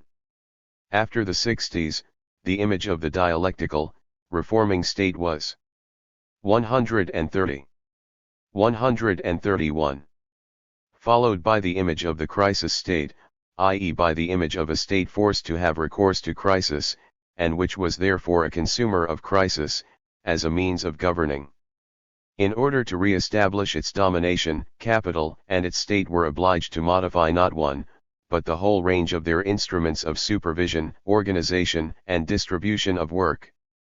This process of the general restructuration of society and of the perfecting of the capitalist mode of production, had a specific characteristic however, namely that of not upsetting the subjective determinations and the collective and corporative insistencies which sustained the old order. The process of restructuration was certainly radical, but it was also limited, or one might say, controlled, by the concern that certain elements of temporary stabilization and relative control should continue to be effective. When, therefore, consistently with the increasingly violent and totalizing periods of restructuration, the innovative process was revealed in its entirety, then the dialectic came to a halt. Suddenly, but none the less convincingly, the social fabric proved to be dominated by antagonism. It was as if the very dialectical laws which had dominated the findings of the social sciences could no longer be used to grasp reality and subjectivity, and that instead of being interwoven and thus sublimated, they found themselves finally separated in their mechanisms and were thus antagonistic. This happened because the famous period of reformist restructuration had been decisive, not only quantitatively but also qualitatively, in the socialization of work. At this point, society displayed impressive isomorphisms, society reproduced the conditions of the factory, and the places in which direct exploitation took place, together with those in which exploitation was indirect, were continually crossed by transfers of transformative practices. The world of work was completely social, fluid, traversable, permeable, and transferable. From whatever point of view one looks at it, this transformation of the centers of productive hegemony, from the mass worker to the socialized worker, is so remarkable, that the dialectic no longer exists. The relationship between struggle and restructuration has been broken, because as we have said, it has become socially widespread, it has attacked the organic composition of capital, animating its structure. The relationship has thereby changed its nature, imposing as fundamental the processes of exchange between manual and intellectual labor, and between 132. Laboring cooperation and the communication of knowledge. What, then, is the practice of the production of subjectivity which emanates from capital in this perspective? The alternative production of subjectivity by capital is, in this circumstance, nothing other than repetition. What enormous energy it requires! In this perspective, the production of subjectivity means that, both in reality and appearance, the norms of the old mode of production, with its corporative rigidities, its fixed mechanisms and the guarantee of the stability of power, must be imposed on the transformation, socialization, liquefaction, and mobilization of the productive forces. If, as is soon obvious, this is not possible, and if the neo-corporatist solution is brushed aside, then other means will be found. What is fundamental is to block the political expression of the productive forces, to study them in order to dominate them. In short, with regard to the revolution of the productive forces, it is essential to disrupt their socialization and to expropriate their autonomy. From this point of view, the production of subjectivity by capital should certainly not create fictitious elements of antagonism. The production of subjectivity is the material to which the antagonism applies itself. The production of subjectivity makes the fictitious elements of antagonism explode and displays them in the foreground. The point, then, is to know them, possess them, and to manage them implacably in their antagonistic form. The production of subjectivity by capital will be entirely determined by the overriding necessity to disrupt the power which socialization places in the hands of the worker and the producer. Given the plan to disrupt subjectivity, one may ask, in what form and in what ways is it developing? The mechanisms are complex. Indeed, the point is not to oppose a plan to the structures which emerge from the labor processes but to infiltrate these processes and to gain control of every change in their expression and of the entirety of the umwelt in which they constitute themselves. The point is to reconstruct a political cycle where economic cycles have broken down, or rather, where they have lost. 133. all capacity to represent and dialectically to contain development. It is necessary to emphasize the complexity of the operations which command the capitalistic production of subjectivity in this situation. In this situation, the paradox is pushed to extremes and the production of subjectivity by capital tends towards the extreme disruption of subjects who are integrated into communal processes of production. Moreover, on the basis of this disruption, the production of subjectivity tends to feign the separation of the subjects. The powerful origins of these processes, that is, the mechanisms of the production of subjectivity against the socialization of labor and against communication and cooperation, can be located in the present. There are above all three instruments used to break down, usefully, from the point of view of capital, the structural isomorphisms of the social, the reconstruction of the market, segmentation of the socialized labor force, and a very powerful ideological semiotic. These being the three basic instruments of the capitalistic production of subjectivity, let us examine each of them in turn. In doing this, one should not forget the anger, and the effort to go beyond even the natural and historical limits, with which the projects are executed. This is even more the case, as is obvious, the more these projects are obscured by idealism, and are thus effectively inoperative. In short, this is even more the case the more the contradiction attacks the essence of the real production of subjectivity and, that is, that production which can be understood from the proletarian point of view in adherence with the movements of the new productive cooperation. To start with, then, let us examine the reconstruction of the market. This is a very complex operation. A limited and destructive goal is at once attributed to it, namely the dissolution, or rather, the devolution of the welfare state. Not by accident, in fact, the thousand maneuvers that organize the ideological machine of the reconstruction of the market, find an ensured instrumental rationality only in the case of the destruction of the welfare state, and thus, of welfare in all its forms. In the first place, the ideology of reconstruction has a profoundly destructive character, so destructive, in fact, that even the dissolution of those associations often so useful to bosses is sought.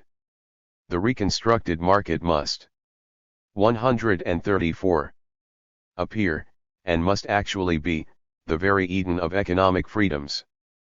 But it is not known how to describe these economic realities if not in terms of the negation of the characteristics of the welfare state. None of this should be obscure to us because the welfare state is, in fact, nothing other than the institutional manifestation of the socialization of laboring activity. This socialization involves a relatively instrumental use of political intervention. Its aim is to underpin the socialization of laboring activity and on this basis to redistribute the wealth produced by the new productive actors. Therefore, the destruction of the welfare state implies the disruption of the socialization of labor. The reconstruction of the market will be a program of exclusively negative power.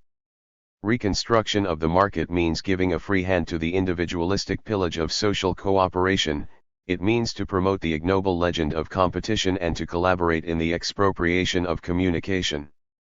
In the second place, at the head of the reconstruction of the market, capitalist ideology places the objective of segmenting the labor market. It is not enough, say the theorists of the capitalist offensive, to destroy the conditions of the socialization of the labor force or the horizontal communication entailed by productive cooperation. More positively, it is necessary to establish conditions of separation and detachment, and effective obstacles to the cooperative process. Segmentation, as we have already seen above, is an essential instrument for this goal. It is not sufficient, however, the dual society, which is the outcome of this capitalist quest for division, must be capable of reproducing itself as such. It is necessary that successive and continuous motors of division be set in motion. Segmentation thus becomes an ideal horizon, an indefinite process of separation and a regulatory idea. The almost religious, and therefore even more mystified, spirit of inequality among people is inherent in this project. All the objective aspects of social organization, from wages to the family, from employment opportunities to schools and research, must be affected by the spirit of inequality. With this we arrive at the third part of the analysis of the process of the disruption of socialization, namely hierarchy and its ideological canons. Destruction of the welfare state and reconstruction of the market, the dissolution of the social nature of labor, segmentation and fragmentation of the labor market, and finally the dual society and all the other filth which this generates, would have no sense if they were not expressly interconnected within a model of extended reproduction which, to a certain extent, proves to be an independent force and a plan of separation. The capitalistic disruption of the socialization of the labor force and of the communal nature of communication and laboring cooperation is here promoted in terms of extreme mystification and in terms of a radical alternative project.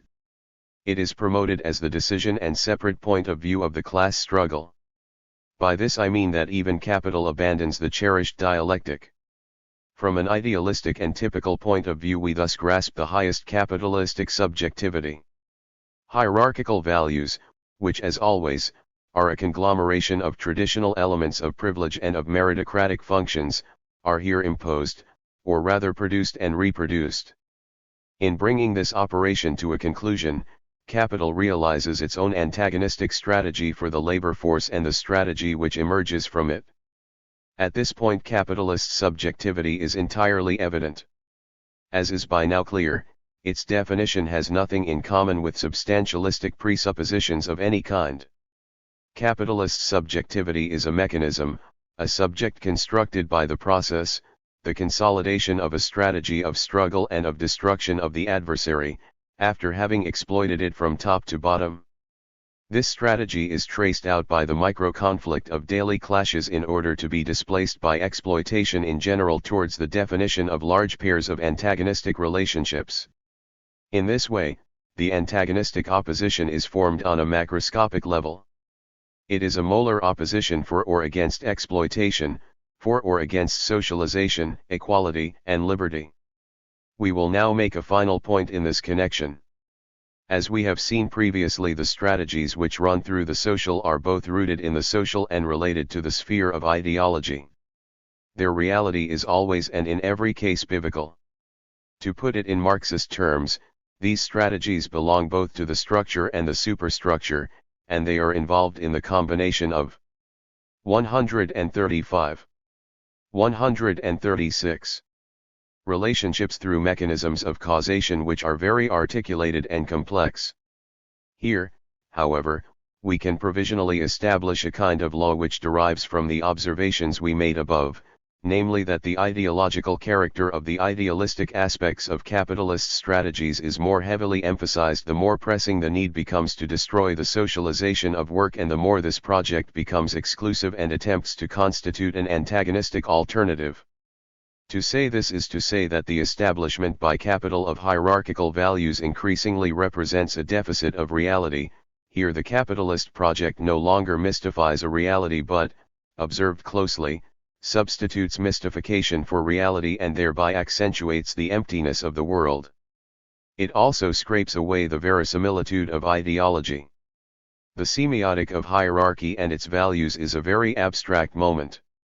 It is not, however, a moment of that abstraction which singularly denies the individual characteristics of labor.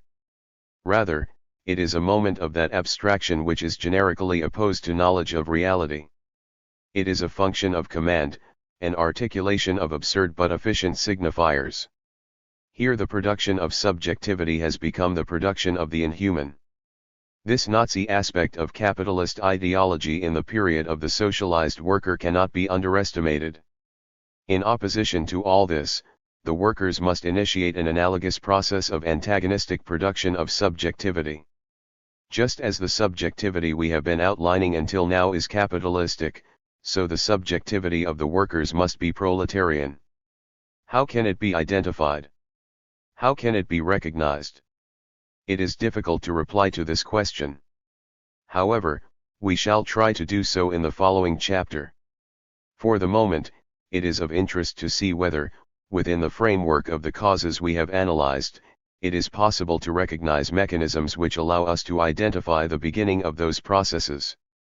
A first point is this: Let us imagine we find ourselves in the situation of an attack on the socialized labor force, such that we are, therefore, confronted by a process of the antagonistic constitution of the capitalist subject and the consequences this has for the workers' society. Now this situation, which is one which was witnessed at the end of the 70s, is not linear. There are, so to speak, uncontrollable effects which free themselves. The capitalist attempt to break up the productive society sets in motion a variety of forces which, even if they escape the historical continuity of the workers' movement, are nevertheless not easily reconciled with capitalist plans for the market. In developing its strategy, capital is forced to recognize these new singularities, but nothing tells us that this journey can be concluded according to the direction established by capital. In reality, these singular moments, although detached from the unity of the socialized labor process and from communicative cooperation, manage to produce an effective resistance. They do not know a reconstructive project, but neither do they know, far less accept, the capitalist project. On other occasions in the history of workers' struggles we have found ourselves in analogous situations. The defeat of the struggles was followed by new experiences, often of pure resistance. The defeats, however, were irrecoverable. In the 70s, the defeat of the mass worker and its organization was followed by a period of social dispersion and of very much heightened mobility in all senses. This internal migration along the arteries of society, this mobilization of social energies, was initially a phenomenon of pure resistance. It was, however, a very important resistance, since it allowed the preparation of materials, conditions, and instruments in anticipation of the reconstruction of alternative or antagonistic mechanisms. It is important to emphasize that at the same moment in which, in a situation of crisis, capital developed the strategy of antagonistic production, its opposite was also developed, or rather it began to be developed or to take shape as another tendency and as the hint of an antagonistic goal. In this origin there is no longer any dialectic. There are, rather, antagonistic paradigms which from the beginning confront each other and prepare themselves for the action. How does the mechanism subsequently develop? In beginning to reply to the question, I would say that the more the process, on the capitalist side, proceeds from the real to the ideal, the more, on the side of the society of the workers and of productive cooperation, the machine of constitution of the mechanism proceeds from the ideal to the real, and from the lack of determination to the maximum of singularization. In short, this is a journey through the various 137. 138. Figures of self-valorization. The maximum of ideal insistence is the state of resistance, whereas the maximum of real determination consists in the singularization of the processes of cooperation and in placing them at the service of an effective utopia, entirely subjugated by the singularities, the communist dysutopia. We will explain all this later, however. Here, as has been done with regard to capital, it is necessary to remember that the complexity of the process does not detract from the relative linearity, even in the case of the workers' society, of the transfer from micro-conflict to the large molar and antagonistic confrontations of naked class struggle. What does the movement from resistance to appropriation mean for the socialized worker? It means crossing, almost insensibly and unconsciously, that world of solid values that had been constructed during previous periods of struggle, opposing their residual consistency and the identity which resulted from it, to the active mystification which it underwent in the restructuration.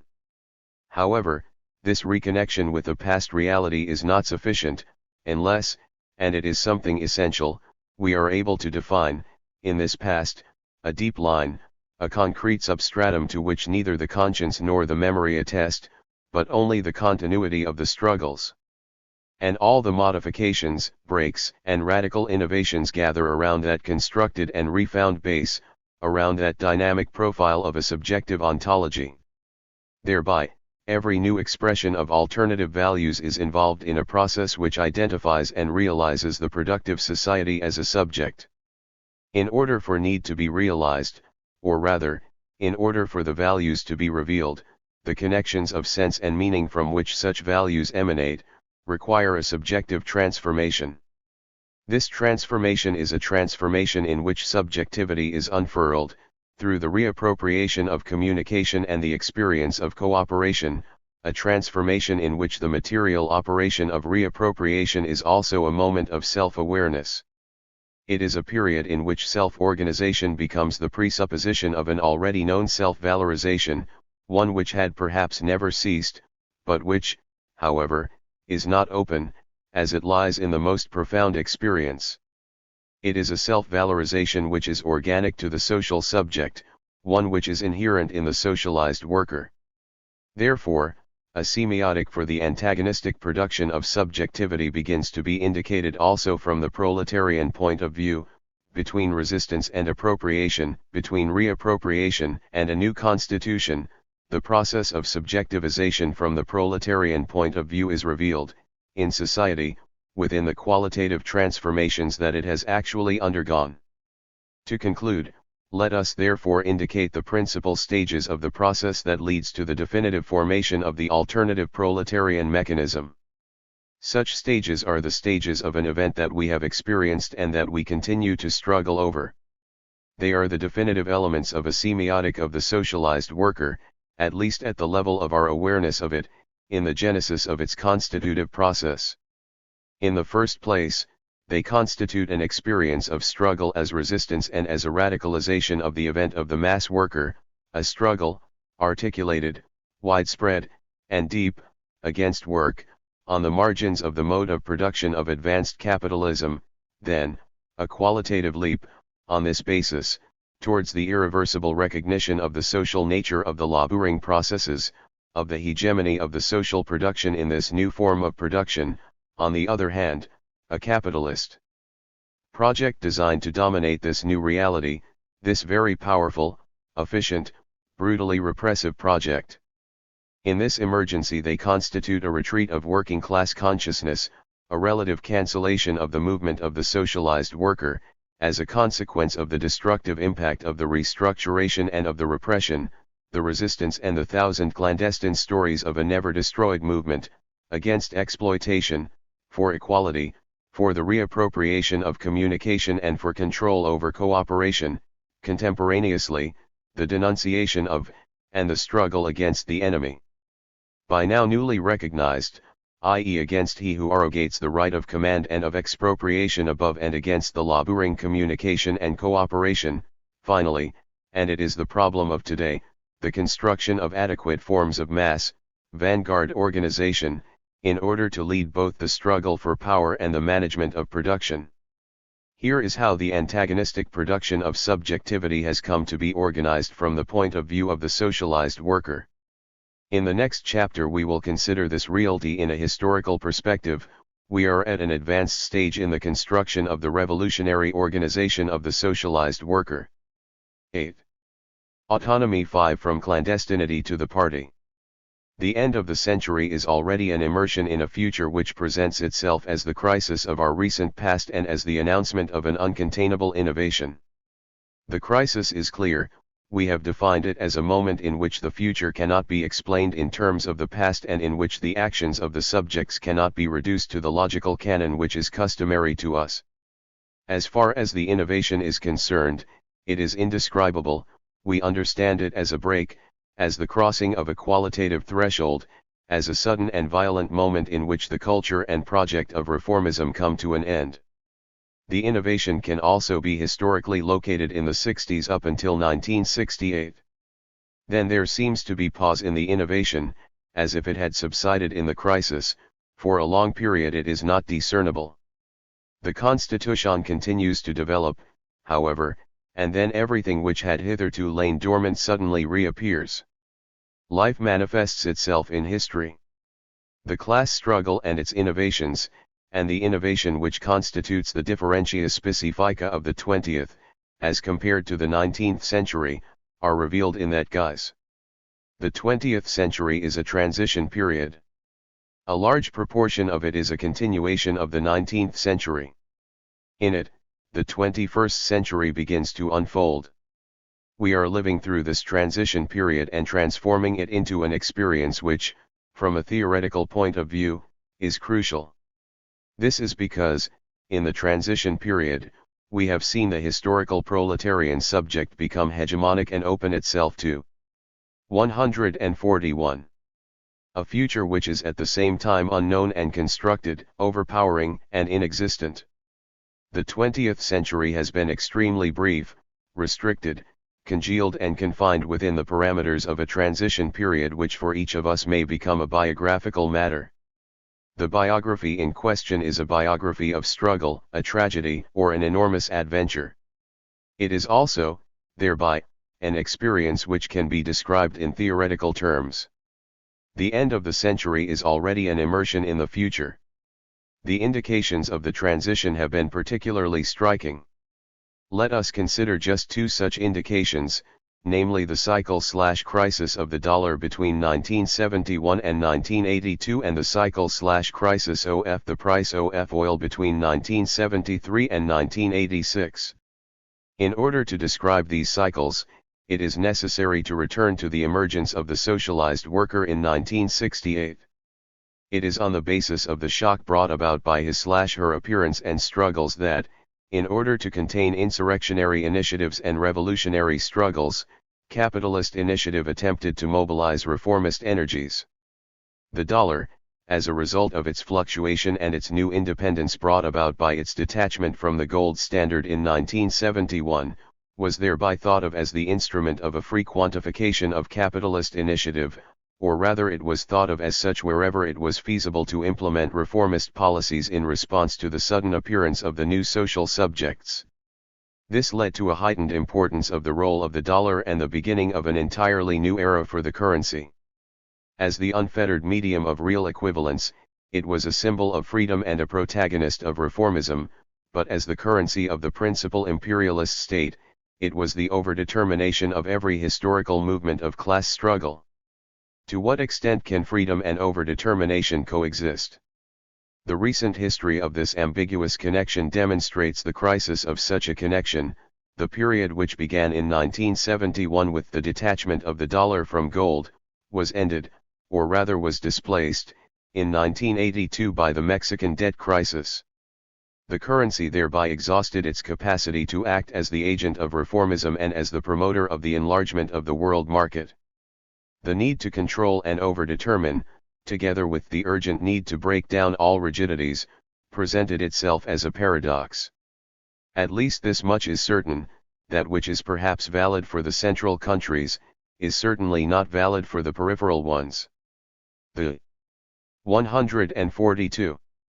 Mexicans' refusal to pay their debts thus became an example and a precedent. Freed from gold, the dollar thus began to fall in value and instead of representing freedom and strength, came to represent arbitrariness and disorientation, malaise and uncertainty. The period between 1971 and 1982 demonstrates a development which is typical of a situation of disequilibrium between the dynamics of the mode of production and the forms of control. Why, then, did the extraordinary American initiative of 1971 fail?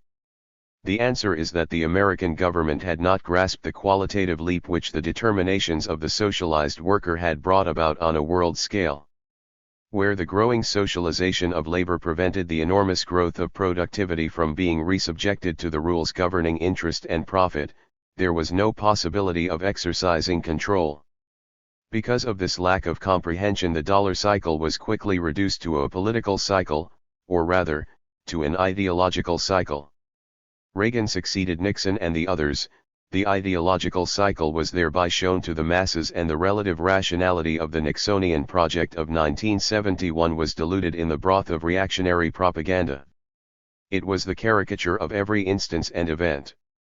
Briefly, it seems possible to set out the following theorem: the emergence of the socialized worker on a world scale imposes reformism, but at the same time it subjects it to an instrumental use, which in many respects is lacerating, aimed at consolidating its own epiphany and at demonstrating, through the expanded form of reproduction, its own irreversible genesis. Capitalist reformism is thus provoked, used, worn out and beaten. It thus degenerates in a tangle of insoluble contradictions. To an increasing extent after 1968, the crisis of the relationship between regimes of accumulation, forms of reproduction and dimensions of mobility on the one hand, and institutional dynamics on the other, became profound.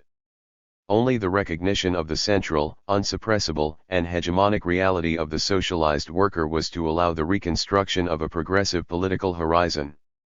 And since this was not something which the capitalist class wanted, the problem of the proletarian revolution was put back on the agenda.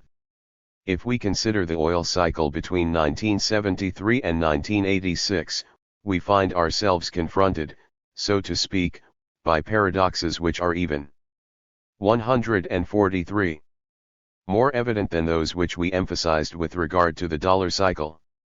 In this case too, in fact, a certain reformism, above all, but not exclusively, in the moderate Arab countries, sustained by the high price of oil, was unleashed. In the Arab countries, the political motives which inspired the reformist project were those of determining, through oil-based accumulation, new centers of capitalist expansion. These were intended, on the one hand, as compensation for the political defeat which the moderate Arabs were to inflict on popular and revolutionary forces, Palestinian and otherwise, and on the other, as a cover for the defeat which the same moderate forces were to suffer at the hands of the imperialist powers over the Israeli question. As far as the Middle East is concerned, the oil cycle is thus a highly integrated political cycle of reformist inspiration, one which is regulated hierarchically and structurally. It involves three factors: the offering of employment opportunities to a hard-working people while at the same time decisively eradicating their revolutionary power, a series of politically moderate nations, enriched by the new, and ever-increasing, price of oil and willing to act, in the medium term, as the element of control as far as accumulation and the maintenance of order in the region are concerned, a supreme imperialist power, and thus an implacable overdetermination, established in the region in order to control the complex ebb and flow of events. Throughout the decade the rest of the world was to pay for the stability brought about by the scheme through proportionate shares of total oil expenditure which was redistributed by increasingly durable inflationary mechanisms. Then, however, the paradox was revealed: in the Western countries, the working class was increasingly less willing to accept the blackmail which was entailed by the above-mentioned equilibrium and the costs and inflation.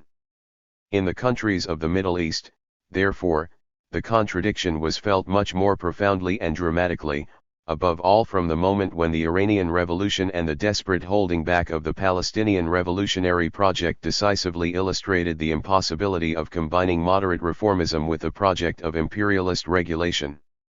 When, beyond all expectation, and with consequences that are no longer easy to perceive, the whole situation exploded, we were again able to appreciate the impossibility of combining regimes of accumulation and conservative institutional and political projects.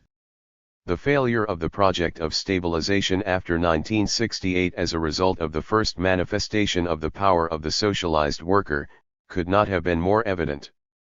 Today Reaganism is coming to an end.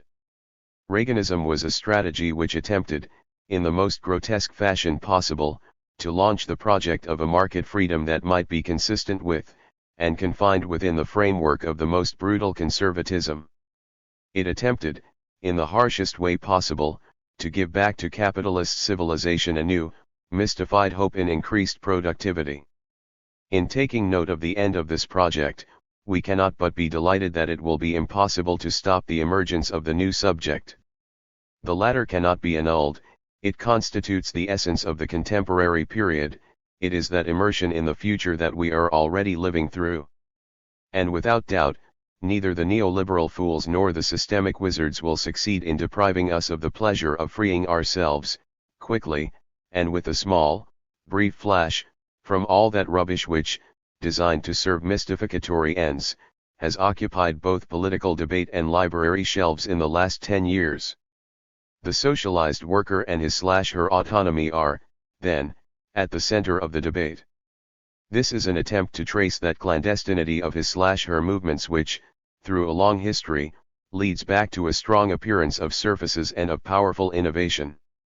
We know the themes around which the productive person of the socialized worker is constituted: the relationship between intellectual and manual labor, the dynamic between center and periphery, and between north and south, which is reproduced through the expansion of the world market and the disruption of its hierarchies, the tension between production and reproduction, and the issue of the social productivity of female labor, which, as a result of the foregoing tension, comes to the foreground. Fourthly, the nature-history problematic, or the combination of ecological determinations which production, in its new social aspects, must assume as fundamental.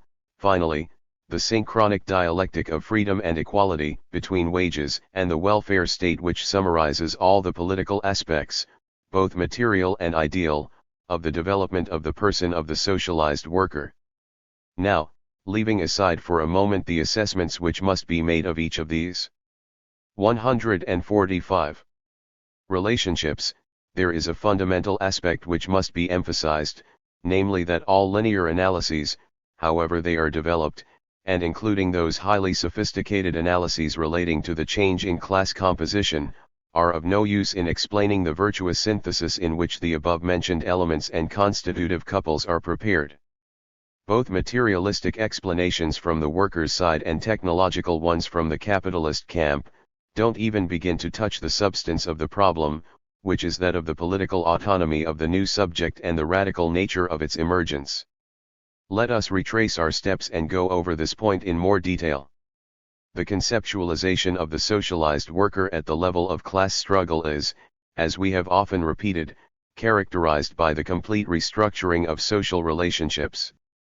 Social relationships are discovered to be outwardly antagonistic. As a dialectical sequence and a technological causal chain, the sequence struggle-development-crisis-restructuration no longer has occasion to manifest itself.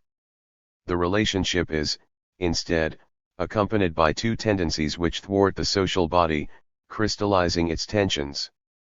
There is no longer any temporal continuity, therefore there is no longer any past or any memory. There are only ontological continuities which are revealed by discontinuity. This discontinuity is a discontinuity in the deposits of composition and in the divergent accumulations of needs and desires when the latter take on a new form. It is also a discontinuity of the ontological procedures themselves. Then there is the revelation, through sudden emergencies, like discontinuities in the historical process, of new events. We are living through this reality and the apocalyptic aspect which accompanies it without reality thereby becoming less gratifying. The socialized worker discovers that the social relationship is an autonomous foundation. The concept of the socialized worker is the concept of a political act which establishes an independent political relationship, an antagonistic society as far as power relationships are concerned, alternative with regard to processes of production and reproduction, and autonomous with regard to the subjects and the community's aims. And it must be borne in mind that there are no dei ex machina which in some way assist the development of the process, or bring about qualitative leaps, or in some way realize the same causality. Rather, the process exists within a free structural horizon, in a domain permeated by a combination of mechanisms which become a system. 146. Gathered around the central axis of the development of socialized labor. The only radical guiding thread which accompanies this constitution is the political and the autonomy of the political. Our problem is one of establishing the autonomy of the political, not where the political is emancipated from the social, but where the political entirely and independently resumes within itself the social. It is strange to arrive at such a conclusion and to glorify the autonomy of the political after a large part of our political argument and our revolutionary experience has been taken up with a polemic against the concept of the autonomy of the political as it had been elaborated within the Third International and in the Bolshevik Party, and which, here and there, had been taken up again by sad epigony of that nevertheless glorious tradition. It is worthwhile retrieving the expression autonomy of the political and overthrowing its systematic placement and its historical meaning. In the theoretical situation in which we are acting, the political is not, in fact, an abstraction of the social, but is, rather, a social abstraction. The political is communication, it is the symbolic, it is the material which establishes social, productive cooperation and allows the latter to reproduce itself and produce value. It is not, then, so much the concept of autonomy of the political which changes, as the concept of the political tout court, a politics which establishes a foundation, a politics which is implicated in the very concept of autonomy. A very impetuous historical process which has pushed the dialectic between autonomy and institutions to the point of explosion, to the point of an irreversible break, now gives us a concept of autonomy which, through antagonism and alternatives, independently establishes the political. Machiavelli is thus rediscovered, at the point he started from, in the social. However, the critics will retort, autonomy was defined as something in non politicae. Certainly, it was defined as non-political in the sense that it was opposed to the way in which the political manifests itself in the systems of advanced capitalism. The political equals the mystification of the social organization of work equals annulment of the subjectivity which the mechanisms of struggle produce equals domination rather than sabotage. Now, however, due to the workers' invasion of society, the placement and the meaning of the terms change, there is no possibility of reserving areas for the 147. Expansion of the political, everything is political, and there is a politics of power and a politics of autonomy. While the first remains as we have described it, a dark grandeur subtends its real appearance, the second is an act of recognition which ontologically permeates and establishes reality. It establishes the social by instituting the subjectivity of the project and setting adrift the objectivity of the mystification. In terms of the categories used by the socialized worker, the autonomy of the political is a term which expresses the self-recognition of the social, it is a term which expresses the productive reappropriation of the social, and finally it is a term which expresses the innovative transgression of the social. The political autonomy of the socialized worker equals the self-recognition of the subject equals the reappropriation of the social equals the political innovation of the world. Above all, then, there is the self-recognition of the subject. It would be repetitive to emphasize the process which leads the socialized worker to recognition of him/herself. However, the specificity and the novelty of the problem are apparent once one considers the mechanisms by which, from the state of covertness, the socialized worker passes over to overt action, or rather, once one studies and organizes the covert political movements of the productive machine of the socialized worker. At this point it is necessary to discard a term which historical materialism had taught us to consider as sacrosanct. By this I mean that it is not the material character of the movements which generates consciousness, but collective consciousness which, through its own development, establishes the material aspects of the very movements of the productive figure. This transition breaks with tradition but modernizes materialism. Self-valorization comes after self-organization and not before. Every spontaneous conception of valorization processes is thereby eliminated, the subject presents itself through self-organization and self-recognition. Organization is the central and basic material element of the constitution of the subject. In this constitutive mechanism there are no other elements which are as strong or as important. Above all, there is no element, apart from organization, which constitutes the lowest common denominator of the development of the socialized worker. But if organization constitutes the bricks and mortar of the constitution of the new subject, and if organization constitutes and fuels the mechanisms which are the producers of the subject, then, as the synthesis of intellectual 148. Labor, of alternative choices and of organizational strength and plans, consciousness is the central element of the productive process of the subject. To organize militancy is to develop the contents and the constructive tension of consciousness. There exists no consciousness apart from militancy and organization. The fact remains that what we are here asserting comes before us, just as ontological determinations come before the movements of action. Everything brings us back to this ontological limit.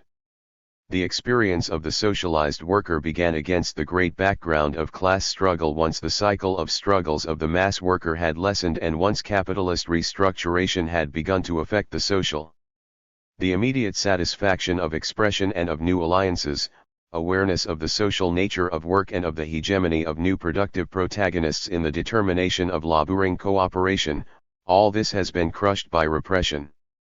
But it has continued to exist all the same, clandestinely, as the framework of resistance.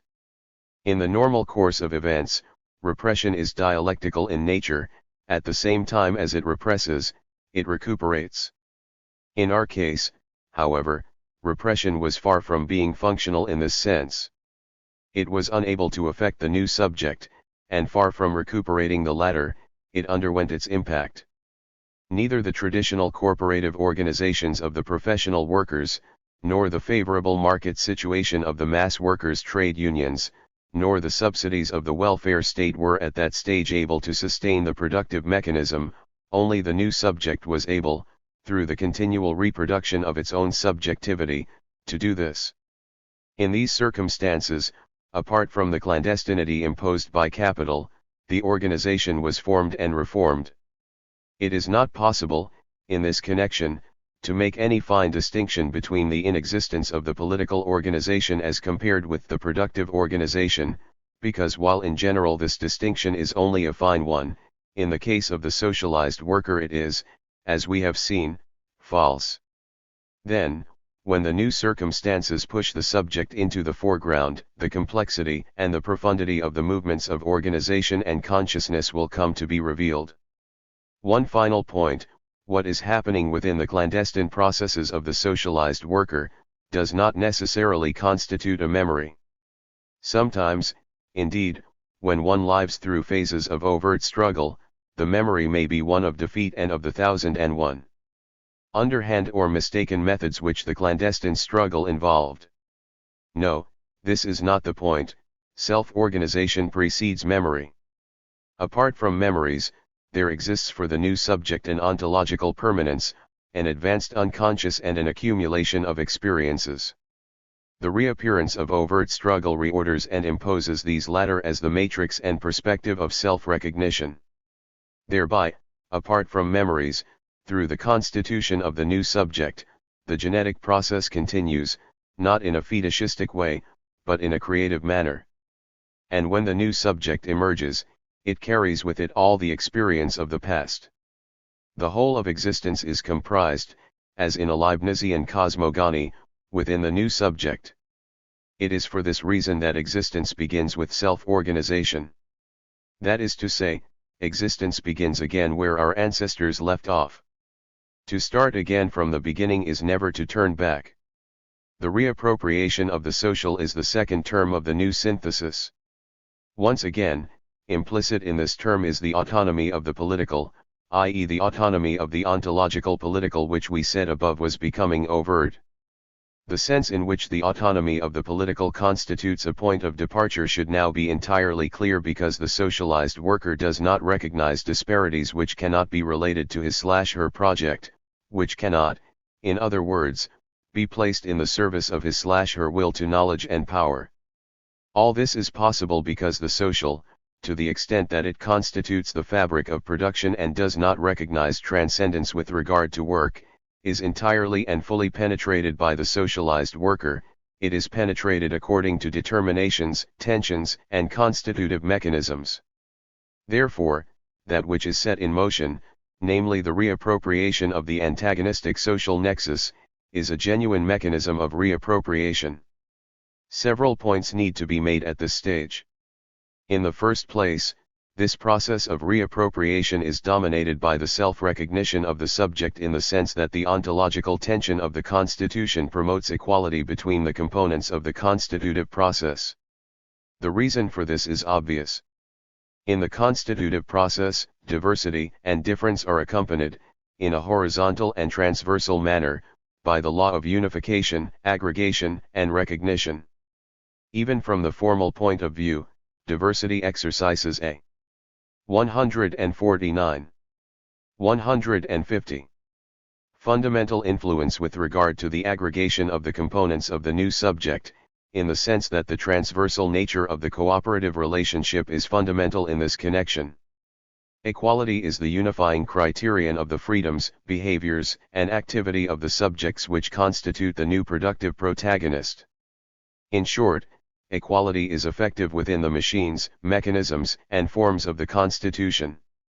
On the other hand, however, equality is also a force which is turned towards the outside, one which is decisively organized for the resumption of control, i.e. for the expropriation of the expropriators. This is the second point which needs to be made, and it is important to emphasize it. What it amounts to is that reappropriation is an entirely material process. It is a reabsorption of the social by the political, a process which cannot be obstructed save by the diversities and pauses which manifest themselves in the transition from a formal possibility to the historical determination. This means that the productive too must be incorporated within the political.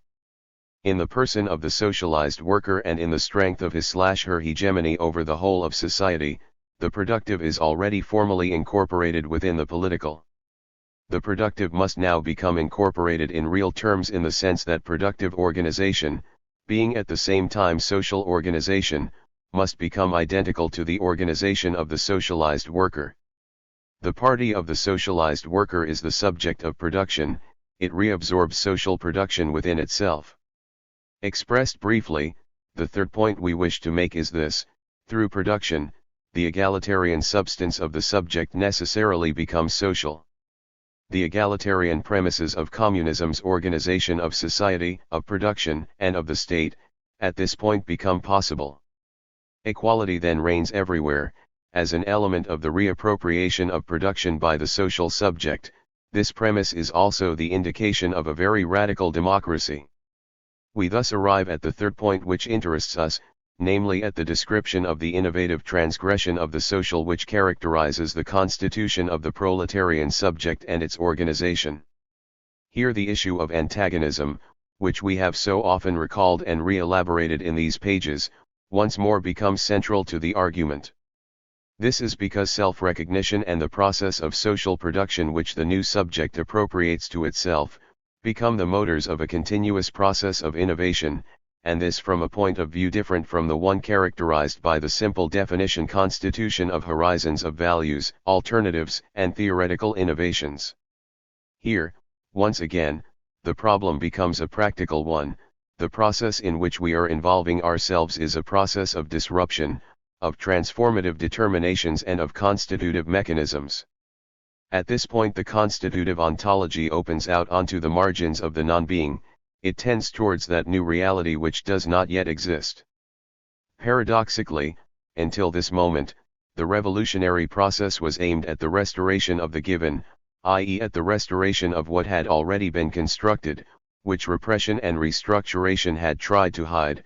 Now the revolutionary process reassumes the characteristics of transformative violence. As the power to identify and define individuality, the terms of antagonism once more become crucial. Leninism and violence once more become of contemporary relevance. It might be asked whether this does not contradict that superabundance of democracy that has hitherto been displayed by the constitutive process. But why should it be so? The self-recognition of the subject and the reappropriation of the supporting framework of the social constitute a democratic process of the organization of production and an exclusive determination of the latter against the subject's enemies, or rather, against all the political and natural limits which the historical process, capitalist domination, and production for profit have consolidated against the movement for liberation. Here, autonomy of the political is a concept which more closely approximates the traditional conception. This is possible to the extent that the social has been absorbed into the political and the political consequently transformed. The socialized worker is no longer simply a product of the history of capitalism, neither is he merely the necessary condition for production and general.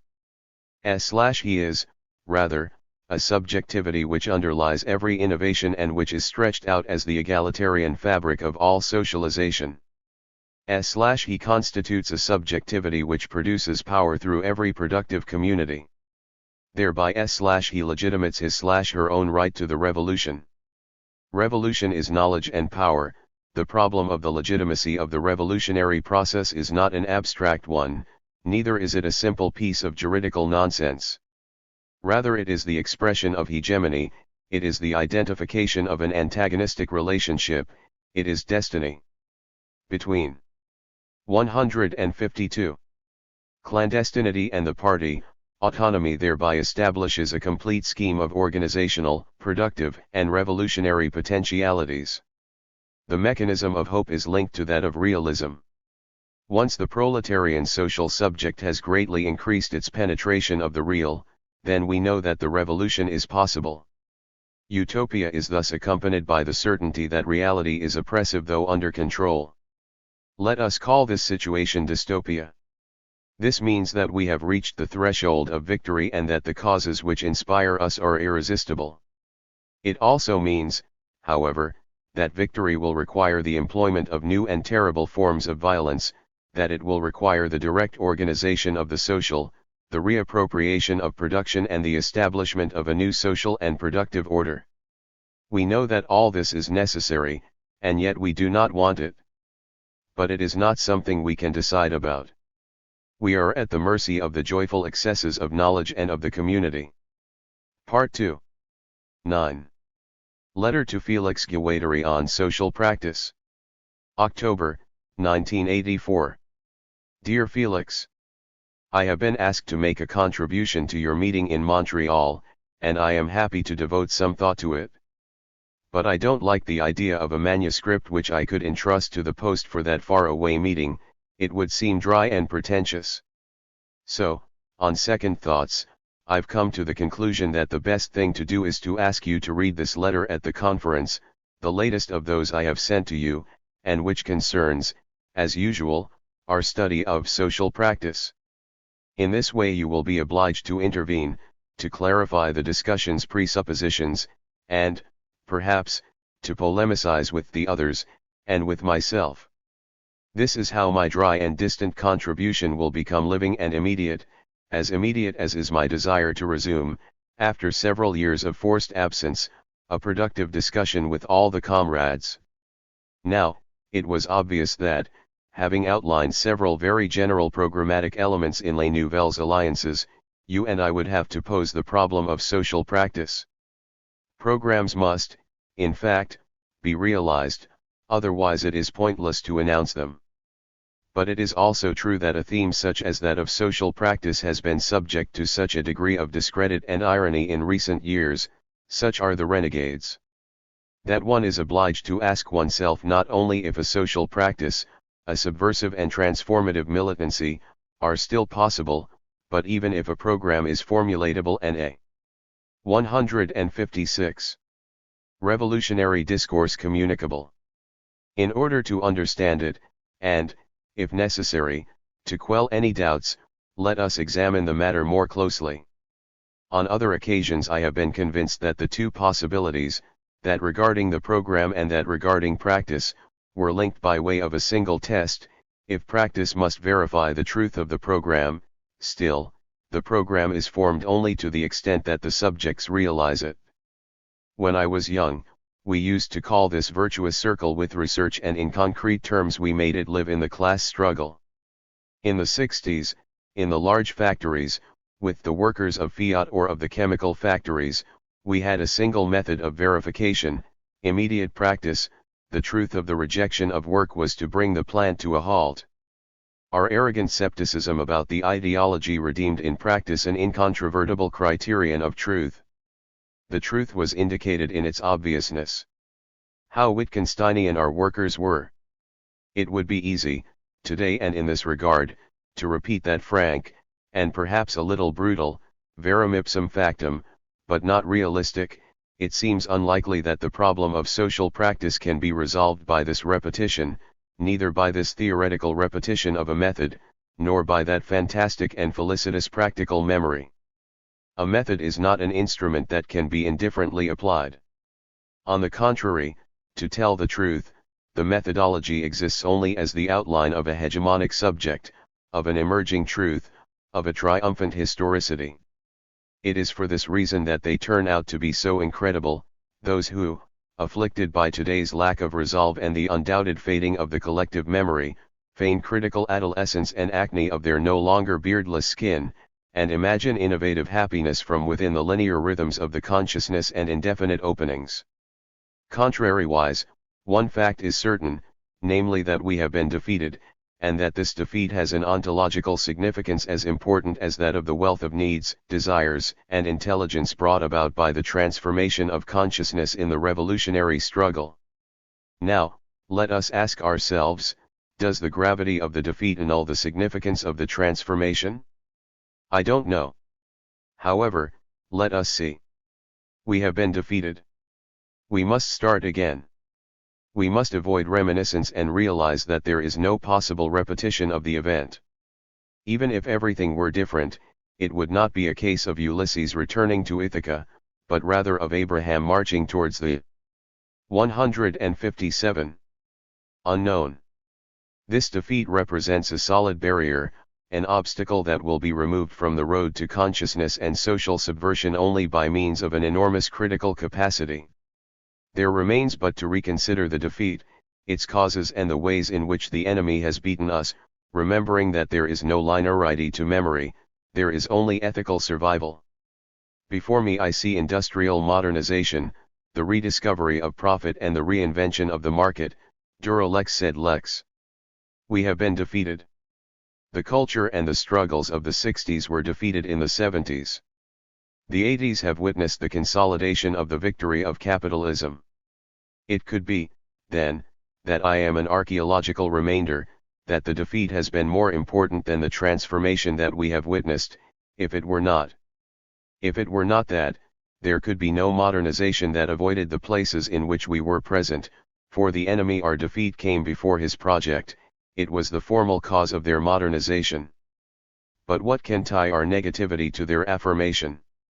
The fact is that modernization is only the resumption and powerful mystification of what we were, of the knowledge that we used to possess. A few examples. In the first place, from the negative point of view, the restrictions to the exercise of command that we were building up had to be broken, and the demand for the guaranteed wage, based on the growth in effective demand and, by that time, uncontainable desires, rejected.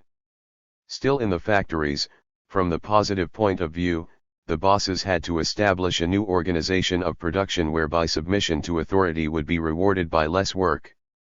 Automation is freely invented by the knowledge that springs from the rejection of work but is, on the other hand, applied in order to break and mystify the generality of this proletarian and laboring need.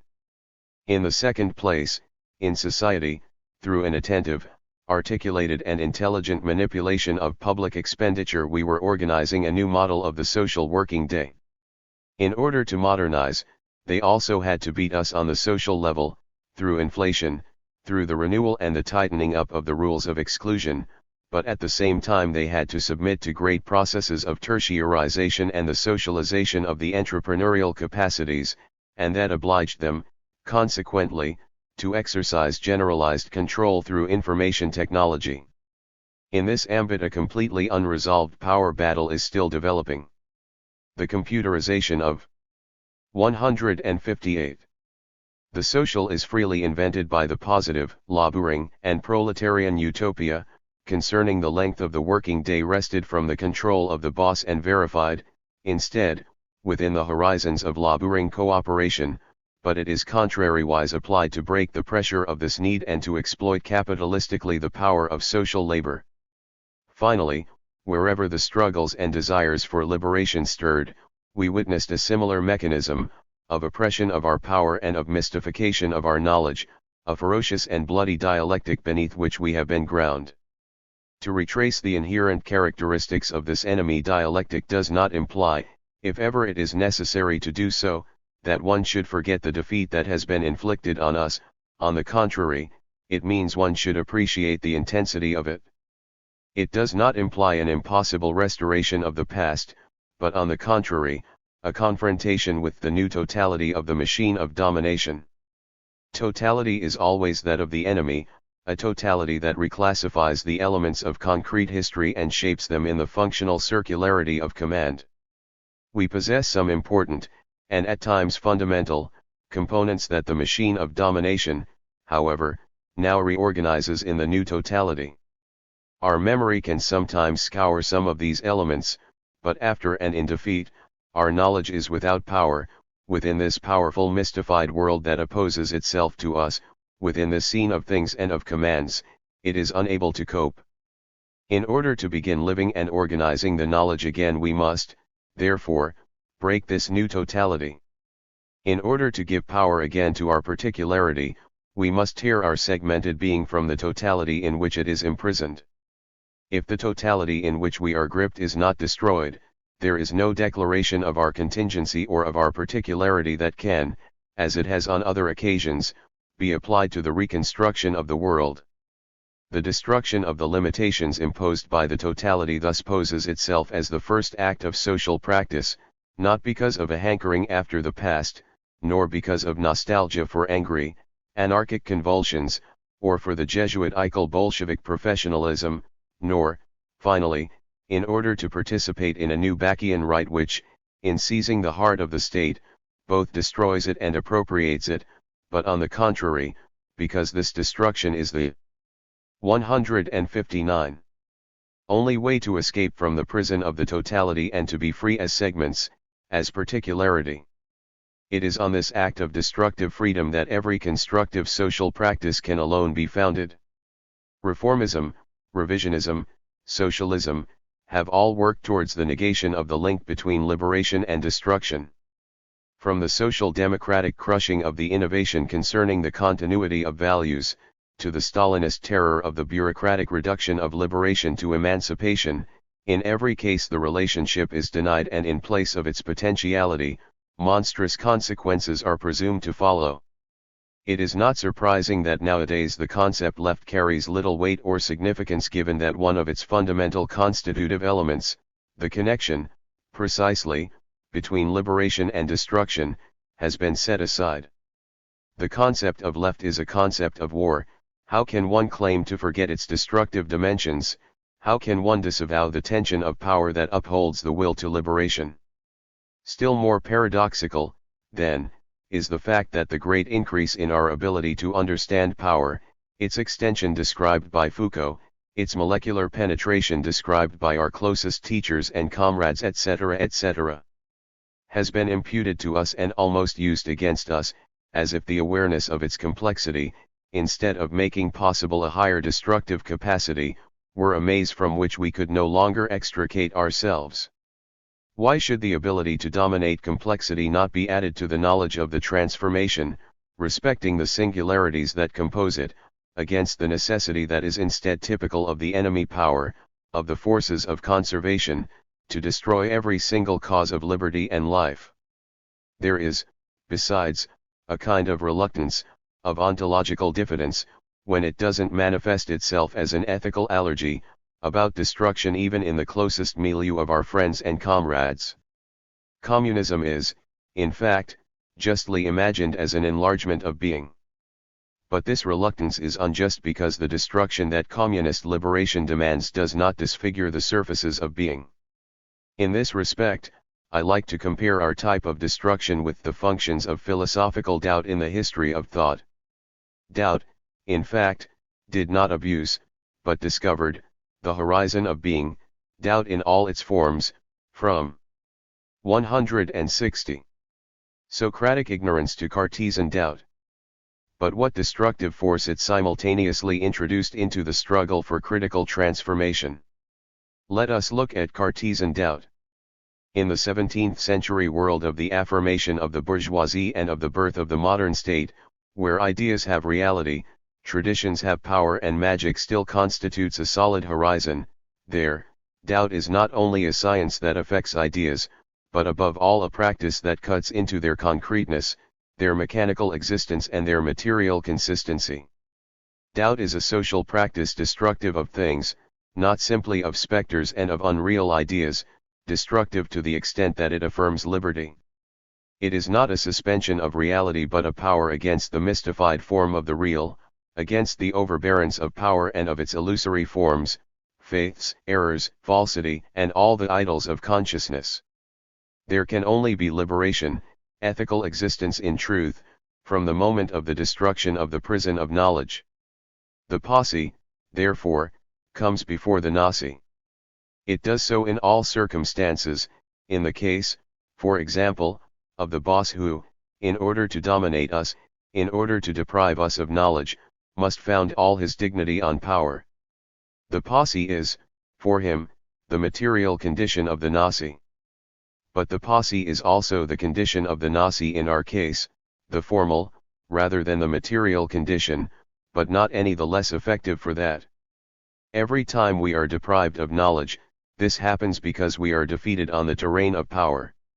Certainly, our relationship to knowledge through power is not something vulgar, it doesn't have the arbitrary and blind significance of anticipation, or better, of the continuous overdetermination of knowledge, such is, instead, the quality of the relation that the boss has had with being ever since the supersession of the law of value and with it, the progressive function of capital. Rather, in the concept of the transformation itself, which forms a bridge between destruction and liberation in transformative social practice, the relationship between knowledge and power is full and very fertile. I like to play with the ancient couplet rational/irrational, in this metaphor the capitalist anticipation of the posse by the Nasi is irrational, the proletarian relation is, instead, rational. By rational here is understood that form which produces its own content. From the proletarian point of view, the posse and the Nasi, destruction and liberation, are formally coterminous and mutually determining. The formal contemporaneity of knowledge. 161. Is the condition of the material anticipation of power, in proletarian action, knowledge thus legitimates power, it makes it just. Let us return then, my dear Felix, to the determinations of our inquiry into social practice. Starting from the beginning, let us develop several presuppositions. In the first place, if destruction is the internal condition of liberation, if the idea of a dynamic is fundamental to the definition of the concept of the transformation, the process of social practice does not, thereby, consist in a simple flux. On the contrary, we cannot consider social practice except as a notion of consistence d'agencements, or of investments and of social obligations. However, on the one hand this consistency is entirely ontological and does not provide for, or hold possible, superstructures or overdeterminations. On the other hand this ontological consistency is the interlacing of structural phylums and of dimensions each time specifically territorialized. The specification is given according to the historical series of the development of the forms and of the phases of the social organization. Now, within this framework, what does it mean to specify, determine, the connection between destruction and liberation, between power and knowledge?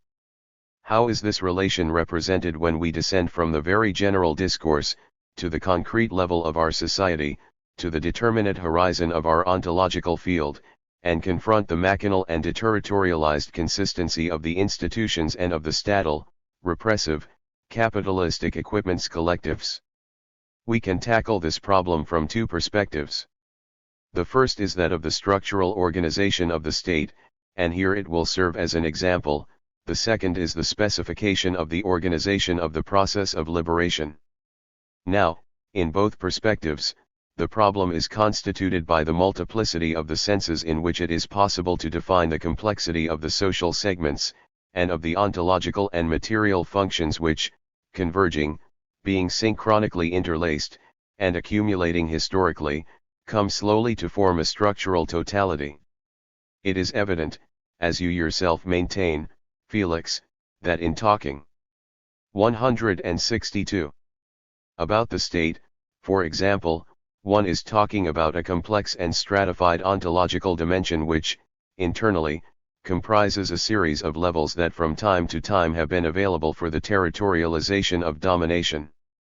These segments not only make up the state, but are produced and reproduced in subjectivity itself.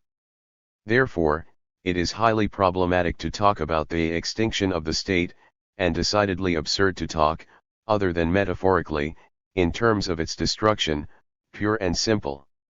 One can certainly always conceive of a new kind of formation of the social segments in the state, a formation which is more open in the sense of being composed of phylums which are deterritorialized to a greater extent and which have broken with capitalist policies of reterritorialization. However, all this requires an historical accumulation, which is both permanent and solid, of ontological experiences. If we now take up the problem from the point of view of society and the social subjects, it can be understood how analogous processes take place, in parallel with those we have described on the level of the state. By this I mean that through the state and its stratified structure we can grasp the problematic development of experiences of organization in society and the accumulation of equipments which are addressed to the organization of social labor.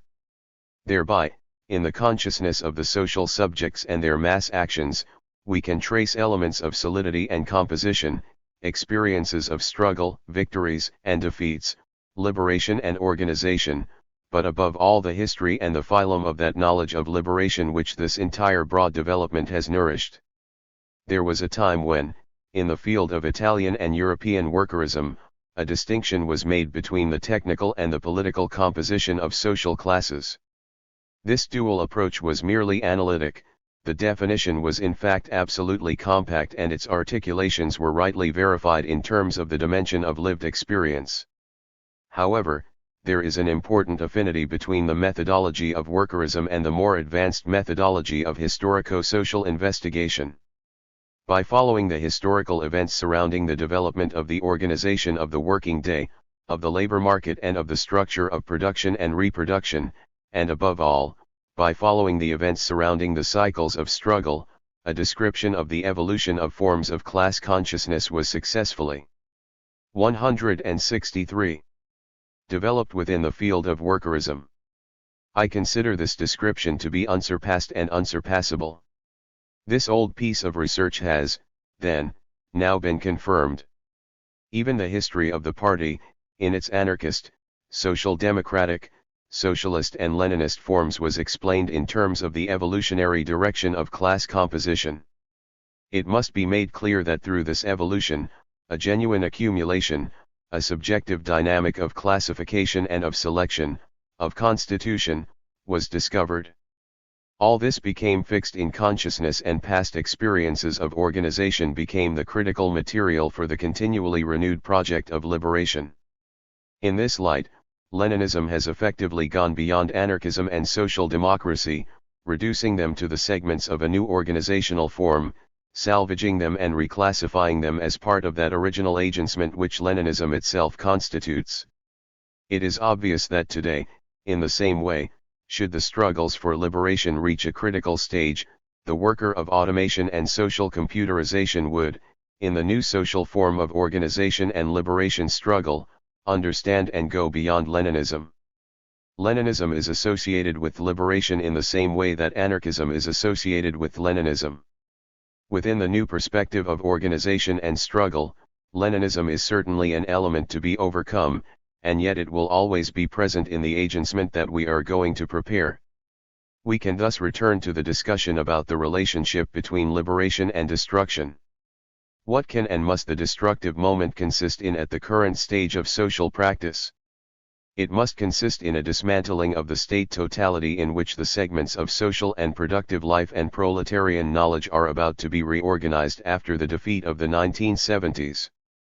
To defeat so-called modernization is certainly not to deny the importance of the technical and material transformations through which such modernization comes about. It is, rather, to remove them, to free them from the totality and to allow them to act against the overpowering end state which capitalism today wishes to impose, to act against the ordered reterritorialization to which they would thereby be subjected.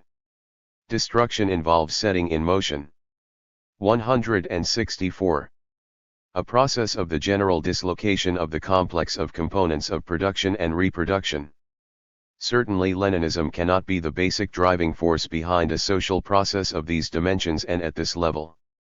Leninism is devoid of these dimensions and these qualities from the start. It is estranged from the revolutionary needs of a social, productive class molded by a hegemonic consciousness, and for this it can be broadly criticized. But besides criticism, let us be careful not to treat Lenin like a dead dog. Leninism stands, and will always stand, as a powerful reminder of an inescapable task of the class struggle, namely to destroy the totality of the enemy's mechanism of domination. For those that desire liberation, this is a task which must be continually reaffirmed. The overall dislocation of the framework of liberation thus involves, as a central experience, the destruction of the totality. At this point we can begin a new series of reflections. To start with, let us remind ourselves of a few points. Today we are living through a period of defeat, let us never forget it. Alternative social practice has little room for maneuver. In fact, such practice often tends to come to a conclusion within the framework of the totality produced by the ruling powers. And yet paradoxically, the ruling powers' awareness that they are confining and imprisoning, within the framework of the totality, others rather than their own knowledge which is not prepared for mediation, which is bitter and often unsuppressible, is very high. Certainly, the precariousness of domination is revealed not so much by the resistance of the oppressed, as by the fragility of the relations of domination. This objective aspect of the crisis must not be underestimated. The level of synthesis of domination and the degree of intensity in the enemy's capacity to produce subjectivity, are objectively minimal. The enemy's totality is unable to become organic. However, and here we come to a new series of reflections, this is not enough to establish a theory and practice which comprise a new notion of the left. In other words, it is not enough to conceive social theory and practice once more as basic activities, as an instance of the destruction of the opposing totality, or as an intervention in the objective contradictions. In short, social practice must be more than merely a theory of the crisis. Rather, it must also consider the ontological dimension and develop the constitutive tendency.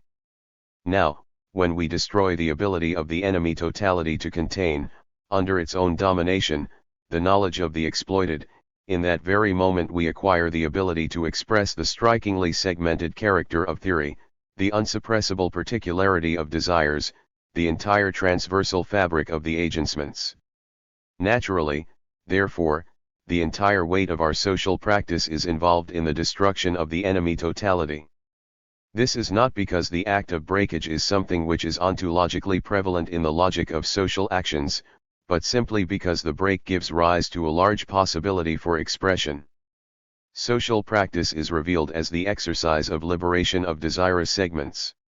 When these expressions are revealed in their entirety, the machines of war, which can continuously dismantle the totality and which can turn this destruction into a constitutional fact, are set in motion.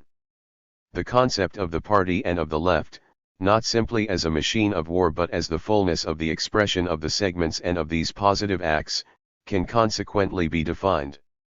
A series of historical processes of great significance which have developed in recent years are now making themselves felt, and we are all aware of the great novelty that they represent.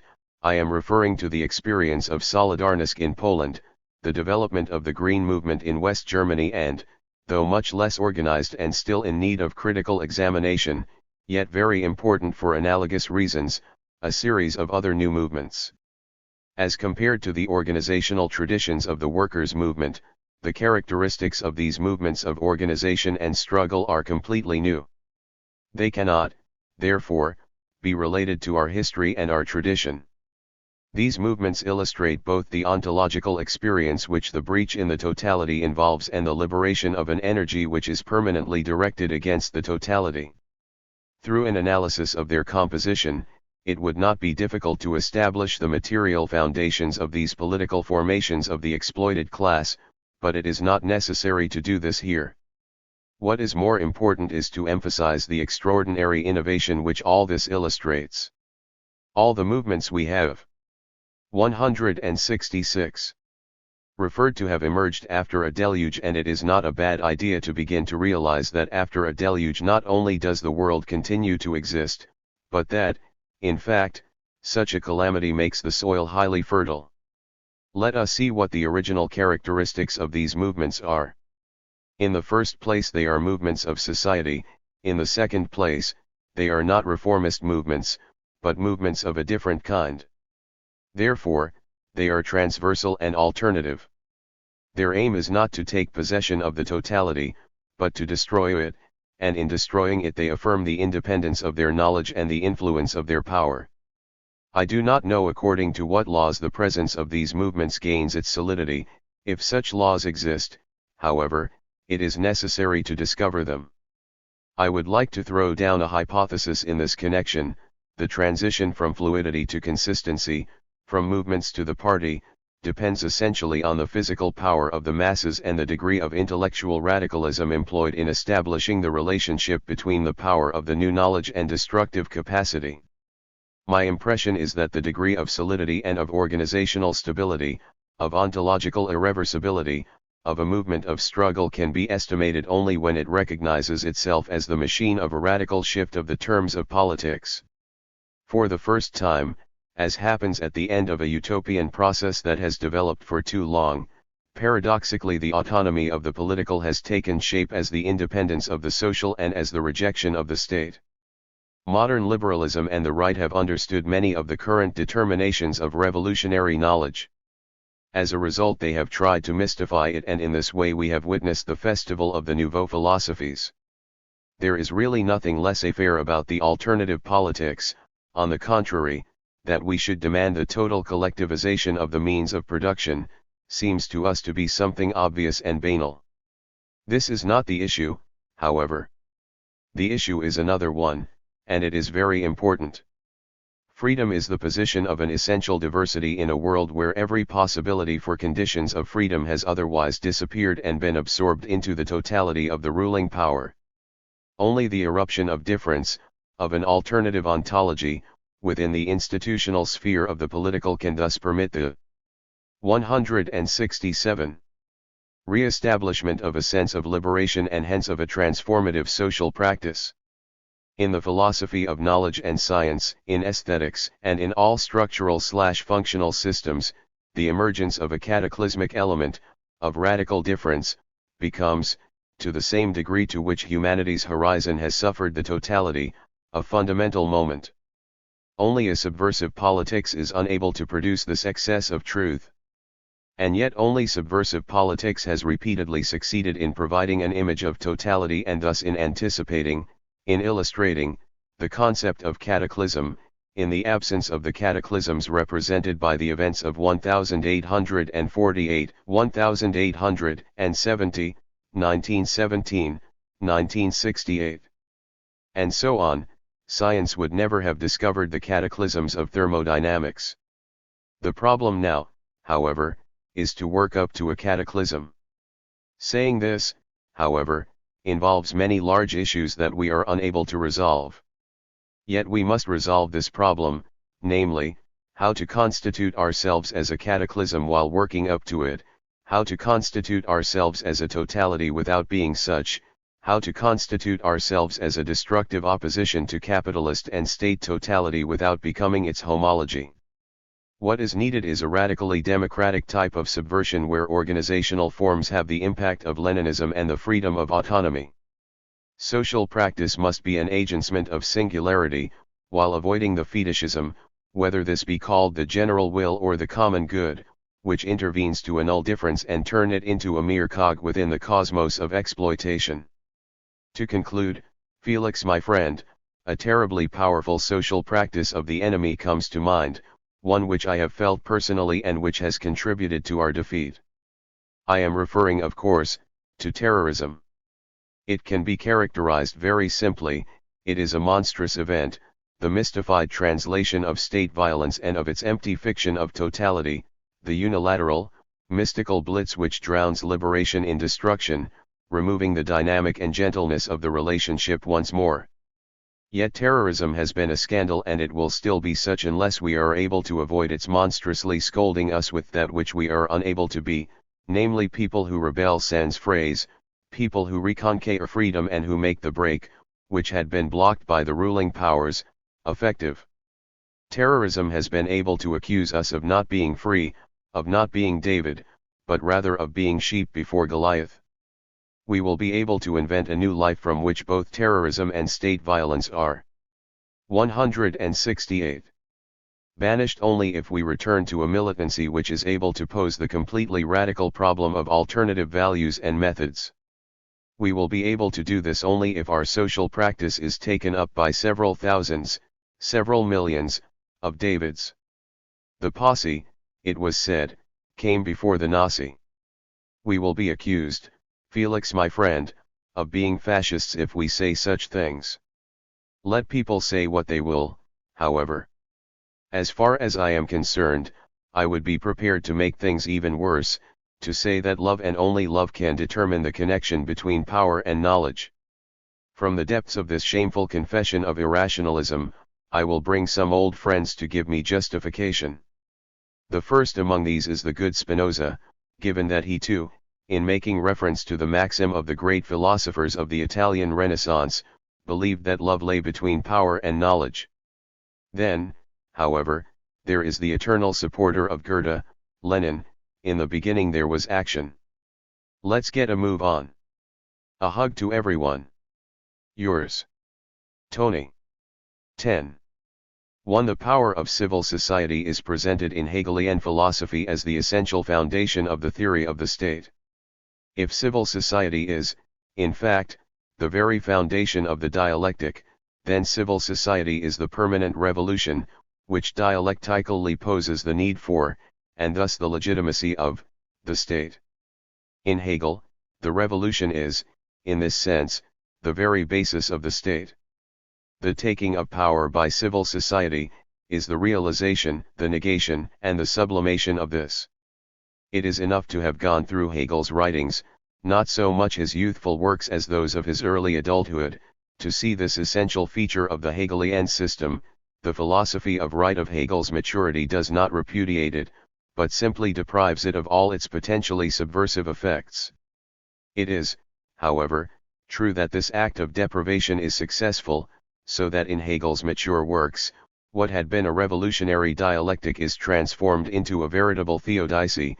In the philosophy of right, in fact, the revolution in founding the state re-establishes order. At this point, the state is able to become an element of the philosophy of history.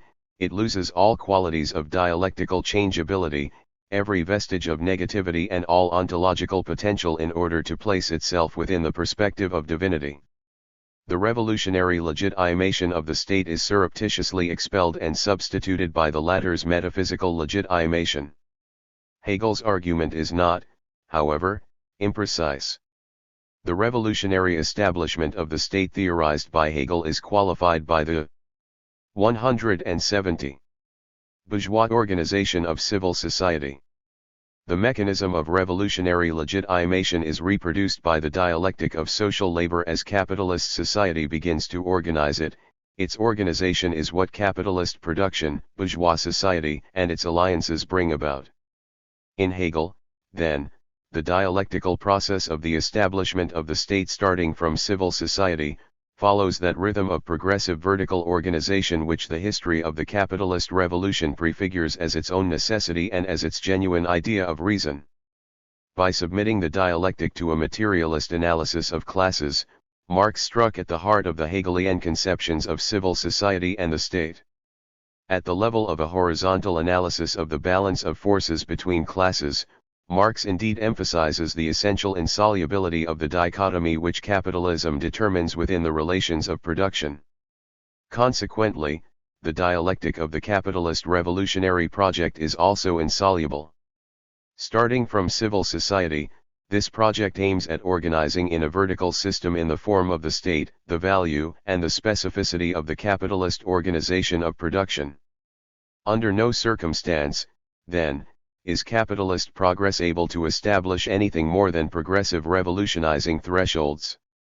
The same revolutionary state does not, and never will be able to bring the movement of civil society to an end. Civil society becomes divided and not sublimated. Sublimation is ideology, pure and simple. It is the collapse of science into mythology. Every theory of the state is theological. Revolution has hitherto only perfected the state. The point, however, is to destroy it. But this destruction is internal to the dichotomy by which civil society is organized. it exists within its horizon. 2. The conception of taking power and the vertical organization of the decisive mechanism of the capitalist dichotomy of society in relation to the state, typical of orthodox Marxist-Leninist conceptions, represent a genuine restoration of the Hegelian dialectic. The so-called crisis of Marxism is thus essentially a crisis brought about by the attraction of revolutionary thought in the field of Hegelianism-Leninism. Marxism's crisis with regard to theories of the state, therefore, is due to the fact that Marxism has as a consequence been transformed into the old art of legitimation of the state. It is not, however, legitimate to attack Marxism from the right, caught in 171. This cold current, Marxism has lost its critical edge and has become the philosophy and logic of capital. Criticism can only come from the left, so to speak, i.e. from within the perspective of transformation, from the sympathetic and innovative point of view of the revolution. But is this possible? Is it yet possible to submit Marxism itself to Marxist and revolutionary criticism? I believe that it is possible, and I believe, moreover, that to begin with, criticism must be focused on that specific aspect of the Hegelian tradition in which civil society organizes vertically in the direction of the state, the solution to its own internal dichotomy. In this regard, materialist analysis in the first place demonstrates the impossibility of any solution which is not consistent with the actual, determinate configuration of classes and of their struggle. This means that civil society is still dichotomous and that the conflict is essentially irresolvable. At this point, however, the analysis must be integrated, in the sense that, contrary to the reaffirmation of the Hegelian version of the theory of the legitimation of the state, not only can the presupposition of the elimination or the solution of class conflict no longer be conceded, but, given the existing state of experience and research, the form of the vertical organization in which the elimination or solution of the class conflict would arise, is equally inadmissible. Let me clarify this point. A basic characteristic of contemporary capitalist societies is the real subsumption of civil society within global capital.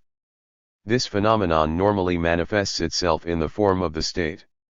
As analysis has revealed, the initial situation has thus taken a leap forward, the analytic base has shifted. The leap forward is a global one involving all the defining characteristics of civil society as such.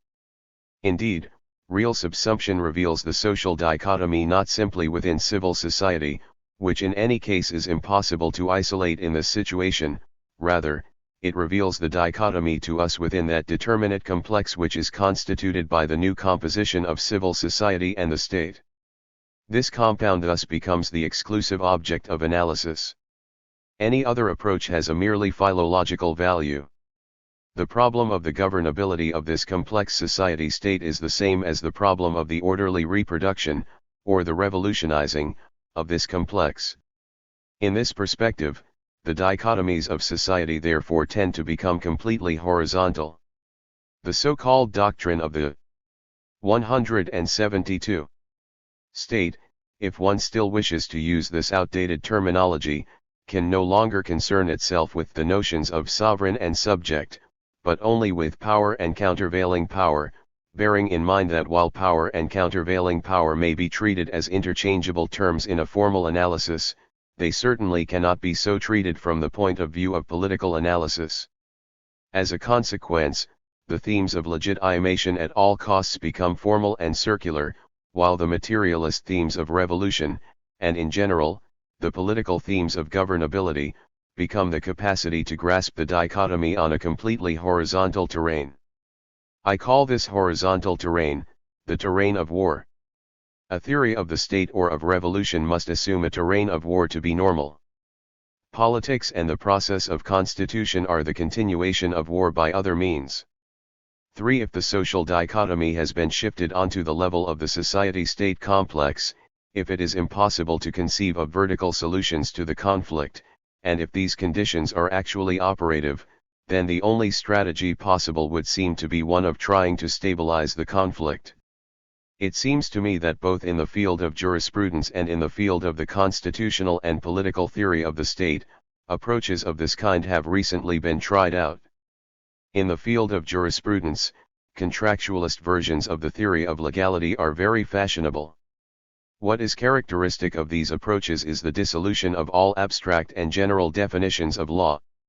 Legal principles at last have the advantage of a secular state, however, they pay for this secularization by assuming the imprecision of forms of domination which do not contain within themselves the legitimacy of a formal rationality. In the field of constitutional theory, corporatist versions of political bargaining are in vogue. Indeed, a disinterested analysis cannot but recognize that the constitutional functioning of the advanced capitalist states effectively consists of a network of corporations and corporatist coalitions. The material constitution composed of these forces overdetermines the formal constitution, or rather underdetermines it, and brings about a crisis in every nerve. 173. Center of its functioning. Neither, given the vitality of the corporatist forces, is it possible to think in terms of ongoing reform of the formal constitution, such as to adapt progressively to it the convulsions and changes of the principal protagonists and to the insurgence of the material, corporatist constitution.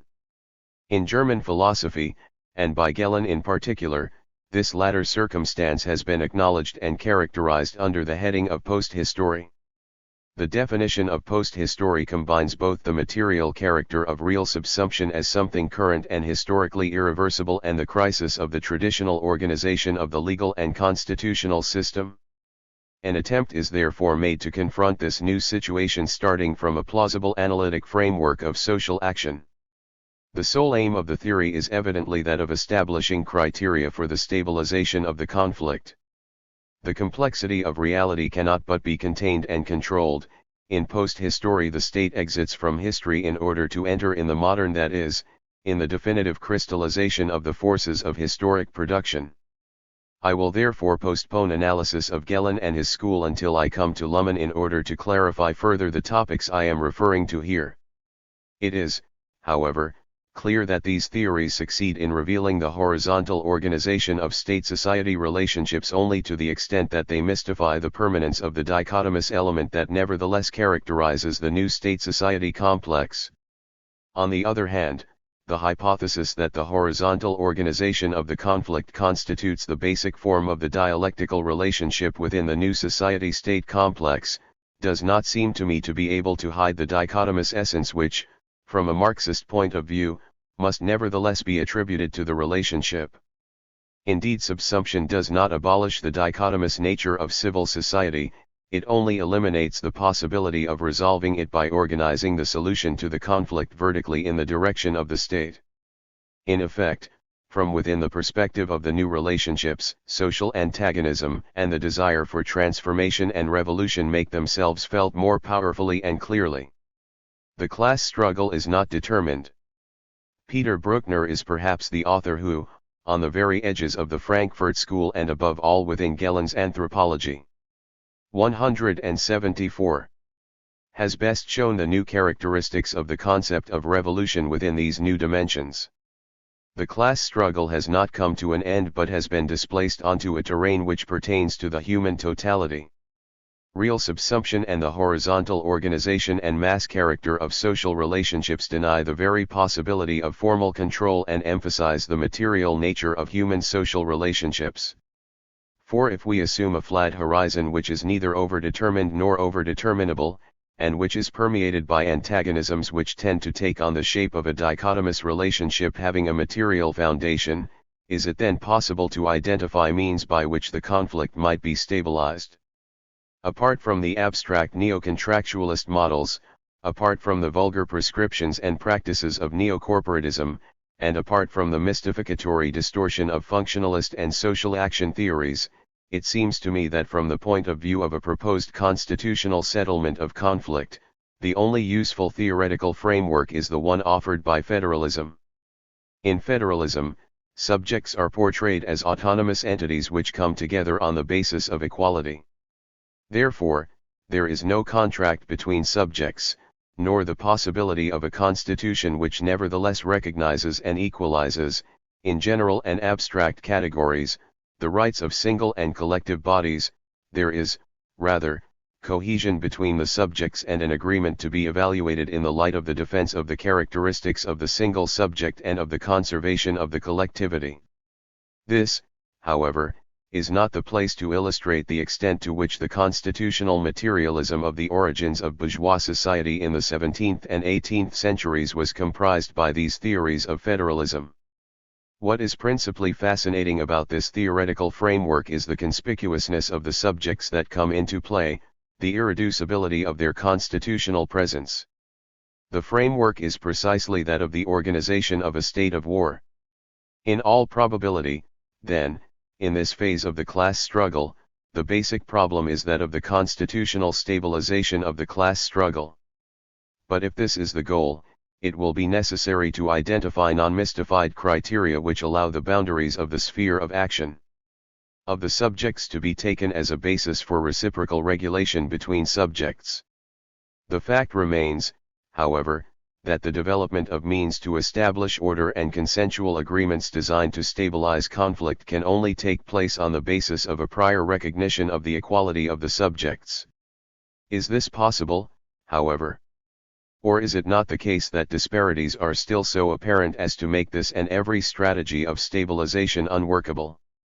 In particular, do there not exist forces which still aim at the restoration of ancient equilibria and ancient relationships of accumulation and capitalist reproduction, and which to this end, are even willing to have recourse to means of overdetermination which are destructive of the relationship? It is obvious, however, that today, a period of stabilization is in the interests of the proletariat. Indeed, the social revolution of which the proletariat is the carrier, is advanced through stabilization. On the other hand, stabilization is not in the interests of the traditional wielders of domination because, as they are very well aware, it is through stabilization that the social revolution is carried forward, even though the latter may not manifest itself as a political revolution. It is thus in the fundamental interest of the proletariat today to impose stabilization and to ensure, through the struggle for peace, that the social revolution is taken forward. This interest is articulated by the means and the campaigns to deepen, uncover, and enrich the proletariat's own subjectivity. To consolidate this inheritance through peace, and to tie this maturity to the social revolution is today to carry out a genuinely constitutional act. In this way civil society, which will no longer be bourgeois, but proletarian, will be rediscovered, not with the aim of establishing over it a new state which will sublimate it, but probably with the aim of destroying this monstrous bourgeois and capitalist fetish and succeeding, as a consequence, in devolving all its various functions to the community. It is beyond doubt that this is a utopia, but it is a utopia that is progressing and unfolding on the terrain of being, so much so that the enemy must assume it, even though in a mystified form. He himself promises a society which is peaceful and technologically equal, and therefore without classes. But to think that technology rather than the act of human transformation can 175. 176. Eliminate classes is the worst of all utopias. The fact is that social movements can never be crystallized, can never become institutions and can never be reduced to a technical apparatus. Within this new framework, new constitutional maneuvers are being tried, on the role of the Greens in the German Bundestag. 11. 1.1 The relationship between the theory of the state and the theory of class. There is no relationship between the theory of the state and the theory of class in the sense that while the theory of the state is a theory of domination, the theory of class is a theory of self-valorization and proletarian independence. This does not mean that the state is not an instrument of the ruling class or a monopoly on the legitimate use of violence etc. etc. It means only that these characteristics no longer have anything in common with the movements of the working class.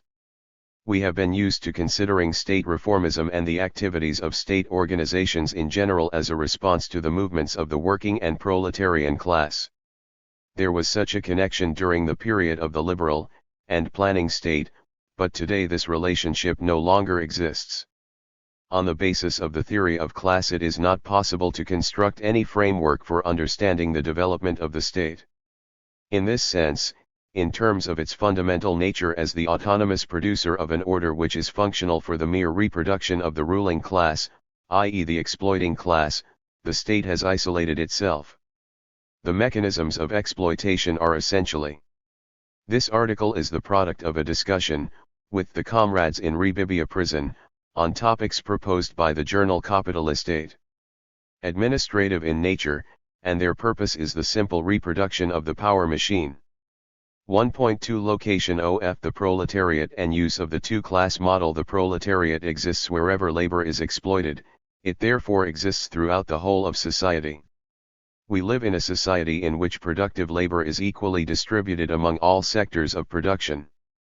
The distinction between productive and reproductive labor, between production and reproduction, not to mention the distinction between production and circulation, is completely untenable. Exploitation must be analyzed in the light of the real subsumption of society within capital, i.e. of the entire society within the state. What is most widely read here in the prisons, is the unpublished 6th chapter of Capital. The basic protagonist of the communist revolution is the social subject of exploitation, the socialized proletariat, i.e. the metropolitan proletariat. The two-class model may be retained, save for the fact that it may not be conceived of in spatial terms. There does not exist any spatial division between the exploiters and the exploited, as is the case with the traditional factory model. There only exists a division which is wholly internal to exploitation itself, which concerns the working day in its entirety and expresses itself in the struggle over the issue of the appropriation of time. The two-class model is a temporal model which counterposes exploited time and free time. Consequently, it is obvious that the two classes entertain not dialectical, but merely antagonistic, relationships. In the organization of the working day, the relationship between the quantities of necessary time and surplus value time has lost all proportionality. At most, it is measured in monetary terms, i.e. in terms of money wages, as the concept of real wages no longer has any meaning. Where is the proletariat? The proletariat is everywhere, just as the boss is. But this simultaneous ubiquity means only that each in turn experiences the weight of power.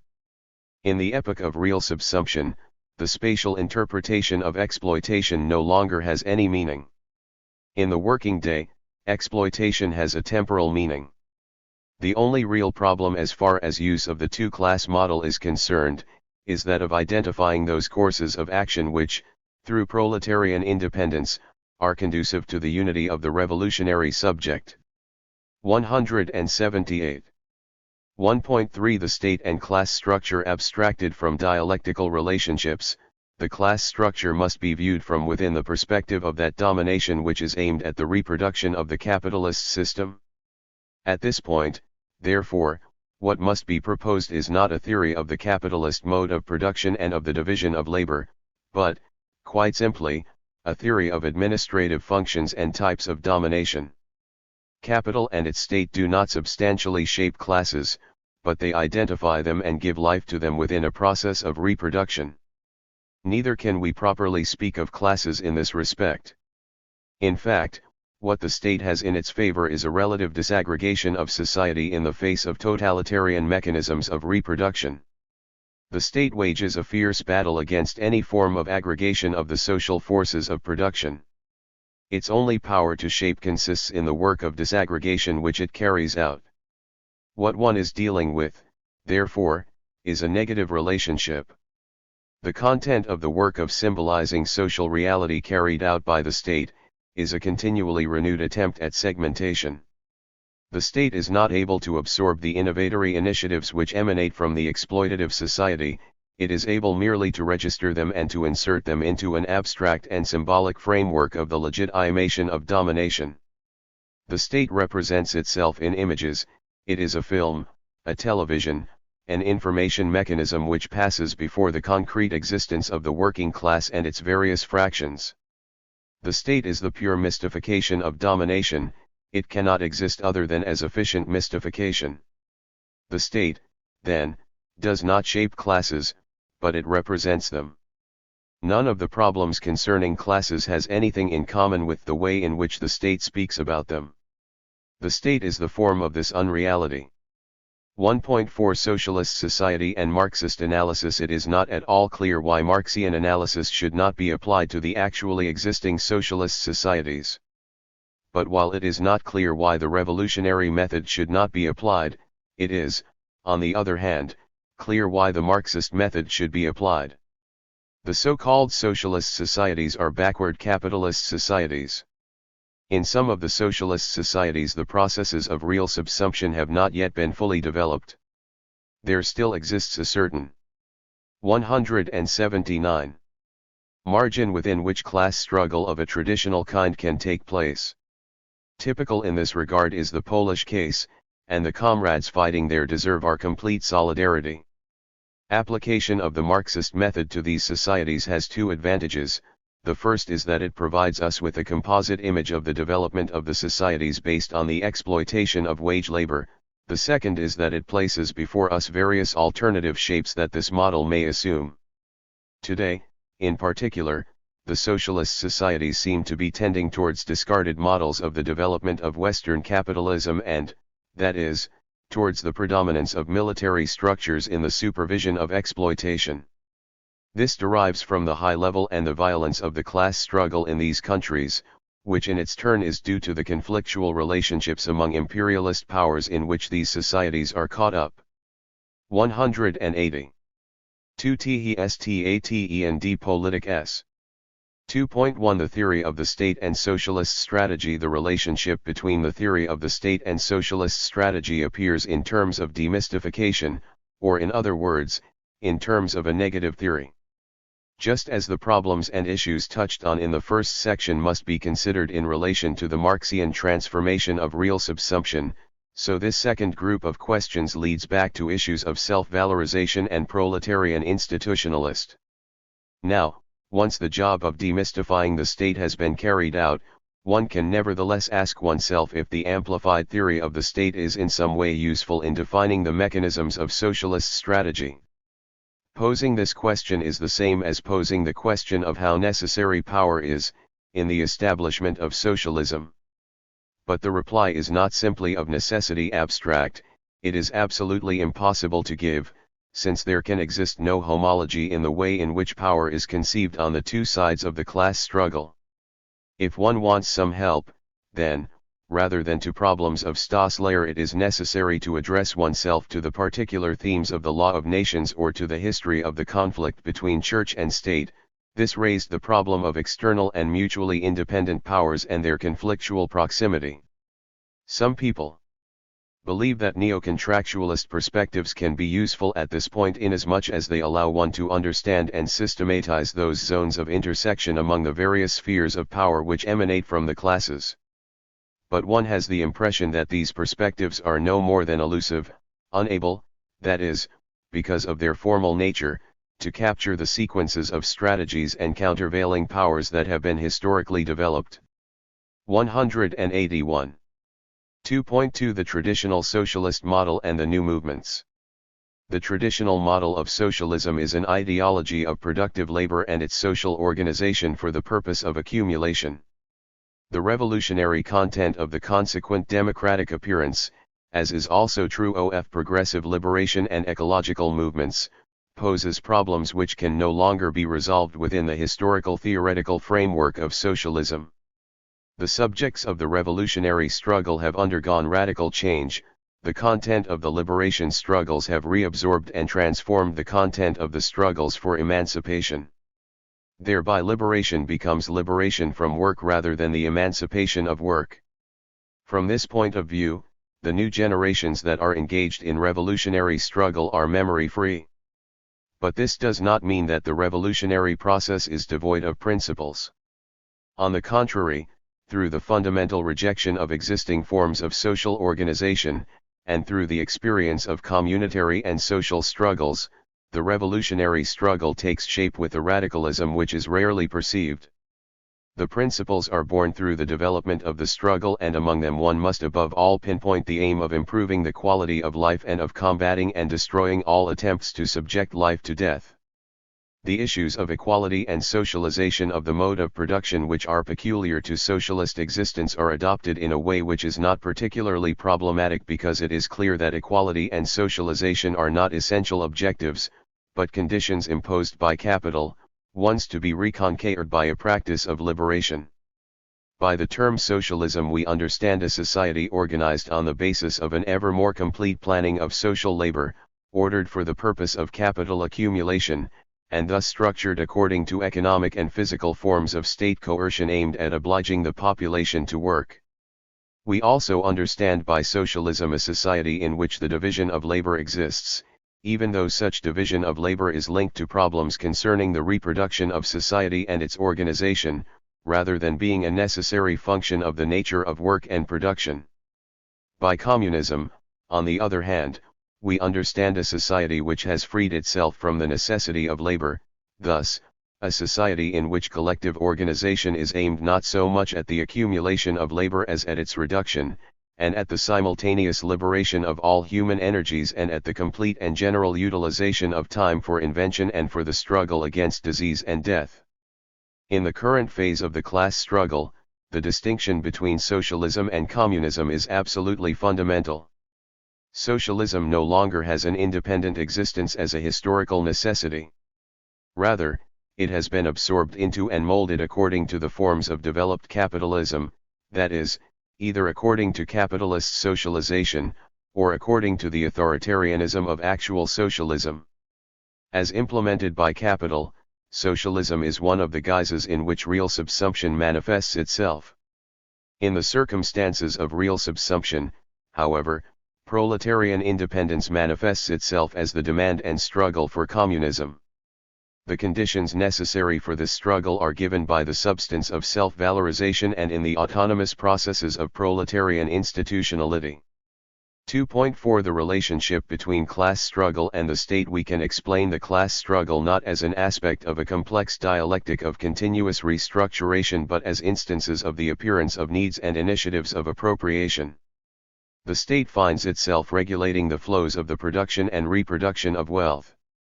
The proletariat, in its various forms, strata, movements and so forth, attempts to appropriate an ever 182. 2.3. 183. Larger and more significant share of this wealth, and not only of wealth, but above all, of freedom and of time. The struggles do not have a mediatory function, just as state domination no longer has a mediatory function. Mediation is dead. The production of goods takes place through domination. The relationships between production and reproduction, between domination/profit and resistance/wages, cannot be harmonized. Capital, through its state, overdetermines and attempts to construct functional social relationships which serve the framework of capitalist imperatives, but which have nothing further to do with the independence of the processes of self-valorization. Struggles within the state are always struggles against the state if the subject that initiates them is the proletarian subject. The very administrative procedures of the state can today be studied according to a logic which is one of separation, a logic which conceives the relationship as the conflict of countervailing powers. However much validity they may have, juridical and administrative acts are potentially totally ineffective. Administrative acts become effective only when the countervailing power gives its assent to them. Within and against are not, therefore, exclusive determinations, but are, rather, the determinations of a single road along which the proletariat travels in the construction of its own independent institutionality. 2.5 The movements and the Constitution of the revolutionary subject. The only political struggle which the proletariat must today carry forward is the one within itself. This is a struggle which must lead the proletariat to bring about unity between antagonism against the state on the one hand and the multiplicity of the movements and causes by which this antagonism is expressed on the other. A sort of materialistic Vergleichen must be developed among the manifold class expressions. United against all forms of exploitation, this must be done with the awareness that the search for unity necessarily takes place on the terrain of antagonism, and, therefore, in the presence of the class enemy, but also with the awareness that this type of unity does not take account of the complexity of the expressions, the behaviors, and the needs of the proletariat. In short, it must be done with the awareness that the wealth of the proletariat, to modify Adam Smith's phrase, cannot be reduced to the sole function of exercising countervailing power but must equally be expressed in the form of the varied and multiple social power which it constitutes. The process of the internal constitution of the proletariat, through the multiplicity of its stratifications and its needs, is today the most fundamental problem of a politics of class, however this might be conceived. The constitution of the revolutionary subject, through its manifold expressions, is today the real problem of hegemony. 184. 3.1 For a redefinition of the Marxist theory of the party. The Leninist theory of the party maintained that the party is the representative of the working class and thus external to society in a twofold sense, in the first instance because the party is the conscious and responsible vanguard, and in the second instance because the party of the working class conceives of society as something external to the working class. Now, as a result of the transformation which subsumption has brought about, the working class is not external to society, but rather, is bound up with all the segments of the productive power which is dispersed throughout society. We call this new subject the socialized worker or the metropolitan worker. What is the role of the party in the light of the new reality constituted by the revolutionary subject? We can immediately say that the party cannot assert itself as a representative. This is not possible given the social composition of the proletariat. Even less so can it assert itself as the vanguard of the working class before social labor.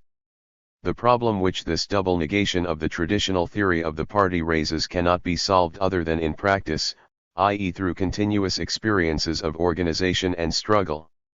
In all probability, the party will be able to be born again only as the organizer of countervailing power, and thus as the collective social agent of communist organization. In any event, the establishment among the masses of proletarian organizations and openings for countervailing power and proletarian institutional structures, which lead towards communism, is the party's sole present-day task.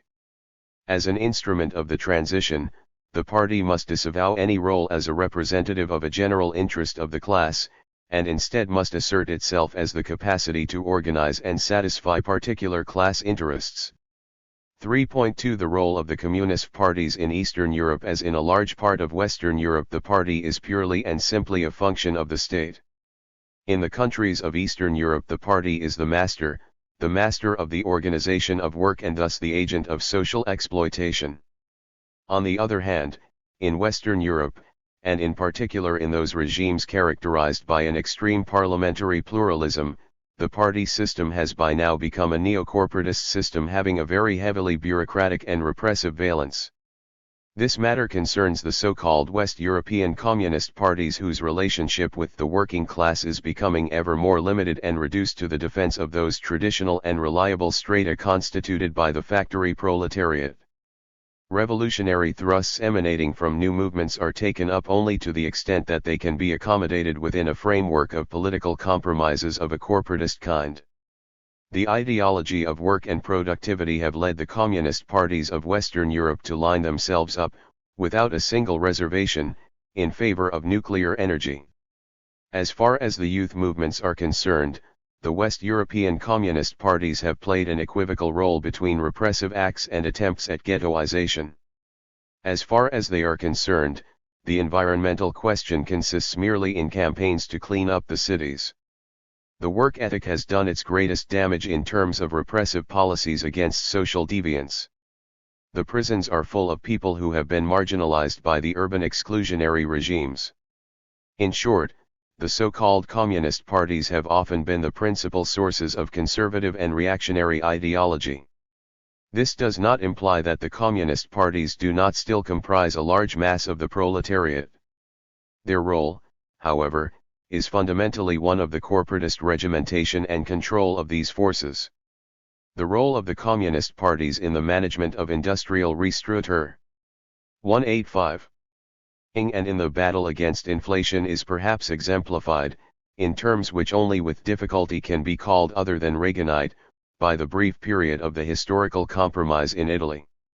The socialist parties, principally in France and Germany, have attempted to initiate a dialogue with the new movements. From here, that is, from here in prison, it is difficult to assess whether these maneuvers have had anything more than an electoral purpose. 3.3 The relevance of parties in the movement for communism. The fundamental reality which must be presupposed is that given by the significance of the parties for the state. The parties are financed by the state as stable elements of its makeup, the parties have a direct hold on the mass media, and a centralized bureaucracy guaranteed by the powers of the state. The parliamentary regime does not exist in either a pure or an impure form, it has quite simply been substituted by the party regime. In this situation there are two possible roads to the transformation, either the one that passes through the creation and consolidation of countervailing powers, or the concurrent one of Sprachlosigkeit, of the absence of legitimation or of passive legitimation. In the Italian tradition of Gramscism, one speaks of passive revolution in the sense of a revolution from above which the masses undergo passively. Today, it is perhaps appropriate to use the expression passive revolution to indicate a passive process of sectional movements of the masses which imposes a revolution from below. The general opinion is that the parties are both weak and strong, in the sense that while their power is entirely guaranteed by the activities of the state, in no case do they function as transmission belts for any kind of popular will, they are shabby machines of mystification. 186.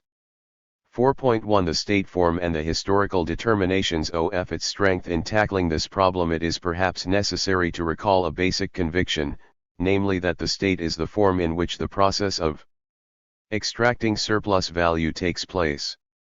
If the relative autonomy of the state had some kind of meaning during previous phases of capitalist development, any kind of autonomy of the state and of the political is inconceivable during a period of real subsumption.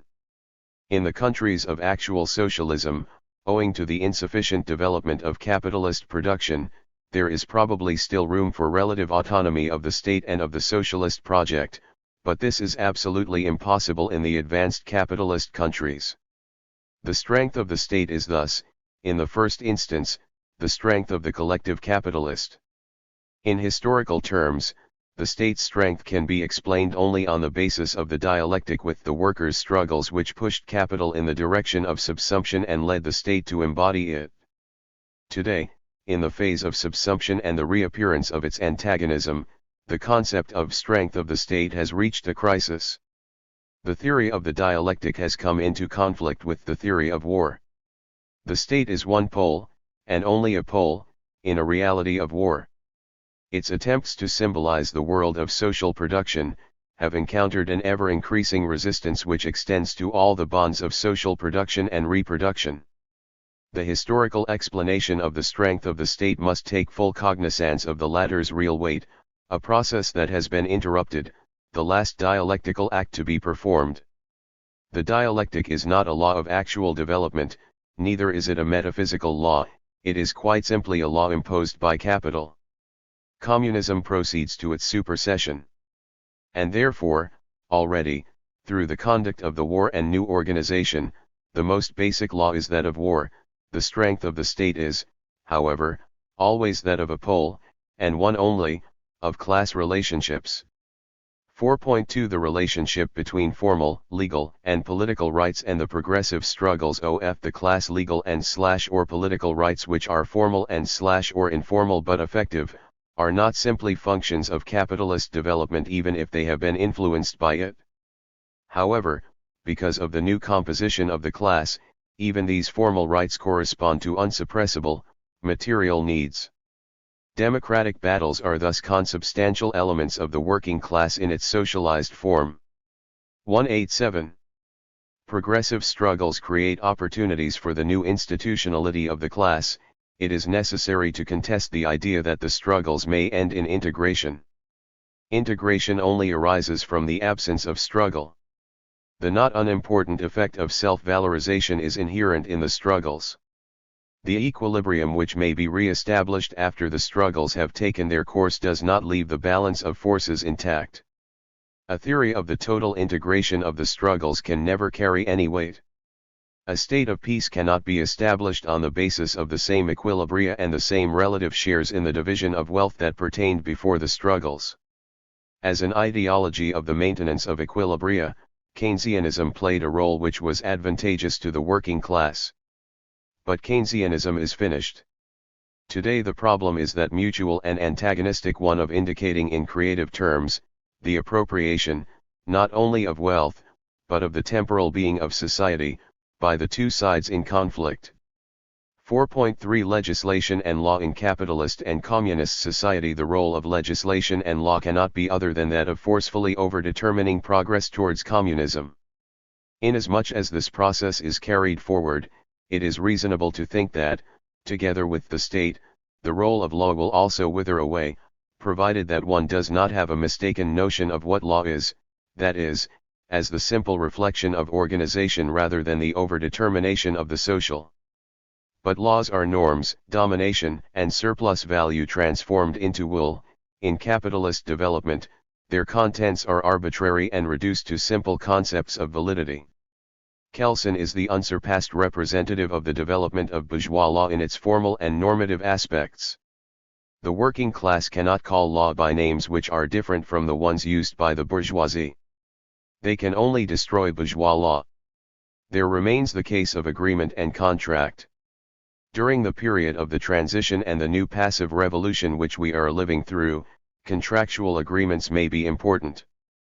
But they should be reduced to the descriptive level and to the theory of international law rather than to currently existing public law. From this point of view, actual practice completely supersedes law. What is important in this respect is not to get things mixed up. 188. For example, let us consider the widely used term, new laws. The means by which law is created are bound up with the very notion of the state, whether capitalist or socialist. Every creation of a law by the state is, at the same time, the creation of its negation. Capitalism creates new needs, behaviors etc. which must be controlled to the very same degree that law establishes such needs and behaviors etc. This is obvious, and does not seem to create any difficulties for the maintenance and reproduction of capitalist domination. If by new laws it is understood that through their recognition new elements of conflictuality are likely to be induced, this too would seem to be fairly obvious. It is no coincidence that the capitalist machine of the production of law is, at the same time and to the same degree, a machine which is organized for the solution of conflicts, i.e. one which is functionally organized for the reproduction of the capitalist state. The problem, then, is not one of new laws, but rather the tendency of the proletarian countervailing powers to concretize themselves and become hegemonic. The real problem is that of the collective demands that are beginning to be raised and which cannot be contained, save for brief periods, within juridical systems. It is clear that in this sense, that is, within a framework of new contract actuality, on the basis of a series of relationships which are not so much juridical, as relationships of force and of forced settlements, a lot of new laws are produced. But it is very dangerous to use legal terminology to describe these collective demands. Contemporary Italian history is rich in relevant examples, both as regards the effective valence of the demands of the proletarian subjects and as regards the exceptional production of norms to obstruct new systems of power. 4.4 On the role of violence of the state and against the state. The current role of violence against the state is difficult to establish, and, in the absence of a theory of proletarian organization and countervailing power, it is also difficult to establish the general role of violence. The exercise of violence against the state has effectively become as widespread as is the exercise by the state of violence. 189. 190. Against the subjects. It is difficult to imagine a fatal moment of an unleashing of univocal violence which destroys the state. If the theory of the countervailing powers and the direct organization of the proletariat has any meaning, then violence must be related to the rational action of proletarian organization and countervailing power. Given the complexity of the social organization of the proletariat, the ideologies of armed insurrection do not hold theoretical water. The processes of the current transition will develop within a time period that cannot be the now of insurrection. Rather, the relevant time period is that necessary for the unsuppressible trend of proletarian power to consolidate itself and at the same time to appropriate wealth. The point is not only to destroy, but above all to build. The absence, among the topics proposed by Capitalist State, of any reference to the themes of proletarian self-determination and new constitutionalism is to be criticized. These are perhaps the principal topics on which revolutionary criticism and imagination is exercised today. The basic problem seems to be to succeed, even by means of comparative discussions, in identifying how proletarian self-valorization can become open institutionality.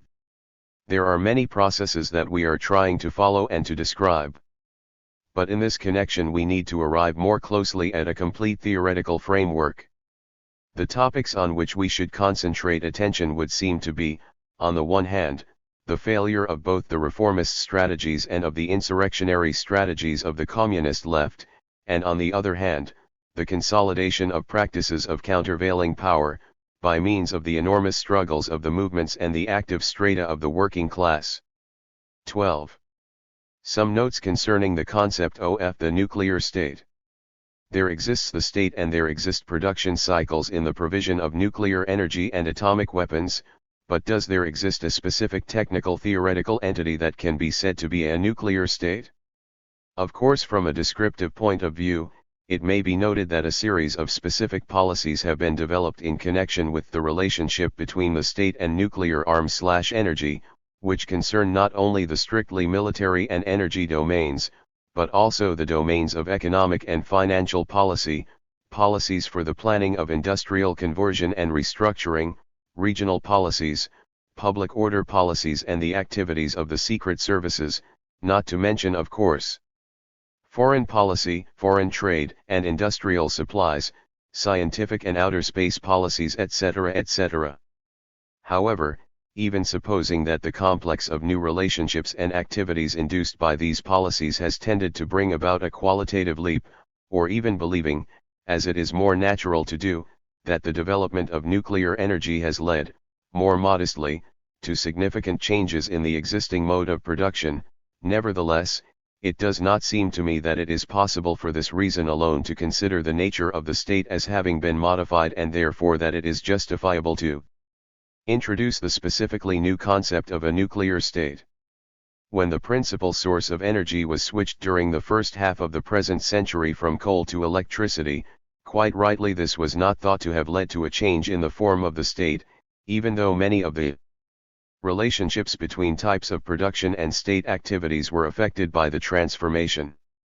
Electricity continued to be a technical aspect of production, and Lenin was able to marry it with the Soviets just as easily as capitalist governments were able to employ it in the development of the monopolistic corporations. The technical transformation was, therefore, something relatively autonomous. If we want to establish what is entailed by the notion of the nuclear state, we must, then, apprehend a particular concept, one which specifically describes the relationship between the type of energy and the form of the state. We must, in other words, provide an answer to this question, through the development of military and energy policies associated with the use of nuclear power. Have there been substantial modifications, both in normative and in constitutional and political terms, such as to affect the nature of the legitimation of the state? That is the question. Let us first of all examine the matter from the normative point of view. And let us ask ourselves, what is involved in the concept of legitimacy in a democratic state? Our reply is that legitimacy is a constitutionally guaranteed relationship between the legal exercise of violence on the one hand, and on the other, the consensual and democratic formation of both political directives and the organizations retaining a monopoly over the use of violence. This means that between the organizations of government, and the processes and subjects from which the formation of the political will derives, there must exist a certain balance which is overseen and/or re-established by organizations having constitutional jurisdiction, and which is regularly put to the judgment of the popular will through the collective subjects which organize it. Let us ask ourselves then, does the development of nuclear energy and the manufacture, Stockpiling and possible use of nuclear weapons affect the concept of democratic legitimacy and its constitutional implementation? Does it modify the relationship between the legal exercise of violence and the formation of the popular will? It seems to me that the correct answer to these questions cannot but be positive. Democratic and constitutional relationships are changed by the development of nuclear energy and the development of policies of nuclear defense, because the latter remove all limits on the potential effects of the legal use of violence and render 192. The relationship between it and the mechanisms of the formation of the political will, a highly unequal one. In periods of social and political crisis, these dynamics of separation become acutely apparent, independently of whether we analyze them theoretically or describe them empirically. We have not yet talked about the concomitant effects of the development of nuclear energy, that is, of the effects of fallout and ecological destruction. While in no sense secondary, these are not of immediate relevance to the concept of normative legitimacy, even though it could be objected that the conservation of natural resources and the protection of the conditions of biological reproduction are included among that combination of values which the Constitution scrupulously defends. We have not mentioned these things because what we are principally concerned with at the moment is to understand the political dynamics which disruption of the equilibrium of constitutional legitimation gives rise to. We will come back to the other effects later on. For the moment then, let us return to the theoretical problem raised by the destructive potential of the nuclear energy capacity possessed by governments. It will be useful to make an immediate observation. The destructive potential of nuclear power, which, by hypothesis, may characterize the legal exercise of violence and which in any case is in fact contained within it, does not manifest itself simply as the capacity for efficient destruction, but principally as the effect of the coercive overdetermination of the juridical order as a whole. From the point of view of the political constitution and its executive regulations and procedures, such destructive potential appears, then, as the power of overdetermination with regard to every alternative and antagonistic political movement. The feeling of threat which so profoundly characterizes legality in general and the oppressive deterrent, brought to such a high level of repression, not only deform the abstract constitutive relationship of legitimacy, but also intervene in and overwhelm the multiplicity of concrete, historical political relationships which the general relationship represents. By this I mean that the deterrent effect bears directly upon the exercise of political freedoms and the functioning of the Constitution. Never in the history of political. Some notes concerning the concept of the nuclear state 193. Thought has the absoluteness of the sovereign power found such complete and total expression. It consequently becomes a sheer theoretical absurdity to submit such absolute power to the traditional liberal democratic analysis of checks on the exercise of power, even more so to assess it in terms of neo-contractualist or neo-utilitarian nonsense. In the first instance, then, the nuclear state can be defined as a state which is entirely removed from the problematic concerning limits on the exercise of power and which is, therefore, entirely removed from the very definition of the legitimate state in the sense in which this has hitherto been understood. If democratic legitimacy is a constitutionally guaranteed relationship between the legal exercise of violence and the consensual formation of the organizations and directives by which such violence is exercised, then the linking of nuclear power to the state annuls such a relationship, inasmuch as the exercise of violence may lead to the destruction of the physical conditions of the relationship, inasmuch as the deterrent implicit in this threat may destroy the constitutional nature of the formation of the political will which such deterrent in any case overdetermines in totalitarian fashion, inasmuch as, at this level of the concentration of destructive power, the problem of constitutional checks is all but eliminated even in merely formal terms. I should like to add that the identification of a degenerative tendency in democratic legitimacy attendant upon the development of the nuclear state, has nothing in common with the usual critique of technocracy and the utopias of the technocratic state. In the case of nuclear power, the critique focuses not on its role, function, or external appearance, but on the very meaning of power, its quality and substance. That is to say, that analysis reveals how the very concept of sovereignty, as a result of this enormity of amassed power, tends to be reduced to pure materiality. In saying all this, however, we are simply beginning to describe the form of the nuclear state. If in fact we shift our attention from normative analysis to political and constitutional science, then the breakdown of democratic relationships becomes even more apparent. In fact, independently of the political form it takes, the nuclear state, besides tending 194 to obstruct the formation of the political will, tends also to bring about a series of complementary effects relating to the very form of government. When fixed social capital is embodied in constructions defined by the flow of nuclear energy, whether in production or in the policies governing reproduction and defense, the functions of social and political mediation not only begin to diverge, but to be organized separately. The logic of nuclear capital is logocentric. It is the logic of independent reproduction and autonomous organization.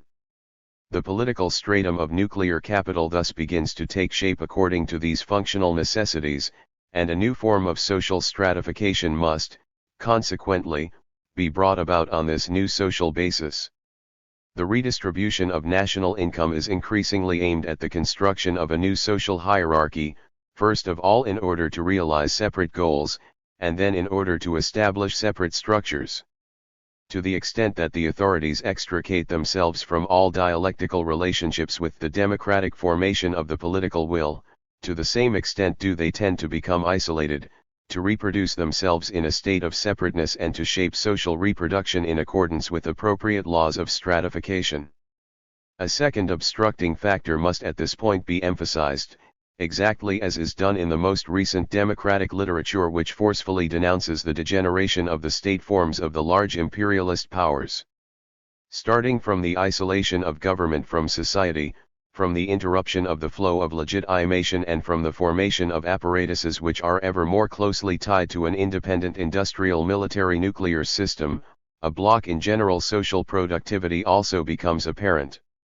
All this is immediately obvious if, at the level of social production, the concept of productivity implies internal forms of a participatory dialectic that are to a large extent common to political society.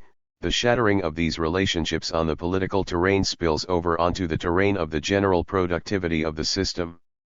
The matter has also been extensively demonstrated in the economic sphere, where the sophistication of the nuclear military industry, politically isolated as precisely happens, no longer contributes either to industrial innovation, or to economic growth.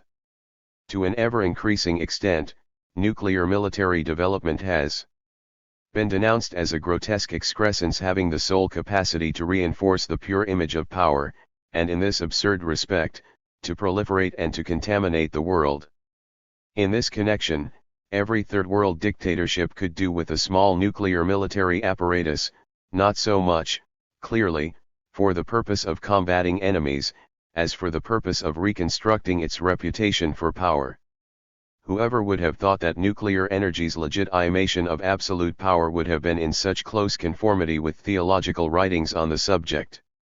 As to the democratic corporatist countries of Europe, these latter are still rather backward in terms of this distorted development, but it is beyond doubt that an appropriate solution to the problem of the disaggregation of agreements between interest groups could consist in a restructuring of corporatist stratification according to the framework of a nuclear military project.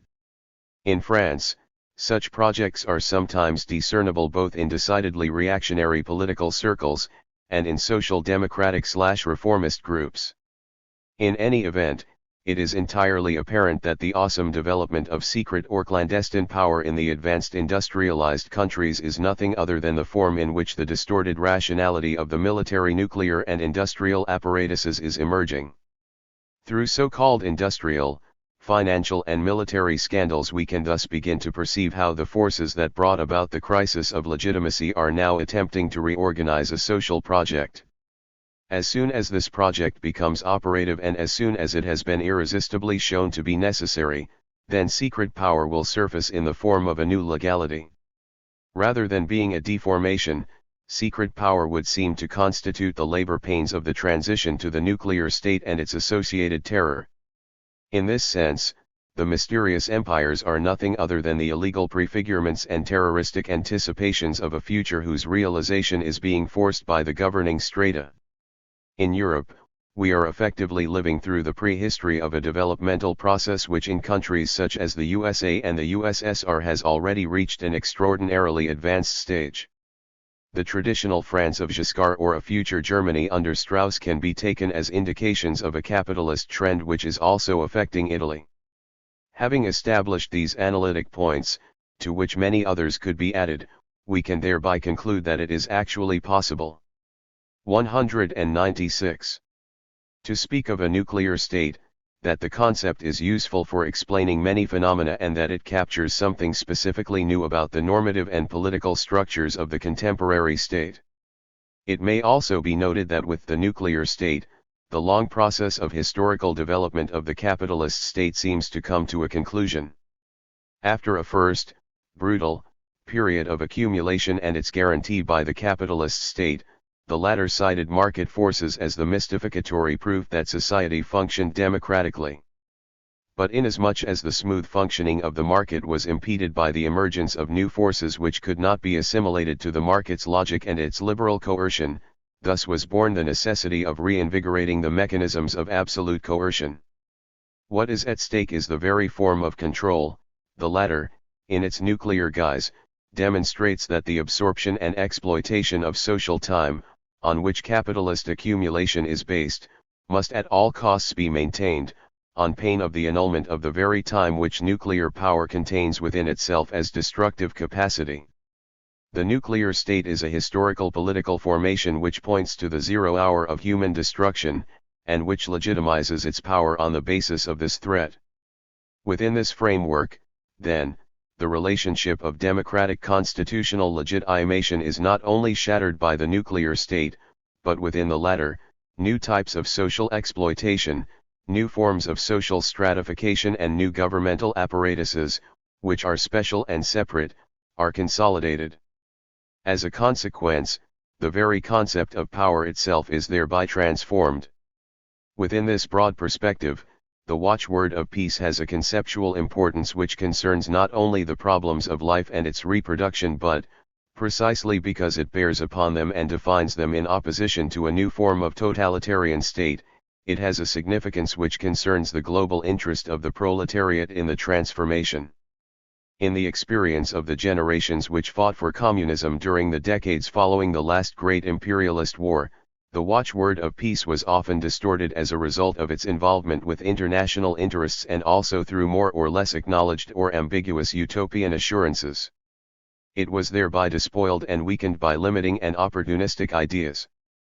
Consequently, to some generations, to struggle for peace seemed to 197. B. To undermine the proletariat's capacity for struggle and to keep it within a negative, almost conservative wrapping. If we have grasped the concept of the nuclear state, today we understand how, on the other hand, in the context of its mighty and brutal dimensions, the interest in the reproduction of life in opposition to death, and the urgency of social transformation, constitute a unity. It is not possible to think in terms of the reproduction of life without also thinking in terms of the destruction of the cancer with which the nuclear state has infected all the bonds of social production and collective existence. It is not possible to think in terms of one's own essential reproduction without struggling for a transformation which puts an end to fear as a basic feature of human association. But in order to eliminate this fear, it is necessary to transform the general conditions of collective existence and to destroy the destructive content which the constitutional organization of the nuclear state carries within itself and disperses everywhere. Peace is thus the basic watchword of our times. And it is positive, constructive, constitutional, in a word, alternative, in substance. In order to guarantee peace, we need to unblock political development and the development of social productivity. We need to overcome the subordination of free time to coerced labor time and the destruction which is threatened by capital. We must restore hope to human existence. One last point among the many that should be considered: in developed capitalism, the state has the function of the overall organization of society. The nuclear state regenerates and perfects this propensity. By assailing the whole of society, the development of nuclear energy not only instigates everywhere the new conditions of state legality but contaminates the world both through the substance and the overall conditions of production. At this point our analysis must revert to a descriptive mode. Between the extremes given by the destruction of the human biosphere and the administrative, police and military control of national territory, hundreds of areas of state intervention are laid out. The nuclear state assails and destroys these areas, no longer simply in terms of its potent normative activity or in formal terms, but in material terms, and in any case marshals them for its own ends. Resistance and the search for a new mode of existence are therefore necessary in all these fields, and the development of struggles cannot but be coextensive with the destructive impact, but at the same time. 198. Coordinated, manifold and precisely adapted to the circumstances, the sectors and conjunctures of particular conflicts. This counterattack will be very varied, its power will extend to the whole broad issue of the submission of society to the nuclear state, and it will be intensified and spread to all aspects of its influence. At this juncture, the point to be grasped is that these widely diffused molecular struggles will require a real and effective coordinating center, one which does not, however, under any circumstances imitate features drawn from capitalist development and from the structure of the nuclear state. It is not utopian to think that nowadays the center of struggles for liberation consists in the multiplication of movements and in the daily, ongoing effort to eliminate the fear which derives from the logic of nuclear power, and in the spontaneous proposal of new modes of existence, in the affirmation of a project of renewal and of transformation which is in no circumstance subordinated to a logocentric and instrumental logic. The complexity and extension of the struggle require not synthesis but diffusion. Peace is nowadays a watchword and a need which can push outwards this powerful liberation struggle. 199. 13. Postmodern. To use the expression postmodern is to imply that the old dispute concerning the concepts of the ancient and the modern, the topos running through European culture ever since the Renaissance, has been resolved.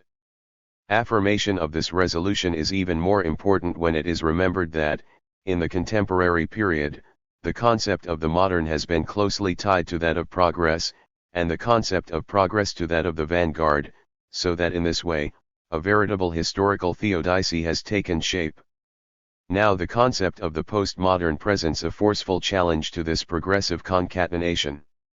The great frescoes of history, whether speculative or religious, no longer have anything to tell us. Universality has collapsed, proclaims Jean-François Lyotard in The Condition, a report on knowledge, among others. But if postmodernism is a sign of the crisis of modern thought, it also shows how much there is that is new and undeniably innovative in present-day culture, both within and apart from the poverty of political and social analysis.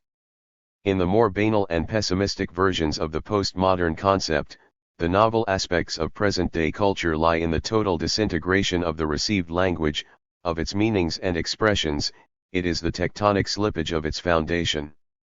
By contrast, in conceptions which are more sophisticated but which stem from the same base, the postmodern is the pluralism of languages, the uncertain role of judgments, the becoming ever more absolute of the horizon of communication, le differend. However, as far as novelty is concerned, the postmodern can be turned into a much richer concept. It can be added that, somewhat paradoxically, negation of the modern together with affirmation of the novel features of our epoch, seems to imitate the Romantics' negation of the revolution of the Enlightenment and their affirmation of the new cultural identities that were to emerge during the course of the 19th century. Perhaps belonging to the essence of the postmodern, then, is a relationship between the positive and negative. Can we then conclude that the postmodern is a new form of Romanticism? In order to reply to this question, and more generally in order to flesh out our definition, we will go over each of its aspects in turn. First of all, then, there is a negative aspect which consists in the recognition of a crisis. This crisis is a political crisis, almost all the authors of the postmodern concept find their intellectual origins in that form of modernity and the representation of history as progress that was the culture of the left. Now it is the great values which constituted the framework of that culture which are in crisis. Their institutionalization has revealed their heteronomy. The claimed freedom has become despotism. Equality has been transformed into slavery. The real exchange of labor and value has become a symbolic exchange, the simulation of life and an image of death.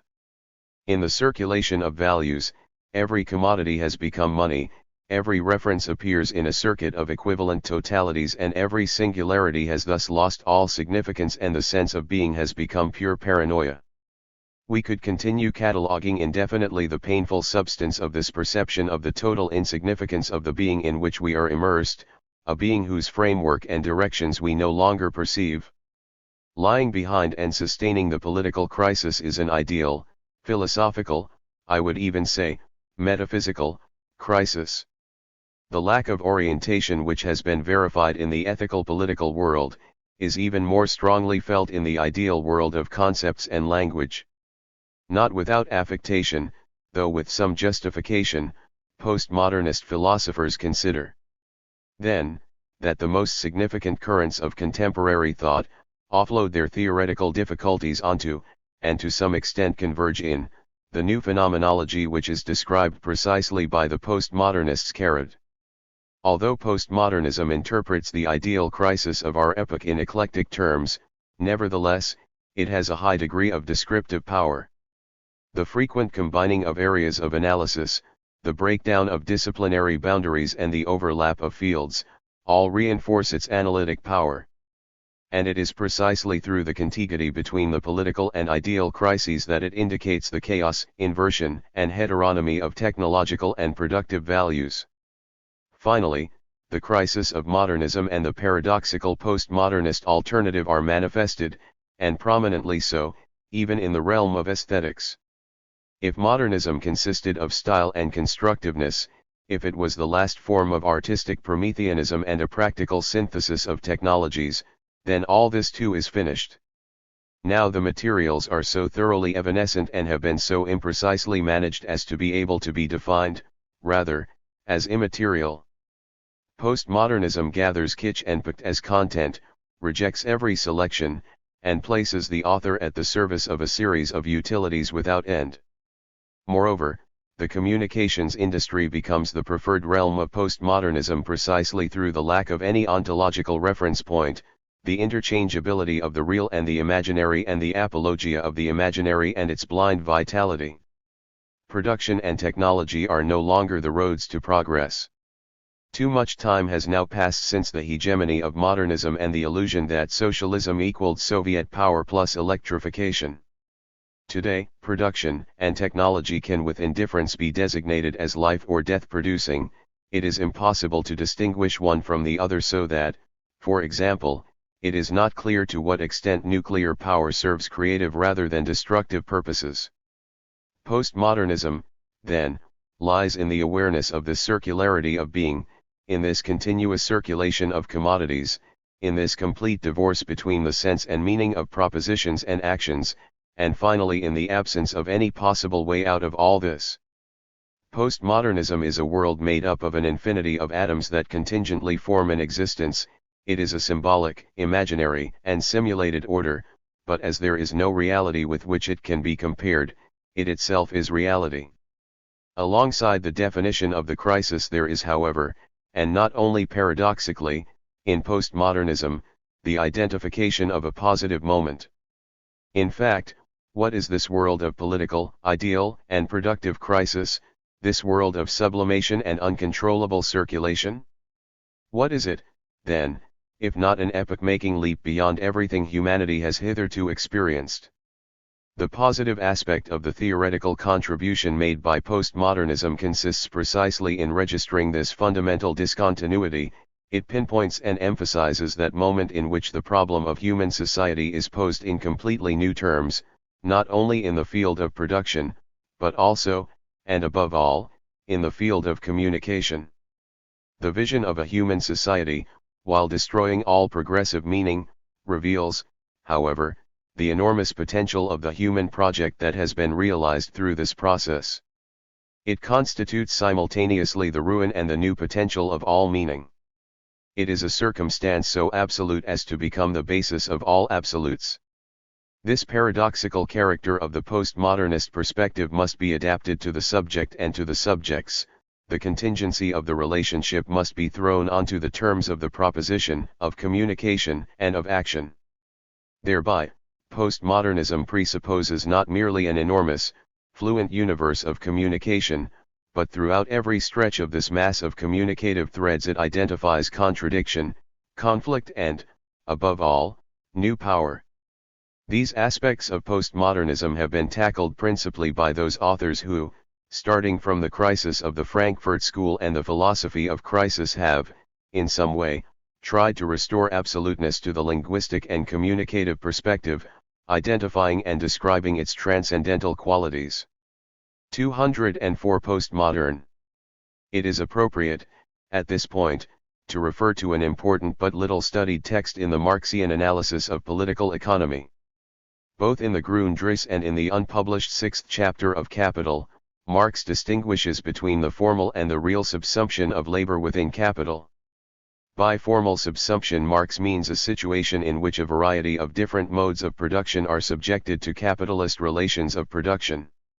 Such subjection comes about, not because labor processes within each of these productive modes are organized on capitalist lines, but because capitalist relations of production exercise effective hegemony over society.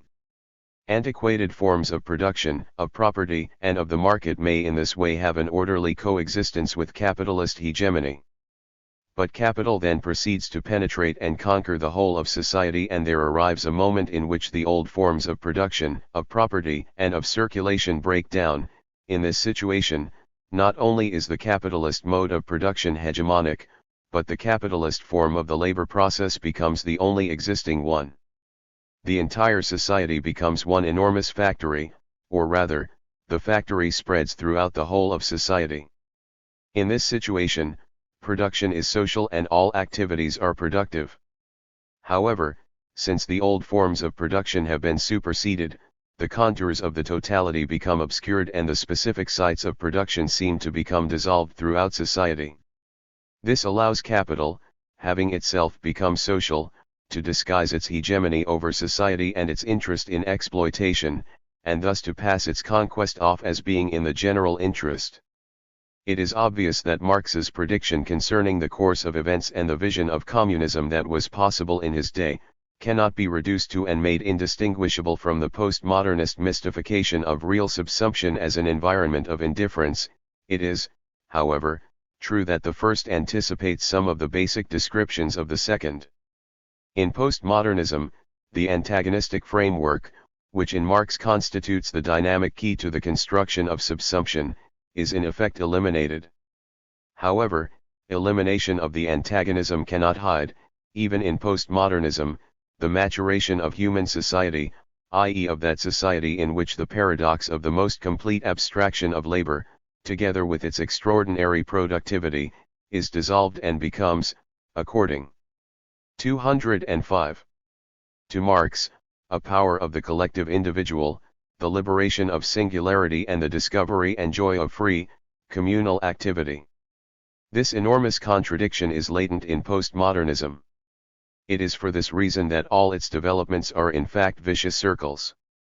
As an example, let us examine a current definition of the political proposed by postmodernism, namely the one appearing in systems theory, and, in particular, German systems theory as it has been elaborated by Niklas Luhmann.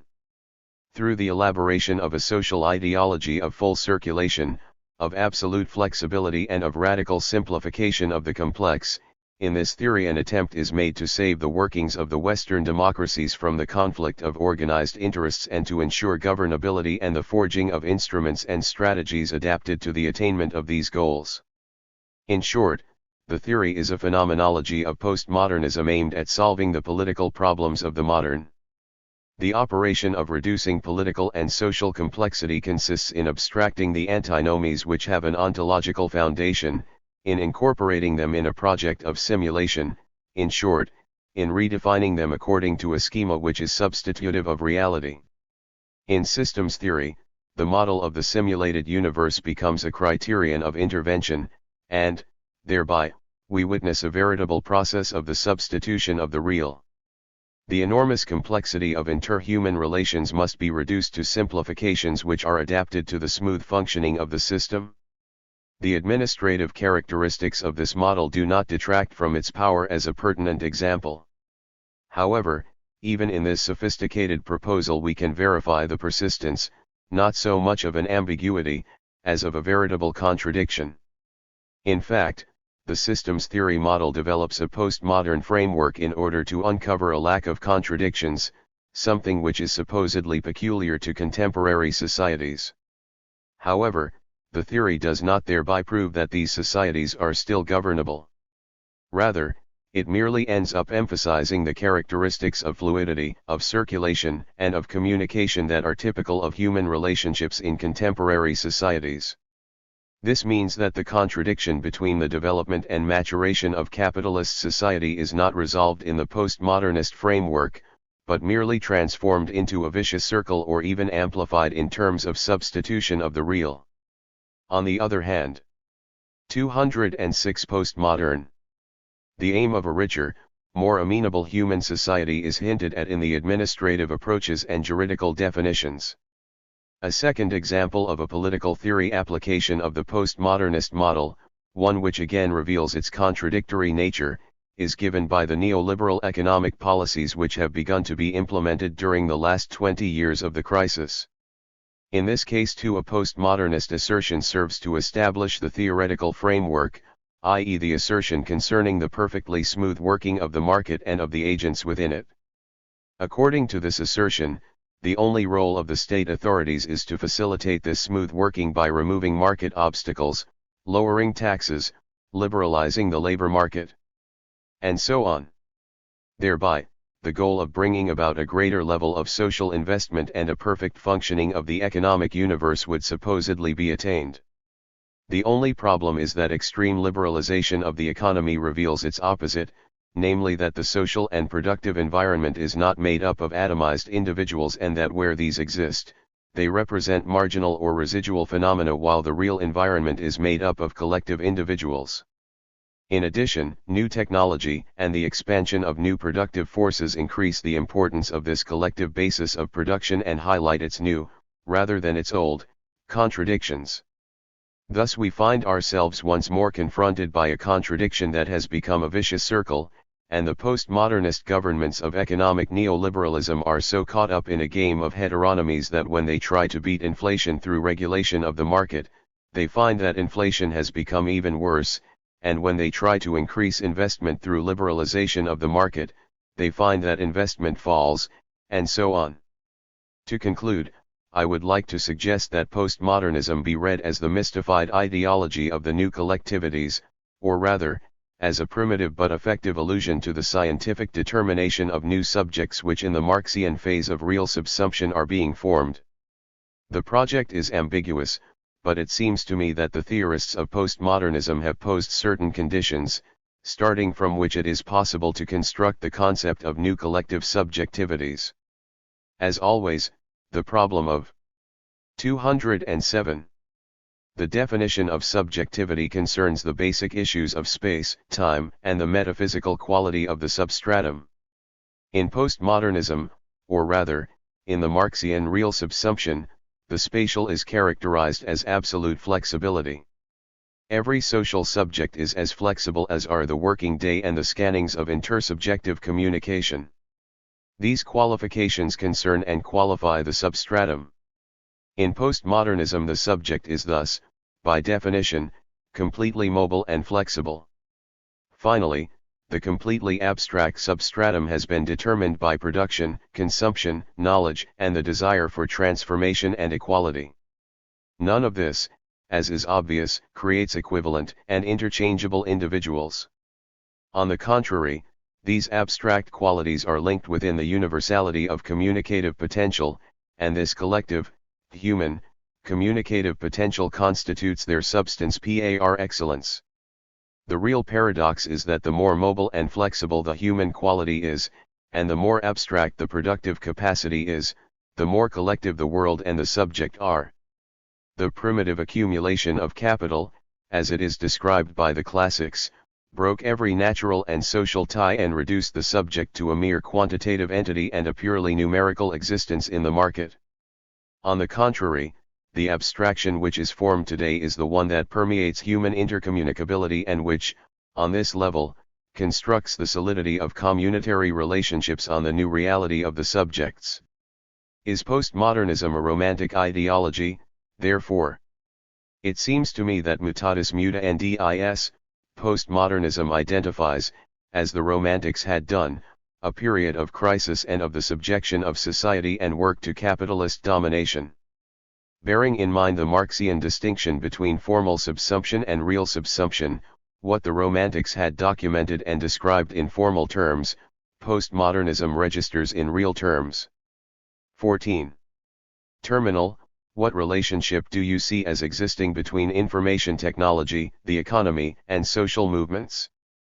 Tony Negri. In work which I undertook a number of years ago, I started from the hypothesis of a recomposition of the working class. However, with the appearance of automation, the potential of the mass laborer became completely dissipated. In effect, we are confronted by a new form of production. This is not only because the mechanisms determining hierarchies have changed due to automation in and of itself, but because the productive process has taken on totally different forms. In terms of classical Marxism, it is almost impossible to define what is new about the totality of the relations of production. Automation can no longer be analyzed as the perfection of the process of exploitation of productive labor, but rather it must be viewed as a modification of the totality of social relationships. The problem is to ascertain to what extent information technology is the means by which capital undertakes the real subsumption of all the social forces of production and reproduction. Through automation, the relationship between the production and circulation of commodities is found to be totally integrated within capital. The socialization of production means that society is exploited by capital as such. Interview conducted by M. Bumir, G. Lacroix, E. Brain and B. Pianta. 209. In the light of these hypotheses we have tried, through our activity in Italy, to establish a degree of potential to resist. In other words, accepting the new situation brought about by automation, we have tried to develop a political strategy aimed at the conquest of the social wage.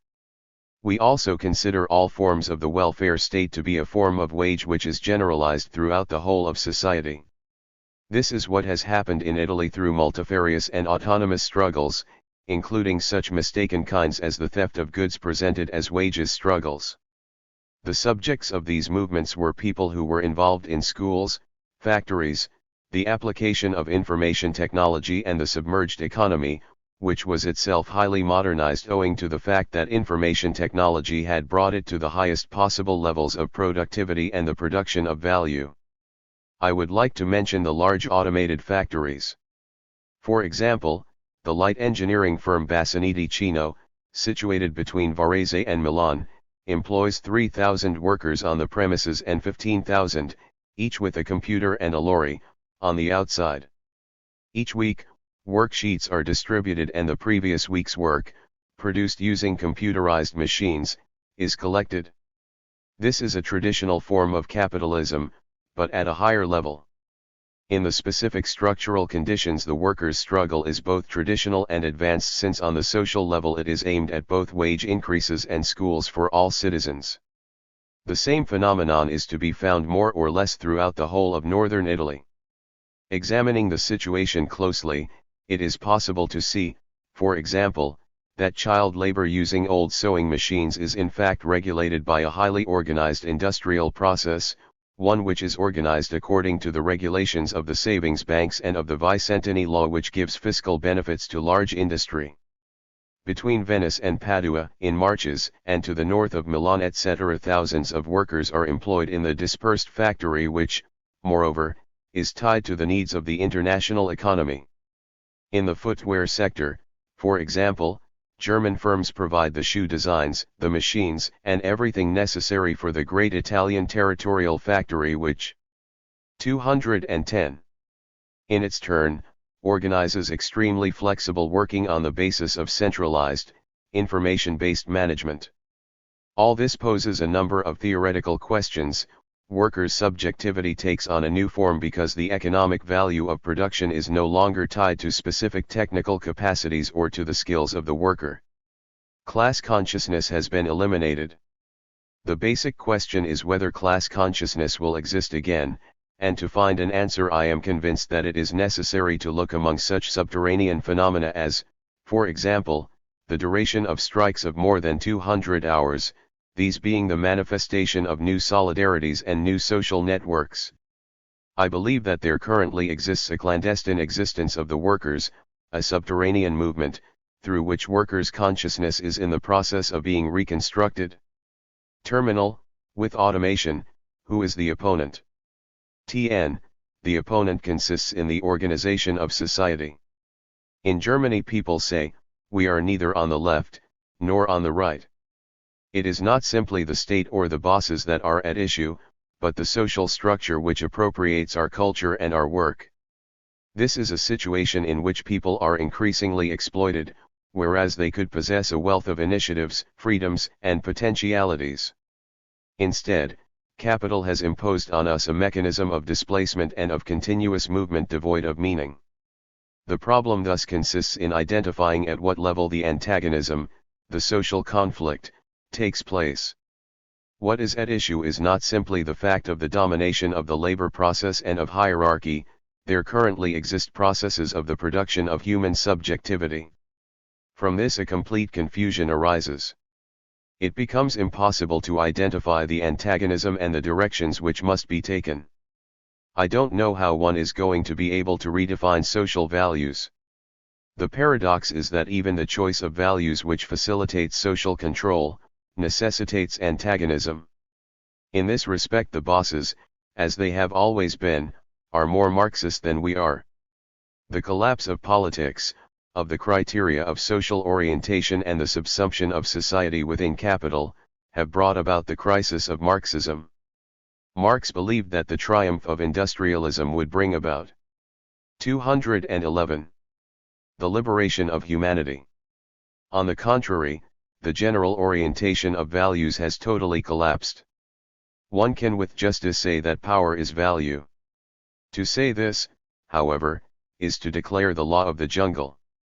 All criteria of value have been blocked and nothing else has been liberated. Terminal, computerization, inasmuch as it intervenes in the new configuration of the general productive horizon, transforms labor processes through the elimination of a certain type of circulation of value. In these conditions, what is the value of the flow of production? What is productivity? TN, classically it is generically human labor power, at a certain level of organized knowledge, submitted to a mechanism for the utilization of labor, but the calculation of value does not take place in these terms.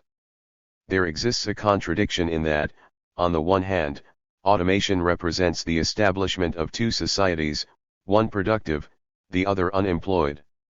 On the other hand, it also represents the establishment of a higher form of society in which time which is not spent working is nevertheless socially and productively useful. The point, then, is not to say no to unemployment, but to ask, what is social time? If social time is useful in the transfer and production of the knowledge which today conditions production, then all of social time, whether it is idle or spent working, should be paid for. However, there has been controversy, and also a great deal of confusion, on this point. In Germany, for example, the trade unions, in the face of increasing support for the Greens and the economic crisis, have proposed a 35-hour week. Management, in order to retain control of the flows of production, agreed to negotiate. However, most of those located on the margins of production refused to do battle over the 35-hour week because they felt autonomous and preferred flexibility, the loss of which would for them have meant a loss of control. Therefore, To know who is on the left and who on the right has become secondary because the situation is of an almost irresolvable complexity. The Greens themselves are divided over this question.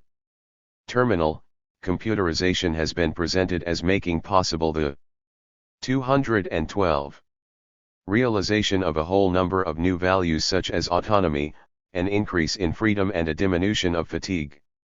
The self becomes a social value, whereas before, the group and the people were social values.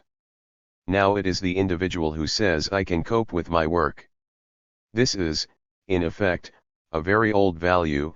The workers of the traditional factories were asked to be to a certain extent autonomous operatives.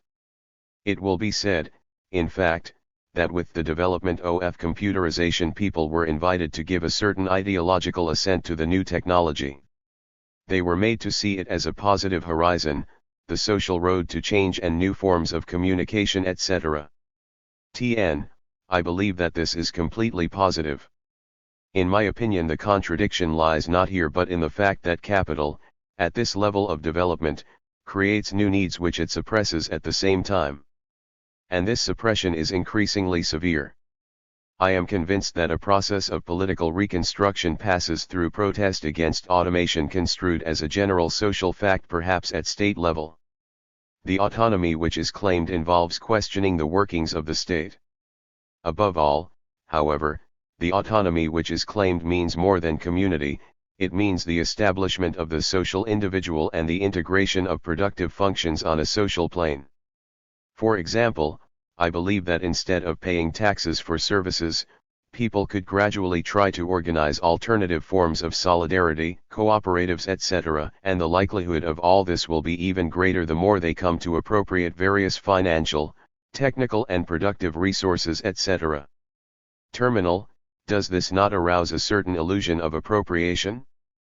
For example, the citizens of certain French communes have been told to manage the municipal budget themselves, thus creating a new consensus. There was a time when the mystificatory imperative of capitalism was enrich yourselves. Now it is computerize yourselves. But to what end? Not in order to gain freedom.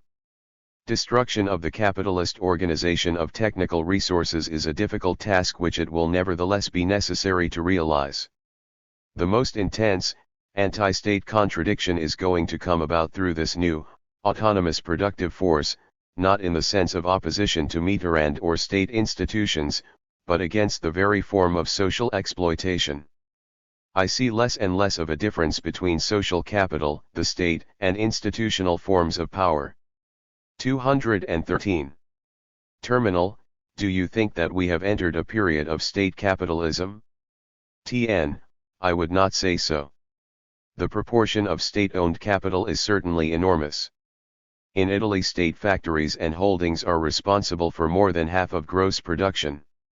If it is true that forms of production have today come to coincide with those of circulation, this means that the forms of production and reproduction tend to become assimilated one to the other. The real situation is more complex. For example, is social welfare a productive element in France? I do not know, but it is certain that the state tends to make it productive, or rather, that it tends to pass from forms of assistance to a general control over society.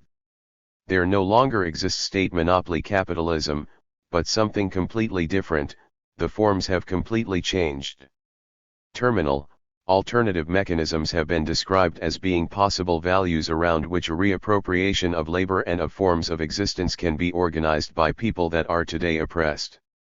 This idea is not very widespread in France, where a great deal gets neglected because of the struggle over relative wages. How can these aspects of production and alternative strategies constitute a form of resistance or appropriation in the face of the growth of a computerized capitalism? This is the big problem to which thought must be given. One can give the Leninist reply, which is to take power and smash the existing state machine. The only other response would be that one cannot do anything. Personally, I do not agree with the Leninist response. There exists neither a linear process of social integration, nor a simultaneous contradiction between the growth of working class consciousness and the crisis of capitalism. Rather, the system tends towards disintegration. Social integration comes about through war, or rather, through the fear of war. Moreover, systems of domination are overdetermined by state violence. Therefore, in order to re-establish a perspective, it is perhaps necessary to study the genealogy of these systems of domination. This means considering the elements of crisis which existed prior to current processes, and in particular, the contradiction between subjective needs and new potentialities. Terminal, you talk about a complex and plural subject appropriating the new technological possibilities. Can you explain this idea? 214. TN, the conditions necessary for this to happen come about through capitalist development. Even the worker placed at the bottom of the hierarchy, having lost awareness of prior processes of production and not yet having awareness of the new, has the possibility of a confrontation at the level which is richest in values and where his or her position is still more important. In other words, in the organic composition of capital, the proportion of constant capital has become enormous, while the proportion of variable capital has become correspondingly small. Variable capital has thus become even more necessary than ever. Moreover, all innovation derives from variable capital. Quantitatively, the yield is thus entirely negative, but qualitatively, the yield of productivity is immense. Variable capital, in its precariousness, increases productivity enormously. This productivity arises not simply by virtue of the position occupied by the worker in production, but in virtue of the totality of cultural values and mechanisms. The power of the individual who finds him/herself in that position is totally bound up with this social relationship. This implies the freedom of the subject, or in other words, that this subject is no longer a slave of the machine. Is this paradox perhaps productive? In order to discover the answer to this question, it is necessary to act politically on these relationships, to seek confrontation and act. This is the only possible strategy. These problems will not be resolved simply with the help of theory. In this new reality, it is necessary to take up the method of working class investigation. Terminal, from the classic perspective of workers' resistance, it is the role of the consciousness of those men or women working in the tertiary sector and who have traditionally been considered as belonging to the petty bourgeoisie, and how can their consciousness be changed? TN, to answer this question it is necessary to put aside all preconceptions and, with regard to such concepts as bourgeoisie, petty bourgeoisie, etc., to start again from the beginning. Take the girl who comes to work in the center of Paris, stays there 15 hours a day to study, and who is obliged to work. Is she really petty bourgeois? Where I come from, employment in a bank once conferred considerable social status. In reality, however, the girl that typed 215 away at a computer terminal was carrying out, at the bank, exactly the same tasks that she could equally have carried out in the nearby chemical factory. The only difference was that she had a 15-month annual salary as compared to the 13 months she would have earned working at the factory. However, not being a worker, the girl at the bank takes it for granted that she has a certain social status. What one is dealing with here is an extrinsic psychological attitude divorced from the reality of the situation. The point, then, is to analyze the form of the labor involved, the form of the working day, and thirdly, the specific form of valorization which is set in motion. What is the factory? Owing to the evolution of capitalism and the working class, the walls of the factory fell down long ago, and it is now 15 years since I last understood what the factory was. The enormous factory of the tertiary sector demands to be analyzed as a society factory. However, because it encourages one to think only in terms of material products, the term factory should be abandoned. Today, it is not only material products that are produced, but principally, information, and the components of domination. Terminal, what is the nature of that society in which work continues and in which work no longer has value? TN, it is a society in which there remains only the power of command and the coercive organization of society, and which is controlled by the atomic bomb. If you do not work, you will all be destroyed. There is total overdetermination. There no longer exists any value or work relations, there exists merely a relationship of domination. Such is the cultural stereotype of postmodernity. Terminal is the political, as Lenin maintained, a concentrated form of the economic, and power a concentrated form of value. Exactly the opposite is true.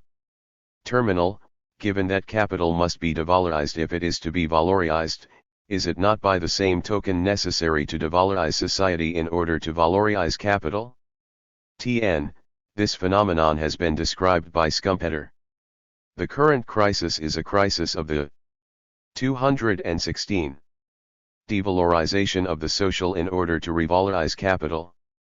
This is usually termed restructuration. As far as capital is concerned, in the fields of computers and telecommunications there are currently a number of innovations underway which will soon determine value, or in other words, the substance of money. Money has never constituted general equivalence, rather, it is the carrier of power, not only political power but also revolutionary economic power or avant-garde innovations. Therefore one might say that money has been, so to speak, the steam engine, then petroleum, and so on. Nowadays it is information technology and information as such. The point is not to say that the process of computerization brings about a general devalorization of other productive values, but rather, to note that beyond a certain point, computerization brings about a change in the quality of value. As a consequence, one can no longer measure the processes of production by the yardstick of previously considered value. We are no longer in the presence of labor power as such, or labor time as such, but rather, we exist in a universe constituted by a circulation of information, indeed a large quantity of information. Alternative units of measurement must therefore be adopted. Beyond the point at which it is no longer merely a means of transmission but has become the very essence of production, computerization is no longer simply the form by which quantities of commodities are transformed. Rather, it itself becomes a commodity. Terminal, will labor continue to be the triple ium? At Fiat nowadays, work is much less arduous. Fiat is said to be the most automated car manufacturer in Europe. Cars can be assembled by one worker where previously 30 or 40 would have been required. The tendency towards the considerable diminution in the variable proportion of capital, makes that proportion socially decisive. Some will point out that production is being relocated in the non-industrialized countries. This does not constitute a particular objection. It is true that industry does not pay, or pays much less to the workers of Taiwan or South Korea, but these countries will themselves shortly be automated, in some cases they already are, and to a greater extent than the industrialized countries. Others place their faith in the development of liberation movements on the margins of automation. But this situation exists in the case of every 217. Transformation of the mode of production. The theory of the dual society is a mystification, or rather, a rigid classificatory ideology. Look at how the development of capitalism took place. A given capitalist industrial structure, itself limited, has the power to determine the whole of social evolution. As much was shown by Lenin in his study of capitalism in Russia around 1898-99. Technological innovation in agriculture released part of the labor force which was then re-engaged in industry. Automation having subsequently penetrated the factory, the workers so displaced moved into the tertiary sector. It is here that computerization, as a new form of technology, is intervening, thus placing in question the unity and the boundaries of the tertiary sector. Where, then, will the people of the tertiary sector go after they have been hounded out by computerization? Terminal. Specialists of the tertiary sector say that in 10 years more than half the labor force will be without work. Now the system does not have even the minimal appearance of being solid enough to support all this. Real valorization of working hours, something which society is not yet capable of doing, will therefore fail. Undoubtedly this is because employers still reason in terms of directly productive values, believing other social activities to be useless and serving solely to reproduce the labor force for the following day's work. And here a social explosion risks being produced. Either it is acknowledged that non-productive activities are also value-producing, or there will be war. An attempt must be made to get the people to manage the crisis on their own. One must applaud the comrade who said, currently earn 2 million, tomorrow I shall earn no more than 1, but on the other hand I will produce models of boats. This accompanies a transformation that is not war. As has correctly been observed, new technology strains consensus. Nevertheless, I have the impression that the passage from the obligation to work to the right not to work, will be very violent. In effect, in the current transition, the relationship of valorization has been deprived of its human significance. We have reached a situation of production for production's sake, and this means that as a result of the crisis, certain of the ruling political and industrial strata have come to espouse racist and fanatical policies. They then find themselves caught in a series of vicious circles given by the fact that without the immigrants in France, it would be impossible to live. Racism is 218. Thus an element of the crisis of an authority which is tied to outdated policies. By contrast, in Germany and the United States, for the first time, a crisis of values will be linked to the realization of radical alternatives, hence the reaction and the repression in the USA, involving campaigns against abortion, Reaganism etc. In Germany, developments have been more positive even if still fragile. One has only to observe the composition of the Green Movement with its old and traditional values such as forest conservation on the one hand, and more modern values such as information technology, on the other. In Baden-Württemberg, there has been a general increase in support for the Greens among farmers and also among technicians and engineers. We are witnessing the paradoxical appearance of a conservative development which could be called anti-capitalist neoliberalism. It is clear that unless there is a growth of struggles and alternatives, and unless we see the exercise of social countervailing powers, we will drift towards an increasingly reactionary situation, towards a veritable paranoia of power, tied to production for production's sake. In such circumstances war will surely be possible. Appendix. The following quotations are taken from volumes in the Pelican Marx Library. Capit al volume I, Tra Ns. B. N. Fawkes. All this notwithstanding, this change does not in itself imply a fundamental modification in the real nature of the labor process, the actual process of production. On the contrary, the fact is that capital subsumes the labor process as it finds it, that is to say, it takes over an existing labor process, developed by different and more archaic modes of production. And since that is the case, it is evident that capital took over an available, established labor process.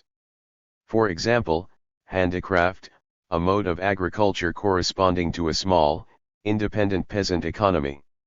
If changes occur in these traditional established labor processes after their takeover by capital, these are nothing but the gradual consequences of that subsumption. The work may become more intensive, its duration may be extended, it may become more continuous or orderly under the eye of the interested capitalist, but in themselves these changes do not affect the character of the actual labor process, the actual mode of working. This stands in striking contrast to the development of a specifically capitalist mode of production. The latter not only transforms the situations of the various agents of production, it also revolutionizes their actual mode. 220 Appendix. Of labor and the real nature of the labor process as a whole. It is in contradistinction to this last that we come to designate as the formal subsumption of labor under capital what we have discussed earlier, viz. The takeover by capital of a mode of labor developed before the emergence of capitalist relations. The latter as a form of compulsion by which surplus labor is exacted by extending the duration of labor time, a mode of compulsion not based on personal relations of domination and dependency, but simply on differing economic functions. This is common to both forms. However, the specifically capitalist mode of production has yet other methods of exacting surplus value at its disposal. But given a pre-existing mode of labor, i.e. an established development of the productive power of labor and a mode of labor corresponding to this productive power, surplus value can be created only by lengthening the working day, i.e. by increasing absolute surplus value. In the formal subsumption of labor under capital, this is the sole manner of producing surplus value. The social productive forces of labor, or the productive forces of directly socialized labor come into being through cooperation, division of labor within the workshop, the use of machinery, and in general the transformation of production by the conscious use of the sciences, of mechanics, chemistry, etc. for specific ends, technology, etc., and similarly, through the enormous increase of scale corresponding to such developments. This entire development of the productive forces of socialized labor, and together with it the use of science, in the immediate process of production, takes the form of the productive power of capital. It does not appear as the productive power of labor, or even that part of it that is identical with capital. And least of all does it appear as the productive power either of the individual worker or of the workers joined together in the process of production. The mystification implicit in the relations of capital as a whole is greatly intensified here, far beyond the point it had reached or could have reached in the merely formal subsumption of labor under capital. On the other hand, we here find a striking illustration of the historic significance of capitalist production in its specific form, the transmutation of the immediate process of production itself and the development of the social forces of production of labor. It has been shown how not merely at the level of ideas, but also in reality, the social character of his labor confronts the worker as something not merely alien, but hostile and antagonistic, when it appears before him objectified and personified in capital. If the production of absolute surplus value was the material expression of the formal subsumption of labor under capital, then the production of relative surplus value may be viewed as its real subsumption. The real subsumption of labor under capital. The general features of the formal subsumption remain, viz. The direct subordination of the labor process to capital, irrespective of the state of its technological development. But on this foundation there now arises a technologically and otherwise specific mode of production, capitalist production, which transforms the nature of the labor process and its actual conditions. Only when that happens do we witness the real subsumption of labor under capital. The real subsumption of labor under capital is developed in all the forms evolved by relative, as opposed to absolute surplus value. With the real subsumption of labor under capital a complete revolution takes place in the mode of production, in the productivity of the workers and in the relations between workers and capitalists. With the real subsumption of labor under capital, all the changes in the labor process already discussed now become reality. The social forces of production of labor are now developed, and with large-scale production comes the direct application of science and technology. On the one hand, capitalist production now establishes itself as a mode of production sui generis and brings into being a new mode of material production. On the other hand, the latter itself forms the basis for the development of capitalist relations whose adequate form, therefore, presupposes a definite stage in the evolution of the productive forces of labor. First, with the development of the real subsumption of labor under capital, or the specifically capitalist mode of production, the real lever of the overall labor process is increasingly not the individual worker. Instead, labor power socially combined and the various competing labor powers which together form the entire production machine participate in very different ways in the immediate process of making commodities, or, more accurately in this context, creating the product. Some work better with their hands, others with their heads, one as a manager, engineer, technologist, etc., the other as overseer, the third as manual laborer or even drudge. An ever-increasing number of types of labor are included in the immediate concept of productive labor, and those who perform it are classed as productive workers, workers directly exploited by capital and subordinated to its process of production and expansion. If we consider the aggregate worker, i.e. if we take all the members comprising the workshop together, then we see that their combined activity results materially in an aggregate product which is at the same time a quantity of goods. And here it is quite immaterial whether the job of a particular worker, who is merely a limb of this aggregate worker, is at a greater or smaller distance from the actual manual labor. But then, the activity of this aggregate labor power is its immediate productive consumption by capital, i.e. it is the self-valorization process of capital, and hence, as we shall demonstrate, the immediate production of surplus value, the immediate conversion of this latter into capital. Grundriss, trans. Martin Nicholas.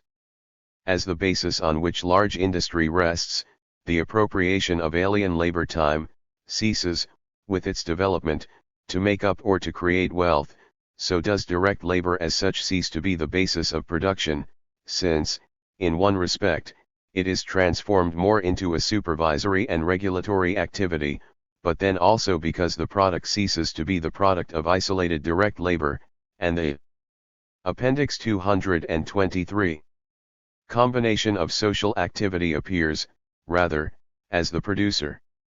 In direct exchange, individual direct labor appears as realized in a particular product or part of the product, and its communal, social character, its character as objectification of general labor and satisfaction of the general need, as posited through exchange alone. In the production process of large-scale industry, by contrast, just as the conquest of the forces of nature by the social intellect is the precondition of the productive power of the means of labor as developed into the automatic process, on one side, so, on the other, is the labor of the individual in its direct presence posited as suspended individual, i.e. as social, labor. Thus the other basis of this mode of production falls away. But to the degree that large industry develops, the creation of real wealth comes to depend less on labor time and on the amount of labor employed than on the power of the agencies set in motion during labor time, whose powerful effectiveness is itself in turn out of all proportion to the direct labor time spent on their production, but depends rather on the general state of science and on the progress of technology, or the application of this science to production. Real wealth manifests itself, rather, and large industry reveals this, in the monstrous disproportion between the labor time applied, and its product, as well as in the qualitative imbalance between labor, reduced to a pure abstraction, and the power of the production process it superintends. Labor no longer appears so much to be included within the production process, rather the human being comes to relate more as watchman and regulator to the production process itself.